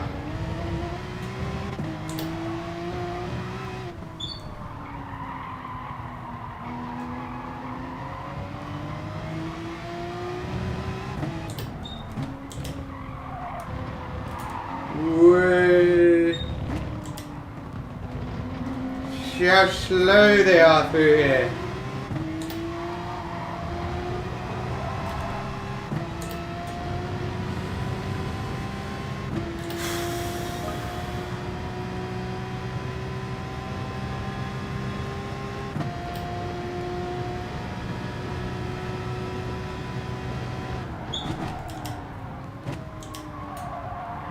I'm glad he backed out of that. Literally sort of thought about it and went, yeah, no. So he's thinking. So respect.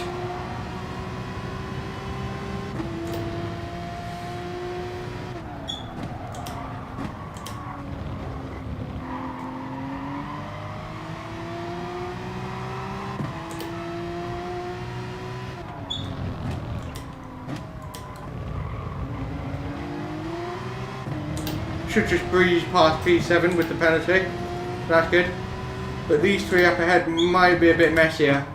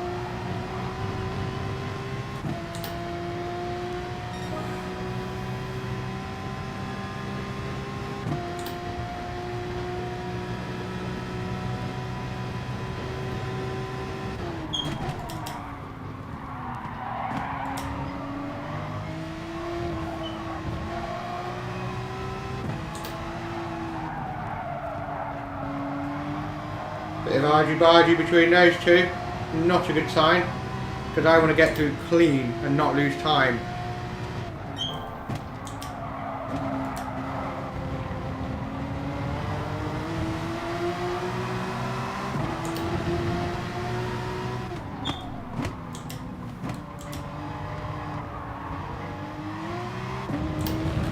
Don't push me off!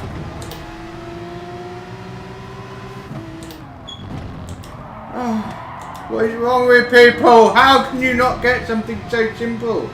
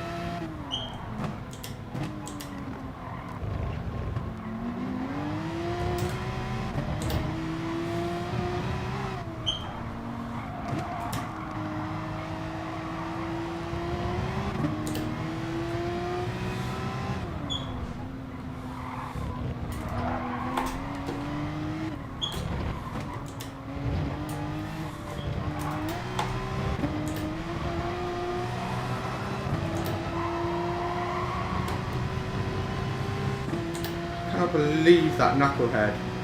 I should have not gone around the outside. I never... they can't be trusted.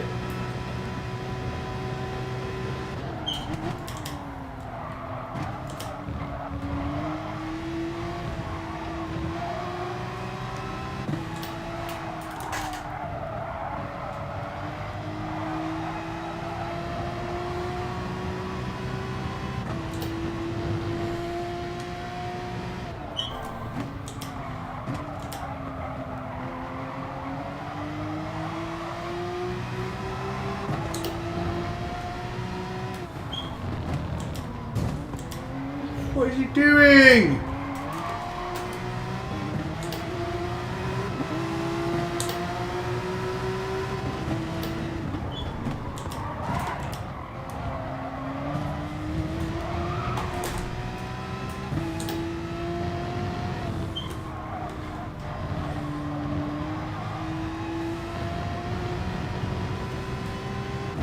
He's gonna dive bomb me. I can feel it. Fucking knew it. Just missed. Haha! Suck my balls!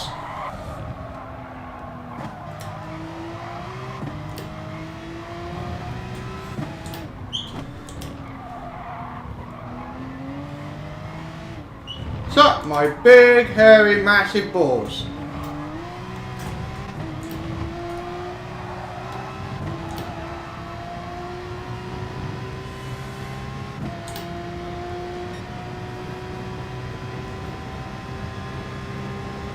But you have to make the move last second, otherwise they will see it and adjust.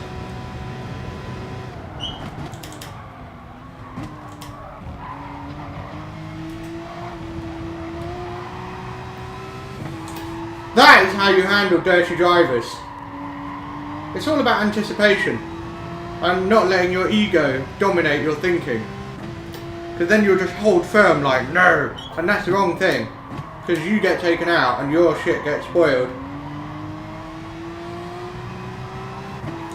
But yeah, P2 at best now.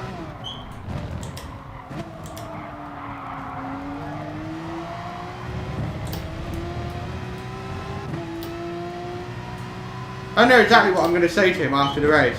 Smile, you're on YouTube. You know, no one's on his side. No one.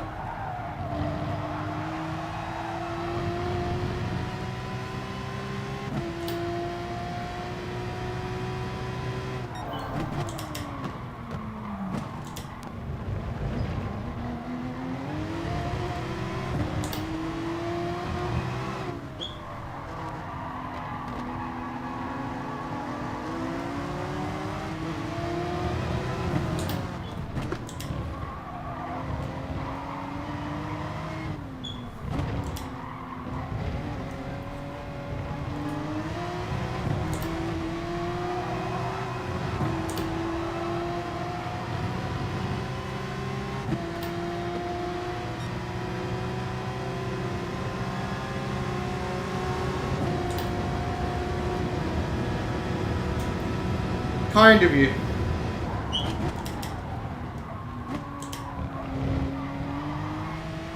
Could have fought a lot harder, but decided not to. Fair enough.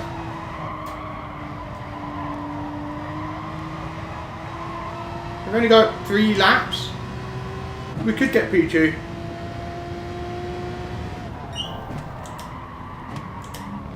I think.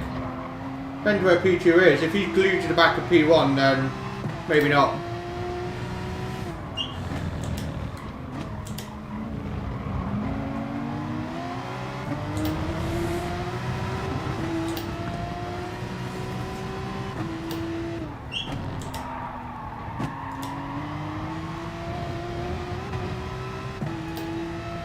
Yeah, he's behind P1, so never mind.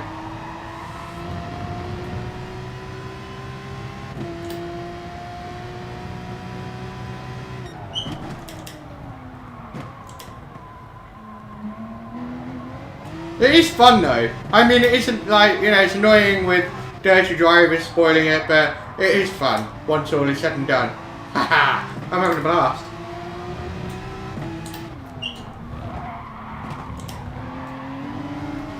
To the left.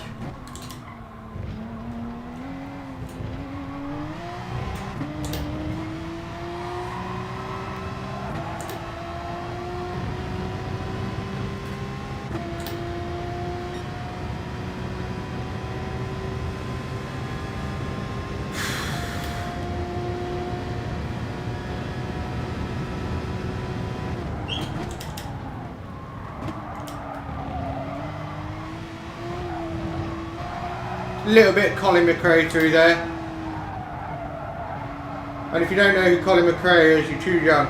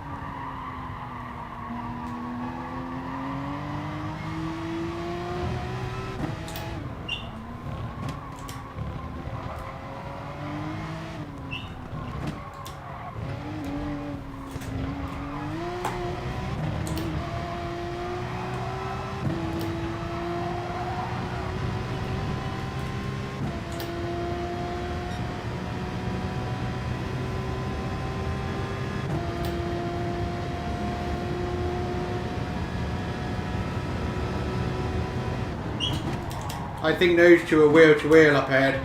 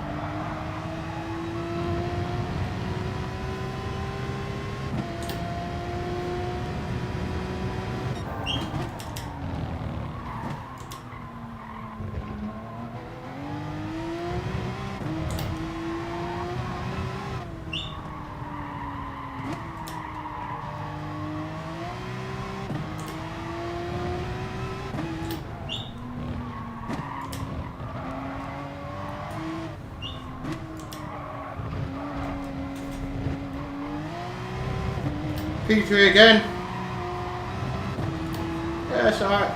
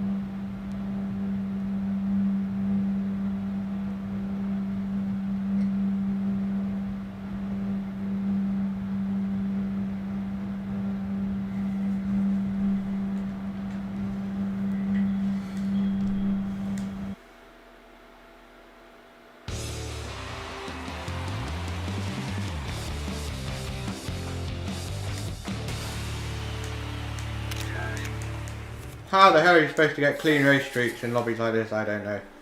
Unless you're at the front.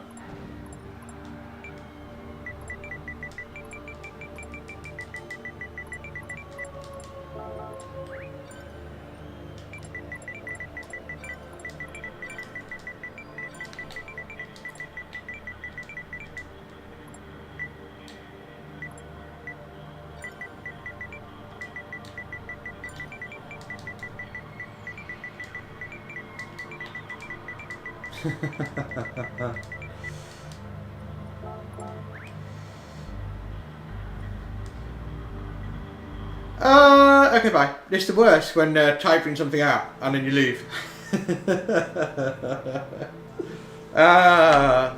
SR and DR.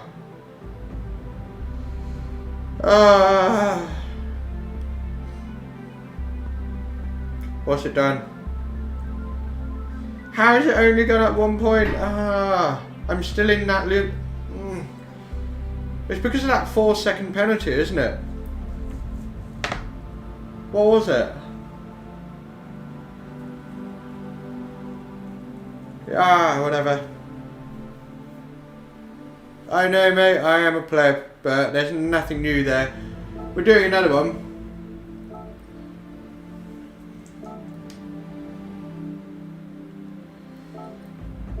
I am going to get my daily race account set up today, and then I'm going to start using it, building it up, you know, get it there. But even then, yeah.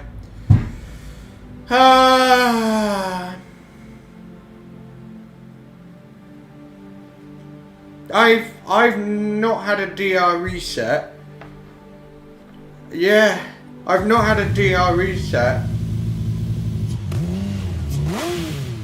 I can't remember.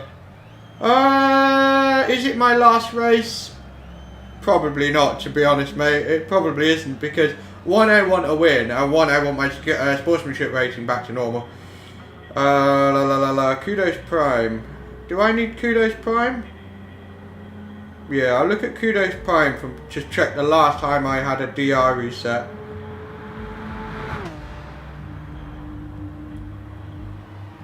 No, you're right. But I can't remember the last time I had a DR reset. It just doesn't happen. Ah, come on.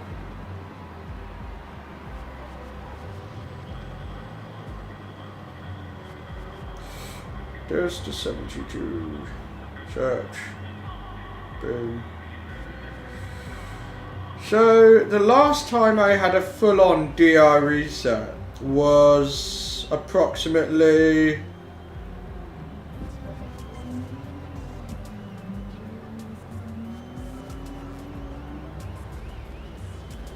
250 days ago. So nearly a year ago. Don't know what the next daily race combo is. But yeah, my DR, I'll try and make it so you can see. But you can sort of more or less see from there. The last time I had a DR reset was a long time ago, and I've just more or less stayed in the 65 to 75,000 range for quite a while. You know, sort of this, but yeah. You can see it just gets harder and harder to improve the faster you get, which is standard. It doesn't put me off. I tried to get the best out of martial arts for 17 years, and I felt that resistance. The better you get, the harder it is to get better. We all know it, but yeah. Wow.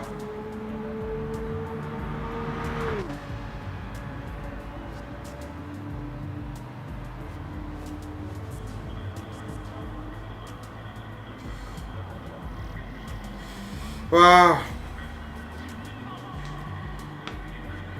A Nürburgring daily would be good. Yeah, that would be cool. Yeah, wow. Back in a second. Group 1 Le Mans no chicane. Oh, I bet you it's the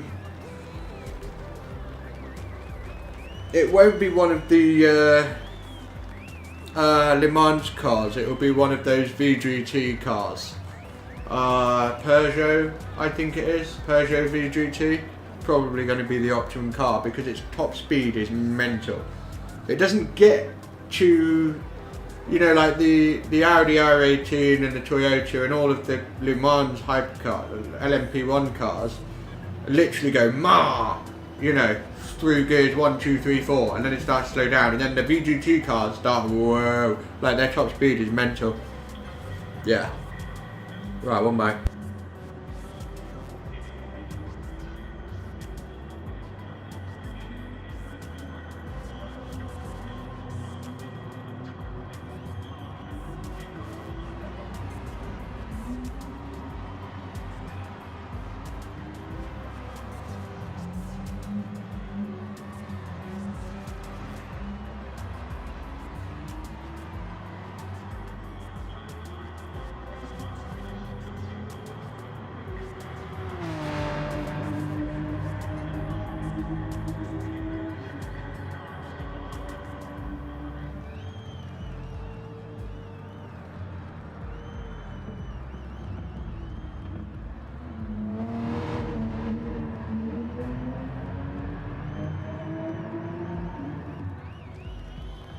Cool. So probably not in a top lobby again. I'm quite surprised by that, to be honest. Oh well. But yeah. We will do 2 more races, absolute maximum. Absolute maximum.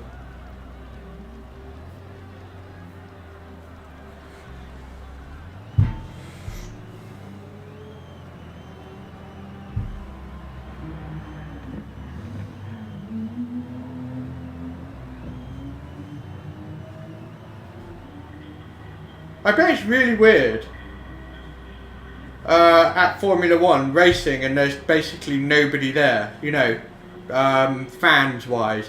It will probably make the drivers' lives a lot easier in terms of their obligations, you know, going to signing tents and being seen with the fans. Like, it's a lot of time. So that probably makes their life easier in that respect. Something I am dying to see, Robert Kubica in DTM. Robert Kubica is a sensational, extremely underrated driver. Yeah, I haven't seen qualifying yet, so no words. This is a slightly faster lobby overall. There's more A-rated drivers and not as many D-rated drivers, so that's good.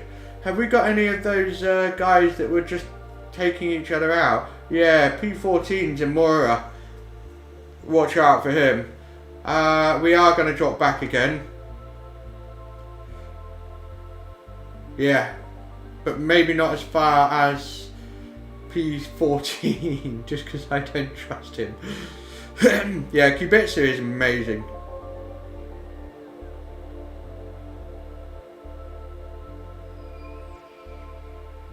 Yeah.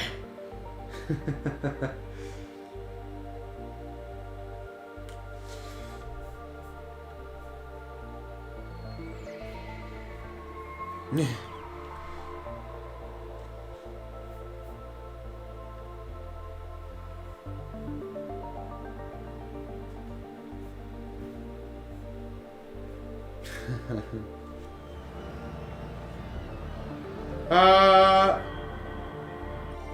I think Drowsy Badger was another one that we need to watch out for, but oh well, all the more fun. But also the second fastest time isn't that strong, so maybe this time we'll do it.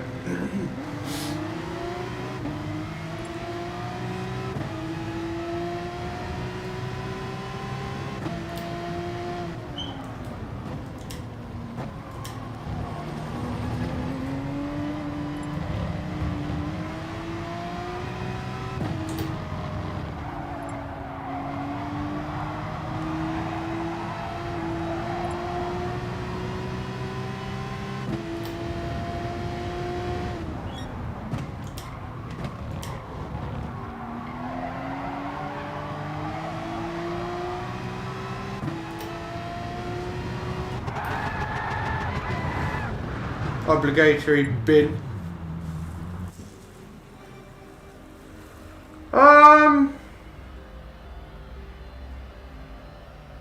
We haven't really been binning it as much today. We've had one bin, which is a lot less than what we normally do, so that's good. I'm not sure. I'm sure there are some good alternatives, but not to my knowledge. I need to buy some new ones soon. They're getting a little bit messed up. Mainly from what I do is I wash them in cold water afterwards and then leave them to dry so they don't get all bleh. But eventually they start coming apart a little bit, like there's a little bit here, and you know, I'll get some new ones soon. But feel gloves are, yeah, they're really nice. They're really nice. What size? Whatever. I'll check later. They're sold out. Huh. Not surprised, demand for sim racing stuff went through the roof.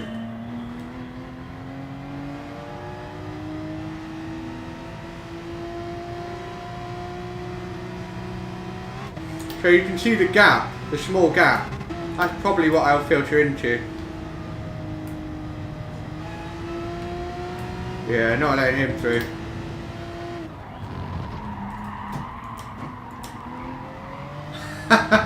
You friggin' binder. Oh dear.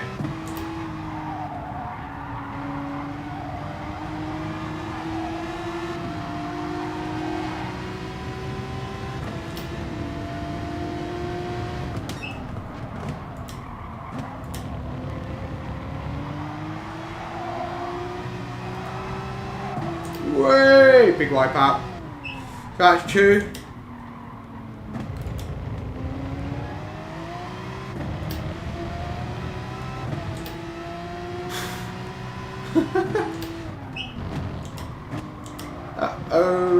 going to get interesting.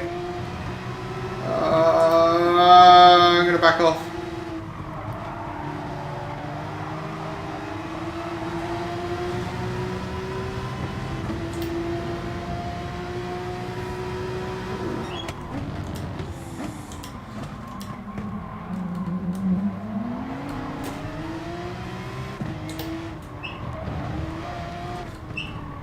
Got a big bump from behind there.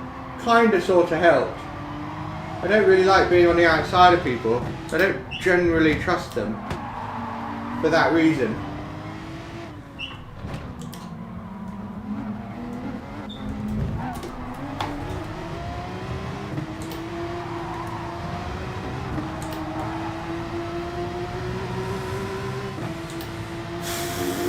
I mean, we got through there okay, but we're not out of the woods yet.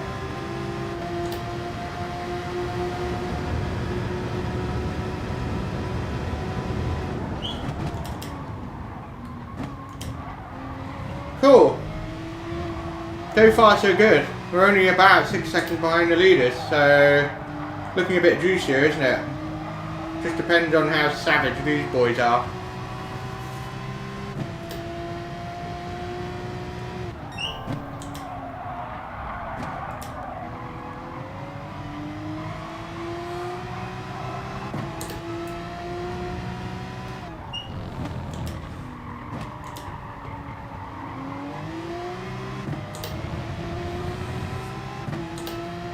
What is that on the back of that 911? Right in the middle. Oh, it's just a logo. I couldn't work out what it was. Really weird. Drum and bass.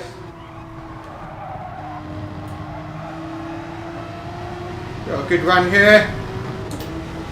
Bit unfair.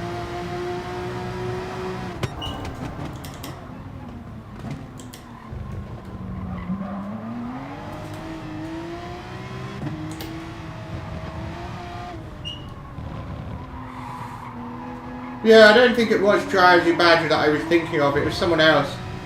No, we haven't raced him yet.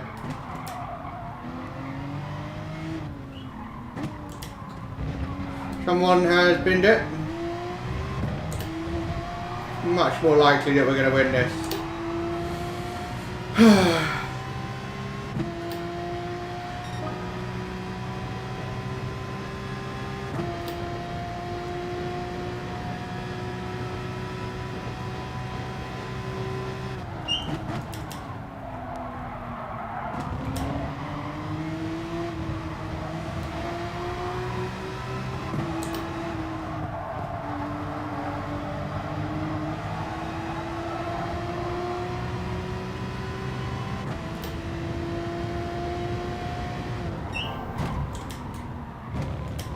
Not sure why he turned in then. I mean, I certainly wasn't trying to... Not at all.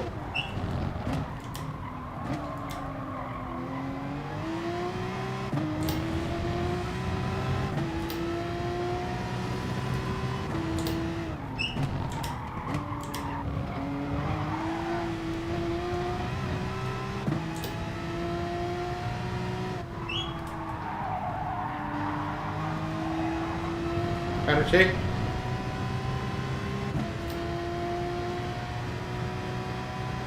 How did he not get a penalty for that? Come on.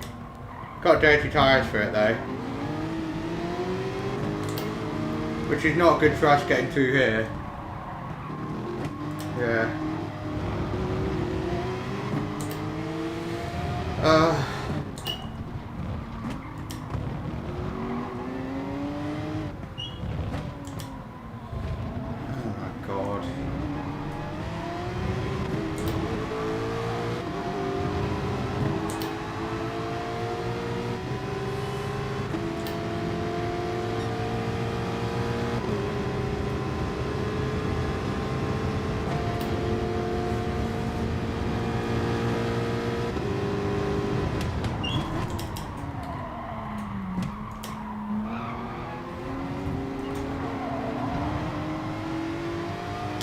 Not the end of the world.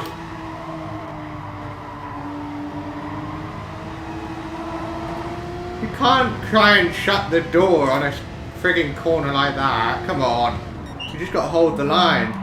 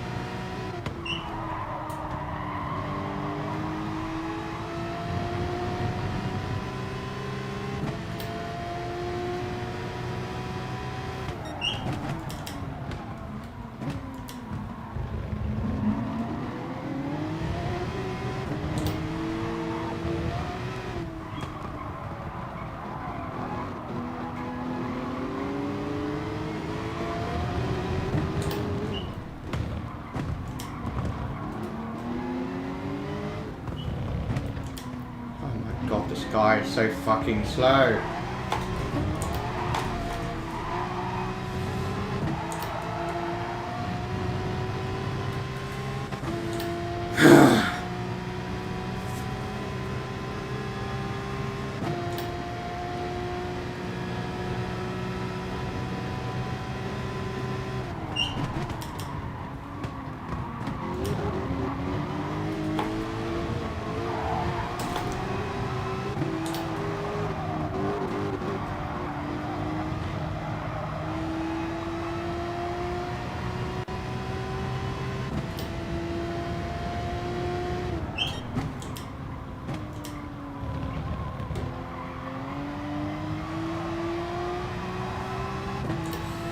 Onwards!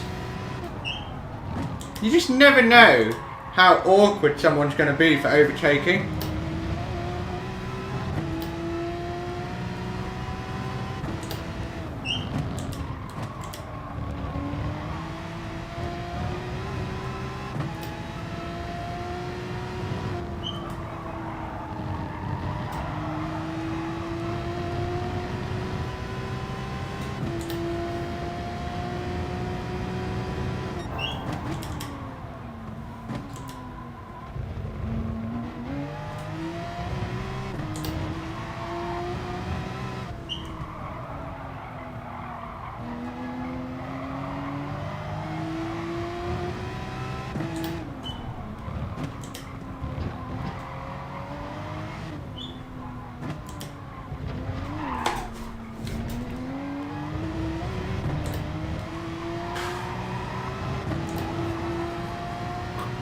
Caught it though.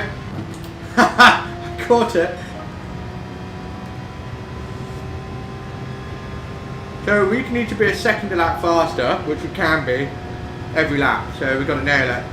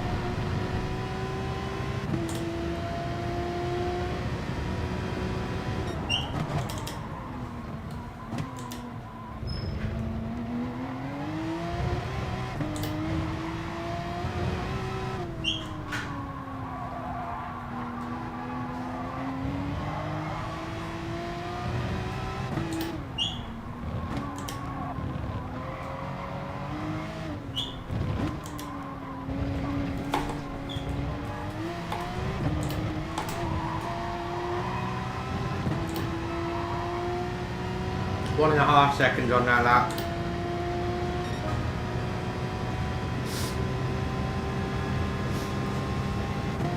Come on. I wonder how difficult P2's going to make it. hopefully we can get past him really nicely, really quickly, because it will make a big difference. In a way, he stands in the way of the win more than P1.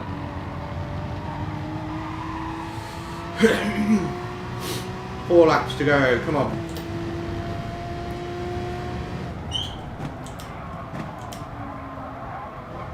I'm going to pull out all the stops in terms of getting past P2 nice and clean. But I'm going to make it really hard.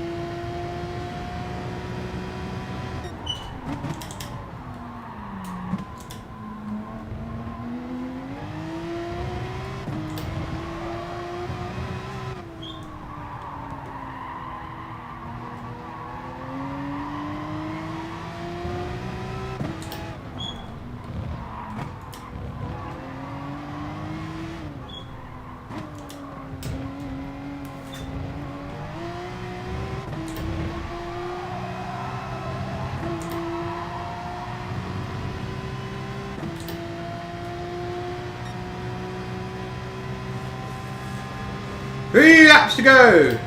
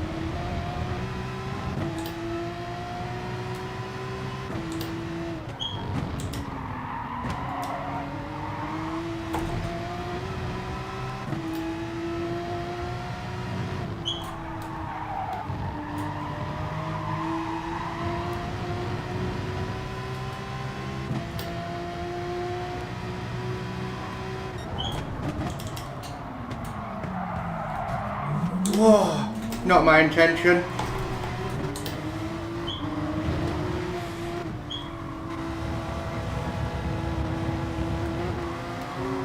I was really intending to just do a pretend dive bomb, but I ended up doing an actual one.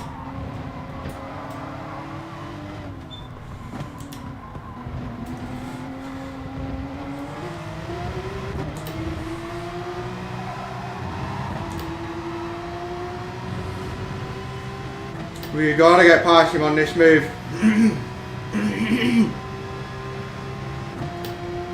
Come on.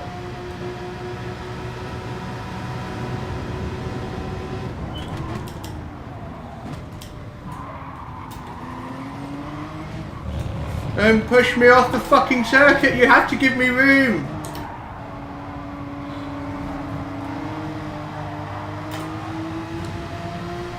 Unbelievable. Unbelievable, it's so typical. Doing it again.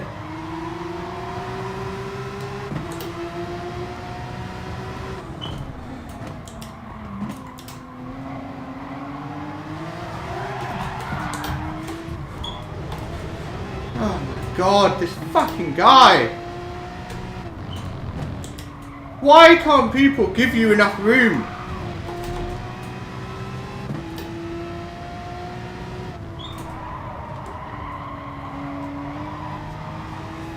Ah!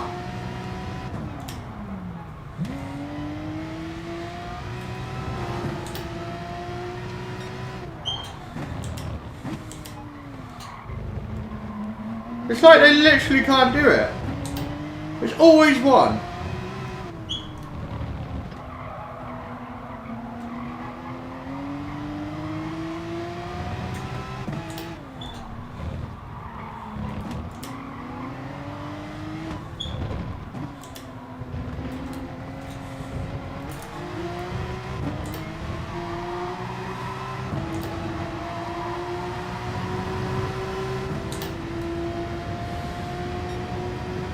always one dingus.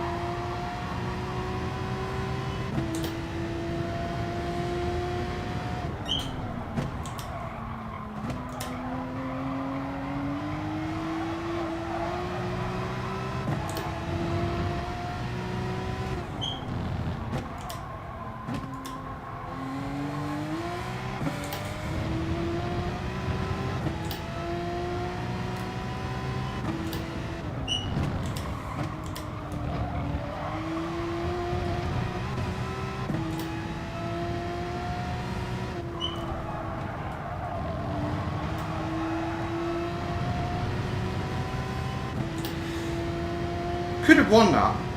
I'm sure of it.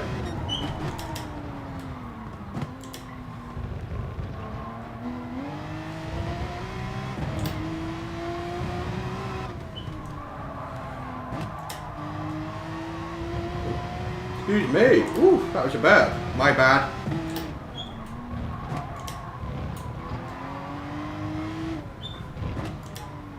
Could have won that. Definitely.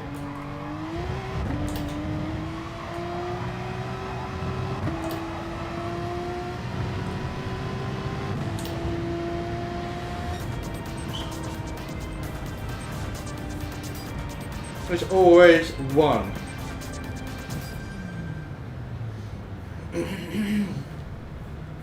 Yeah, it was a good race. That was good fun.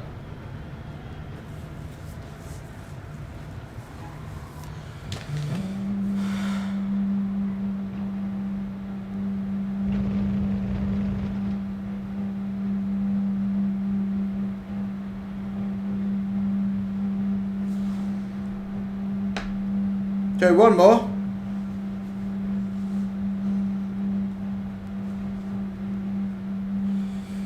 Oh.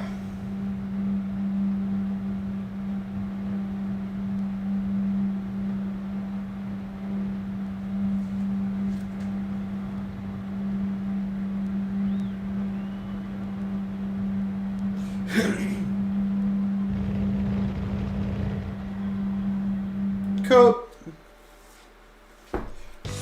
All I'm going to say to him is, you have to give space. That's it. You have to give space.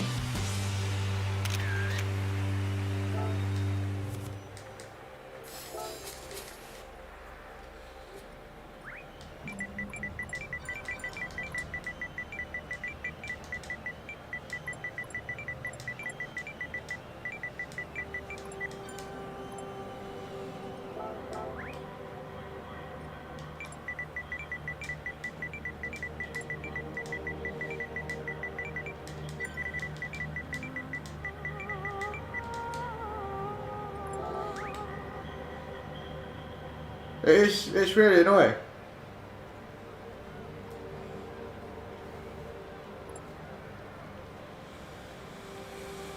But it was a good race. I mean, I was really licking my lips. I really felt like we were going to get the win then. But there's always someone that just defends. Drive faster then.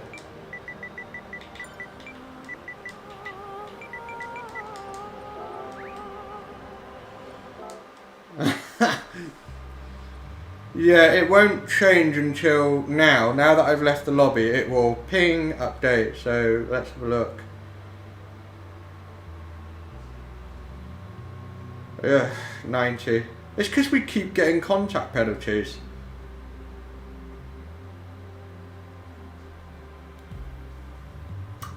Anyway, last one.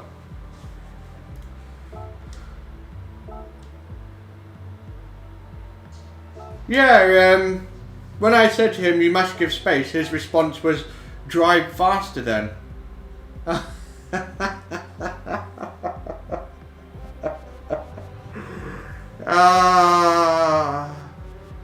Yeah, of course, how I didn't realise. I'm sorry.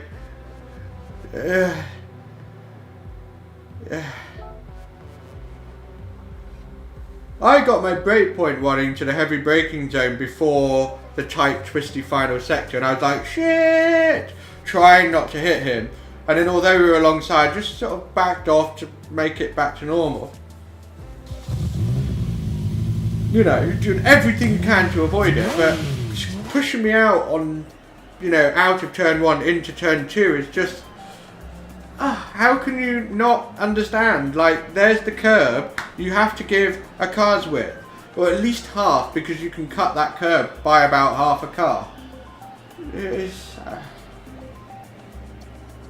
And then the contact penalty coming out of the left-hander. Because he was just all over the place. Ah, dear. Nah, I'm not going to go from the front. I'm having fun. It's more entertaining to watch.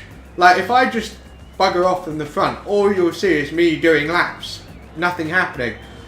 Kind of boring. This is why I need a second account, and I'm going to set one up today after this stream so it's ready. And I'm just going to get it done. And I'm going to build it up so that then we don't have to worry about DRSR. We can just have a blast every time. But my DR is not getting affected. It's staying the same. It's just that I keep not being able to build my SR because of a contact penalty. Because somebody doesn't know how to race wheel to wheel. They're just not accurate enough. Or they get too tense in the moment.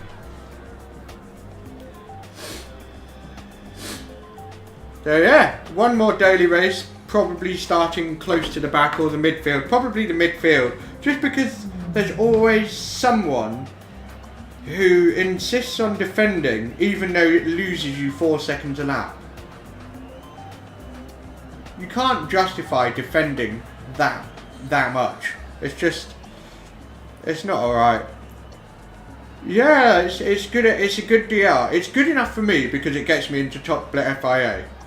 But I'd like it to be higher so that I don't have to worry about being just outside of it. But that's on me. You know? At being more skillful, handling all sorts of stuff. It's what annoys me more than anything is I don't mind whether I overtake around the outside or cut underneath and overtake. I don't care as long as I overtake. But the problem with outside is it's too easy for people to just stamp on the gas, just send it and hope for the best and just squeeze you out. And then even if they get a 1,000,000-second penalty and justice is served, it's still not good because your race is ruined. So it's just, that's what frustrates me when I can't trust to go around the outside of someone because they're going to push me off, whether they mean to or not. I can't trust them. But in top split, if you do get pushed off, it's an accident. 9 times out of 10 you're safe. You can hold it around the outside. I've gone wheel to wheel with top split drivers so many times, and honestly 9 out of 10 times, and I'm talking about the top split guys, the guys that are in the top 30, Europe, Middle East and Africa. Not people that are sort of second split, third split. Not those. Hey Nick, how's it going?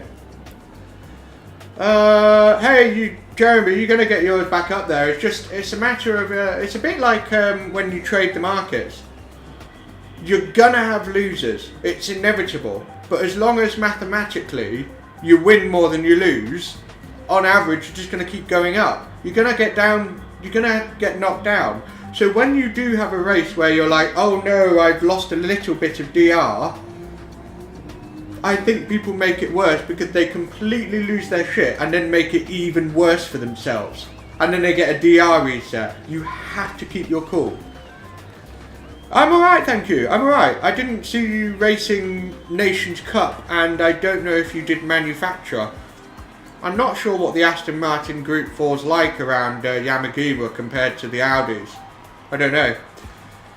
Yeah, that's probably the name.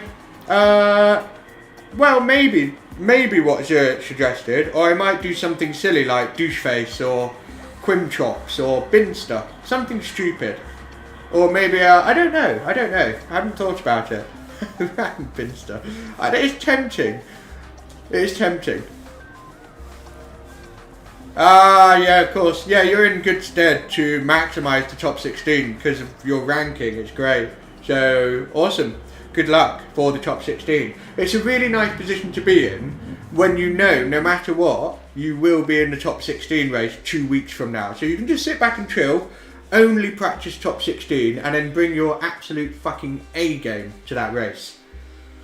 This is a stronger room because WDP 25 is in the room. So this is actually the top split room, I think. Oh yeah, definitely. Awesome Source 72, that's a good idea. Yeah, I want to get basically where you are, Nick. I want to get to that level. It's like I'm so close and yet I'm so far. And I'm sure you know that feeling in a way.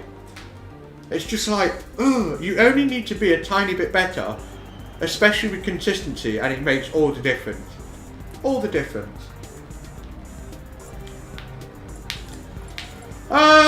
Race from the back.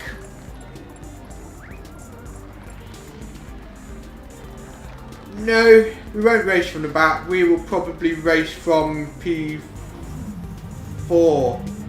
P5, but I will let people through because it's more fun. Yeah, I know, WDP, mate, you're on a pad, aren't you? You're on a controller. Yeah, exactly. Yeah. I bet you're dying to get your rig and your wheel. Have you ordered your wheel, WDP? I'm just going to call you Deckers. It's better.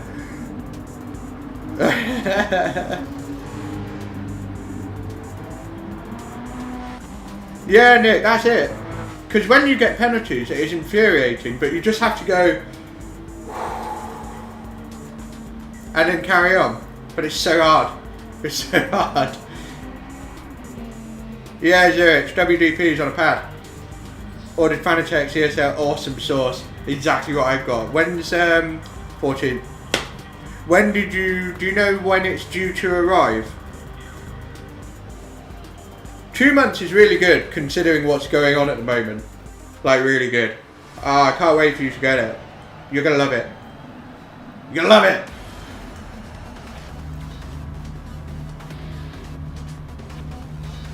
Awesome. Yeah, I ordered some more SimLab stuff. I got a keyboard tray. I'd like to basically put the laptop up here and some strips to put in between the gaps where you can tuck the wire in, put a red strip in, so you get a red and black strip theme thing going on, and then tuck the wires away, and then awesome sauce. It's such a good setup. It's not the most expensive thing, but it's still awesome, and you can do so much. You can get triple monitor at the top, everything. It's amazing. Right, drop back.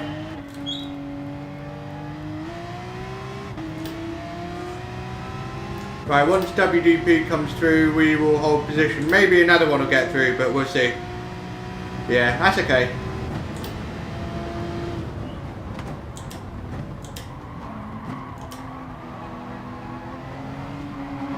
No way was I going to go for the outside of that. No way. Okay, cool. See what I mean? You just can't trust going to the outside of people. Right, game on.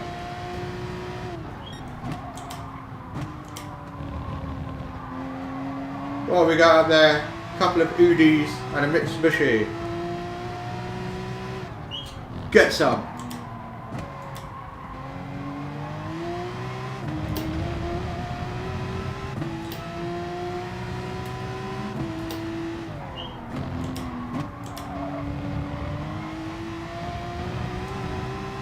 I think WDP has improved his game on the pad, mind you. Definitely. 100%. He's all over them.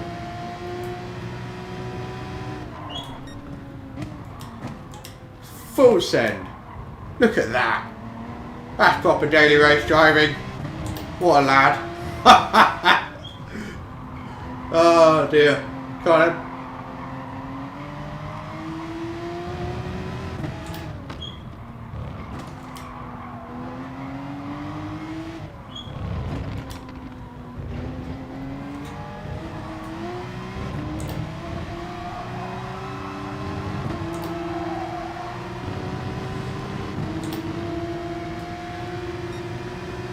This is lungeable, but we'll see. I'm doing a bit of bump draft, but that's okay. Way, missed his break point. Way, got away with it. I reckon these Audis will shaft their tyres pretty quick. And WDP just cannot go as fast as he can because it's on a pad.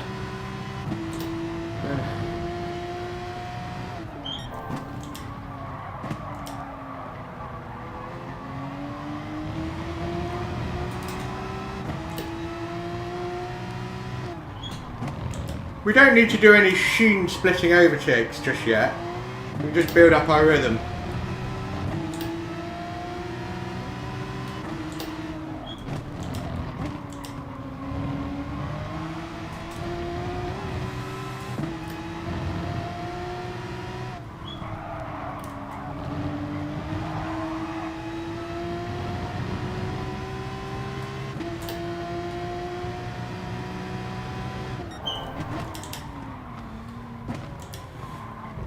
Is that an opening?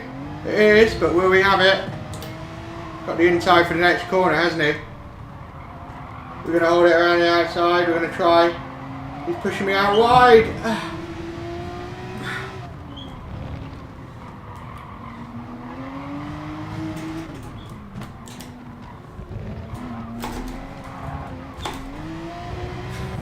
My God. I literally can't trust these people.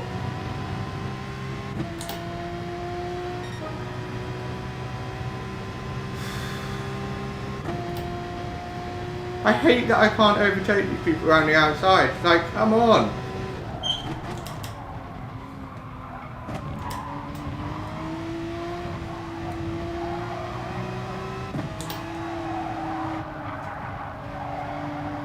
Alright then, Quintops, round 2. Because WDP's getting his skates on actually. A lot more than I expected. Yeah, I got my brake point wrong there.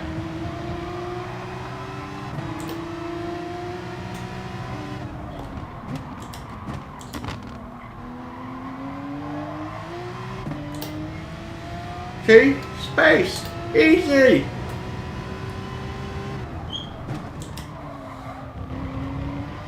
Easy!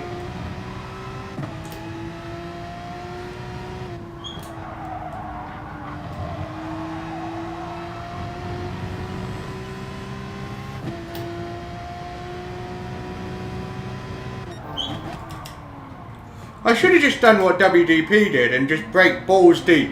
Colin McRae sideways and then just, you know, drive off. I'm going to call that the WDP. Good way to go, isn't it?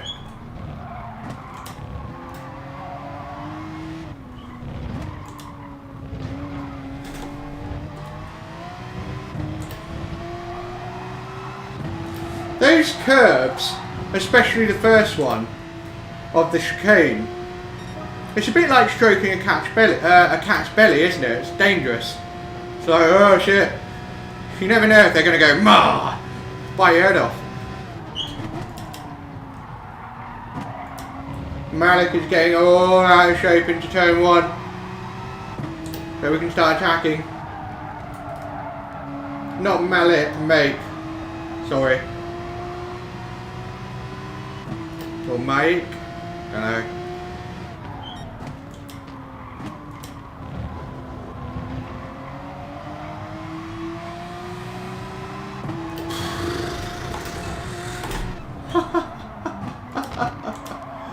Almost.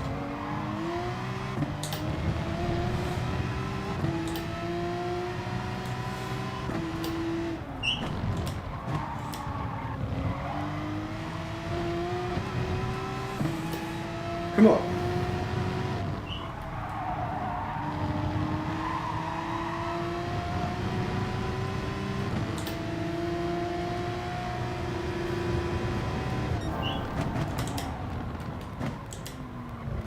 Yeah, left the door open.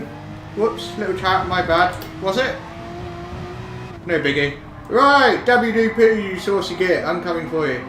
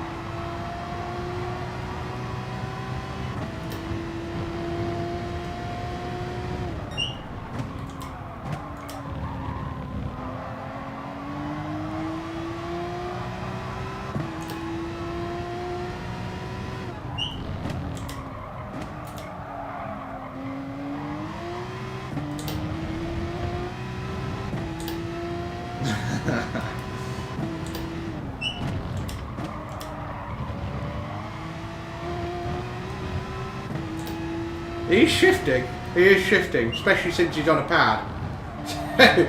Someone's been practicing. I mean, when you're waiting 2 months for new stuff, like, you've got to be itching to be able to get back on the game. Absolutely itching, and a pad is better than nothing.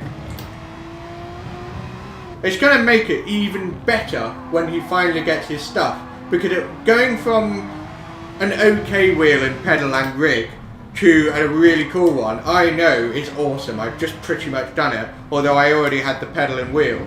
But to go from that to pad, get used to that for 2 months, and then switch to a proper rig, man, it would be amazing.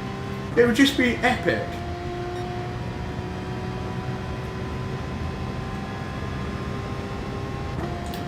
Ah.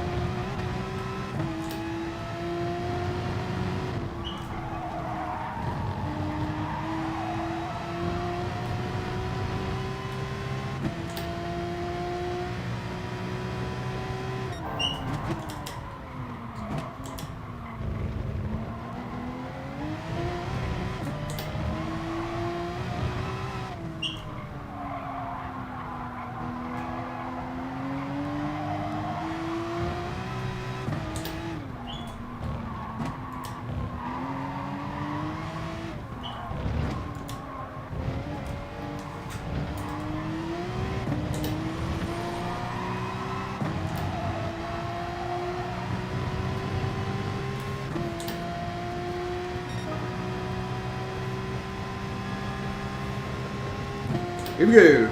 Hoovering him in. Come on.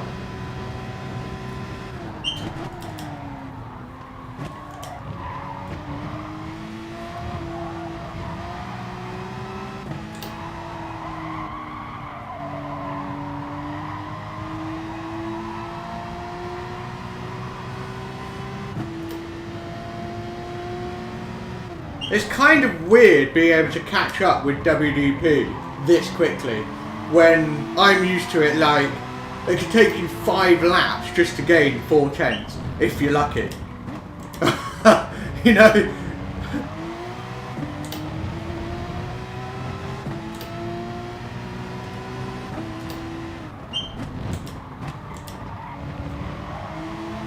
Fucking impressive to say he's on a pad.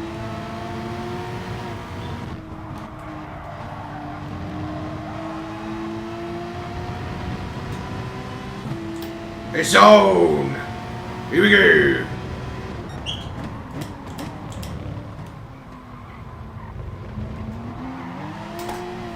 Ah, I got a fucking wheel spin, we're gonna back out.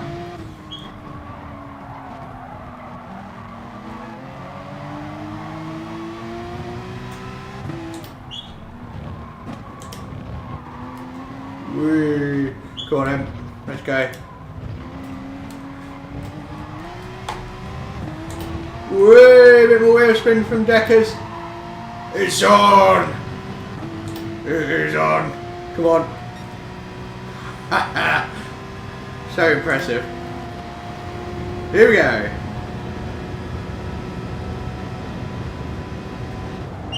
Going for the balls, deep brake. There we go, we're through.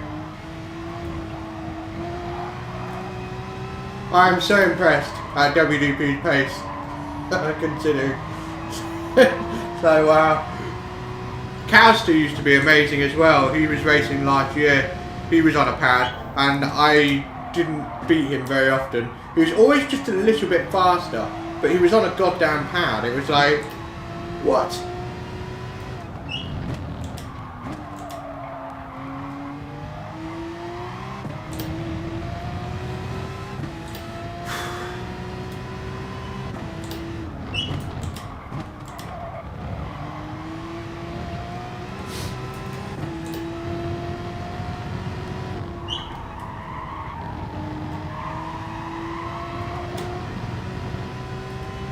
really pushing the track limits there.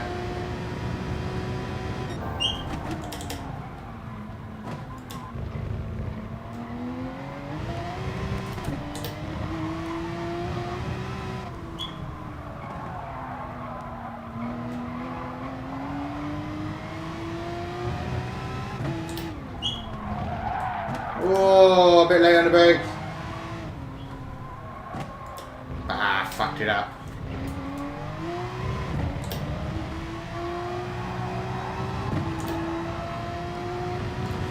Right, 2 laps to go. No, I haven't tried them. I'm tempted to try the NSX. I want to get to know it a bit better because I'm considering changing to NSX in future. So in a way, I would like some practice with the most important thing about that car, managing the rear tyres. You can do a lot with the brake bands, but the number one thing is throttle control and steering input.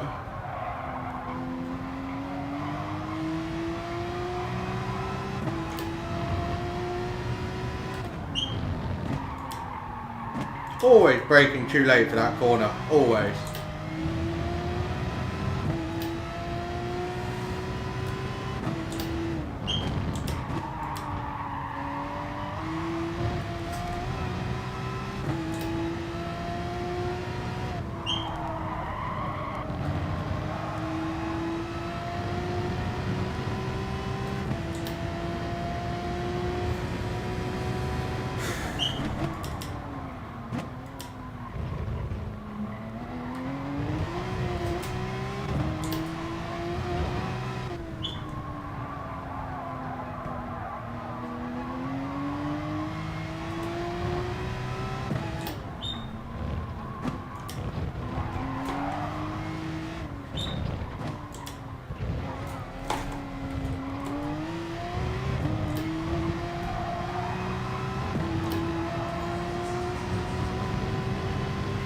One more lap. It is still a very real possibility and risk that I might bin it.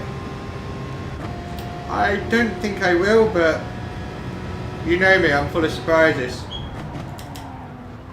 Annoying ones.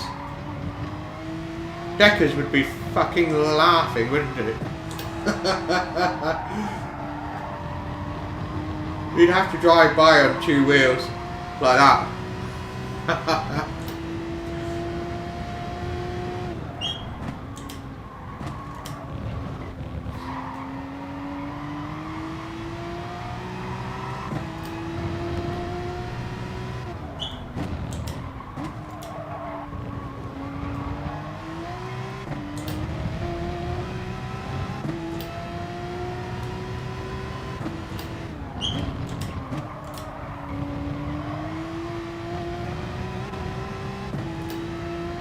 It's probably a good thing that Deckers has, you know, been using the pad, because let's say you get into the situation where your wheelbase breaks and you can't get it fixed for 2 months because of what's going on.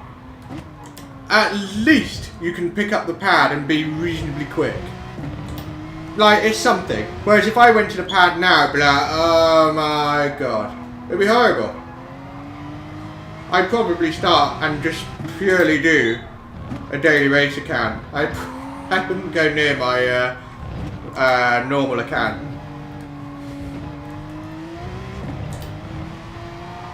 It is cause for celebration. Not because I won, but because I didn't actually bin it. Look, there, confirmation, no bin. Can you believe it? I know, incredible. So, we got a win after all that. Christ.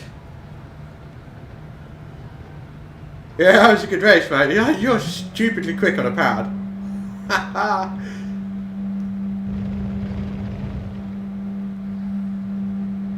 Yeah, that's it. My no bin streak is now, because I haven't actually binned it. I didn't bin it on this one. I didn't bin it on the last one. Did I bin it on the one before that? I haven't been counting. So let's start from, let's go from, I don't know, 3. I can't remember. Nice. So, I want to be sure, is there a difference between a pad and one of these? Or am I getting confused? Because when people say pad, I assume it's this. Or am I just talking out my ass?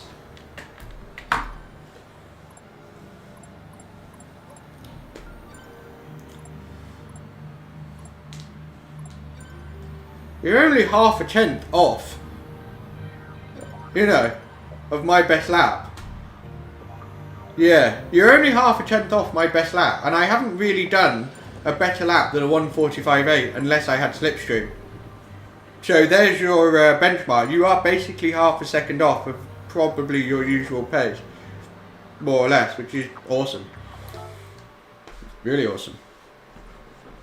DRSR back to normal. 99 SR, yeah, cool. Done. Right on time as well. All that. Oh dear. So, race is coming up. Yeah, well that's the thing, because with a controller, well basically tyre wear management is finesse, isn't it? Being finesse with a controller is stupid hard. Stupid hard. Yeah, exactly. Exactly. Ultra fine precision. Game changer. So what are the next races? I'm not actually sure.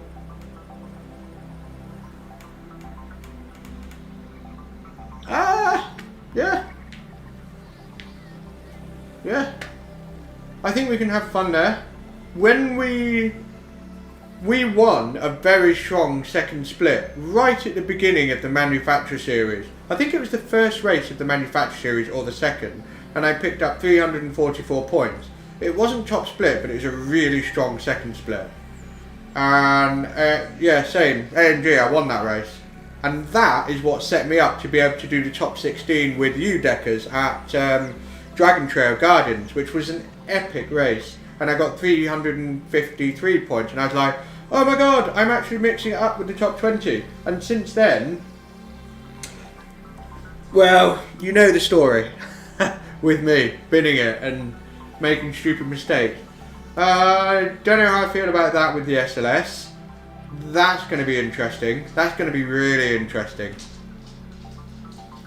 I'm looking forward to that one. If my pace is good. I don't know. And it's interesting because we've got 3 1 makes in a row. I don't know about this one here, 458 Italia, around Special Stage Route X. And you can change the settings. It's not really for me because I don't really know what I'm doing with changing settings, gear ratios, etc. I just don't know what I'm doing. But this bad boy, I love the sound of that. The trouble is, will we be able to get into it? We'd have to pull out some pretty shit hot results if we're going to do it. And we've got a fair bit of opportunity. So I'm really aiming to nail everything to get into the top 16 race on the 1st of August for Dragon Trail. Because if I can do that, I can potentially get top 16 for, you know, not even a week later. Oof.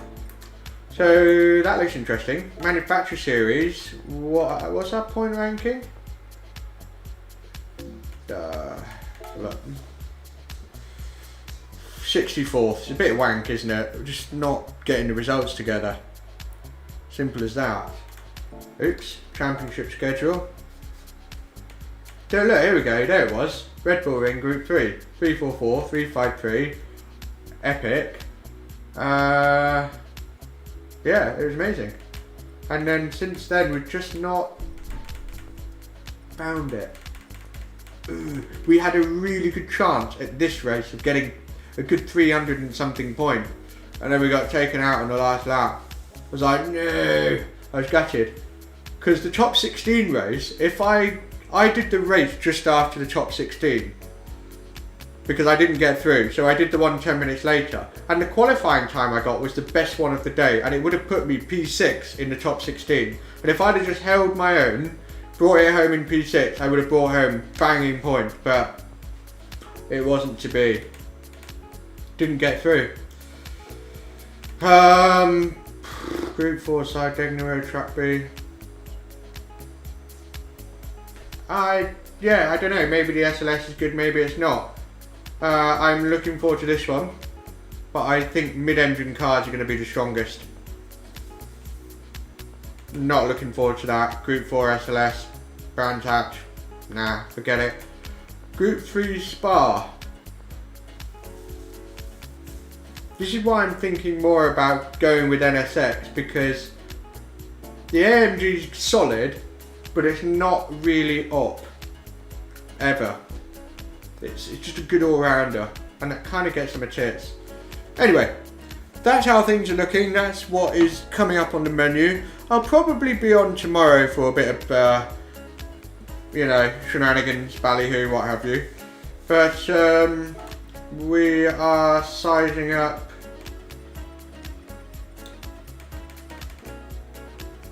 this, so I will be practicing for that. So yeah, tune in on Tuesday for this race here, and I'll probably be on tomorrow and Monday for practice / daily races. So yeah, thanks a lot for watching, everyone. Really appreciate it. Check out the description below, all the stuff I use, donation page, and my email if you want video coaching or more information on that, at least anyway. Thank you very much, everyone. Have a good weekend.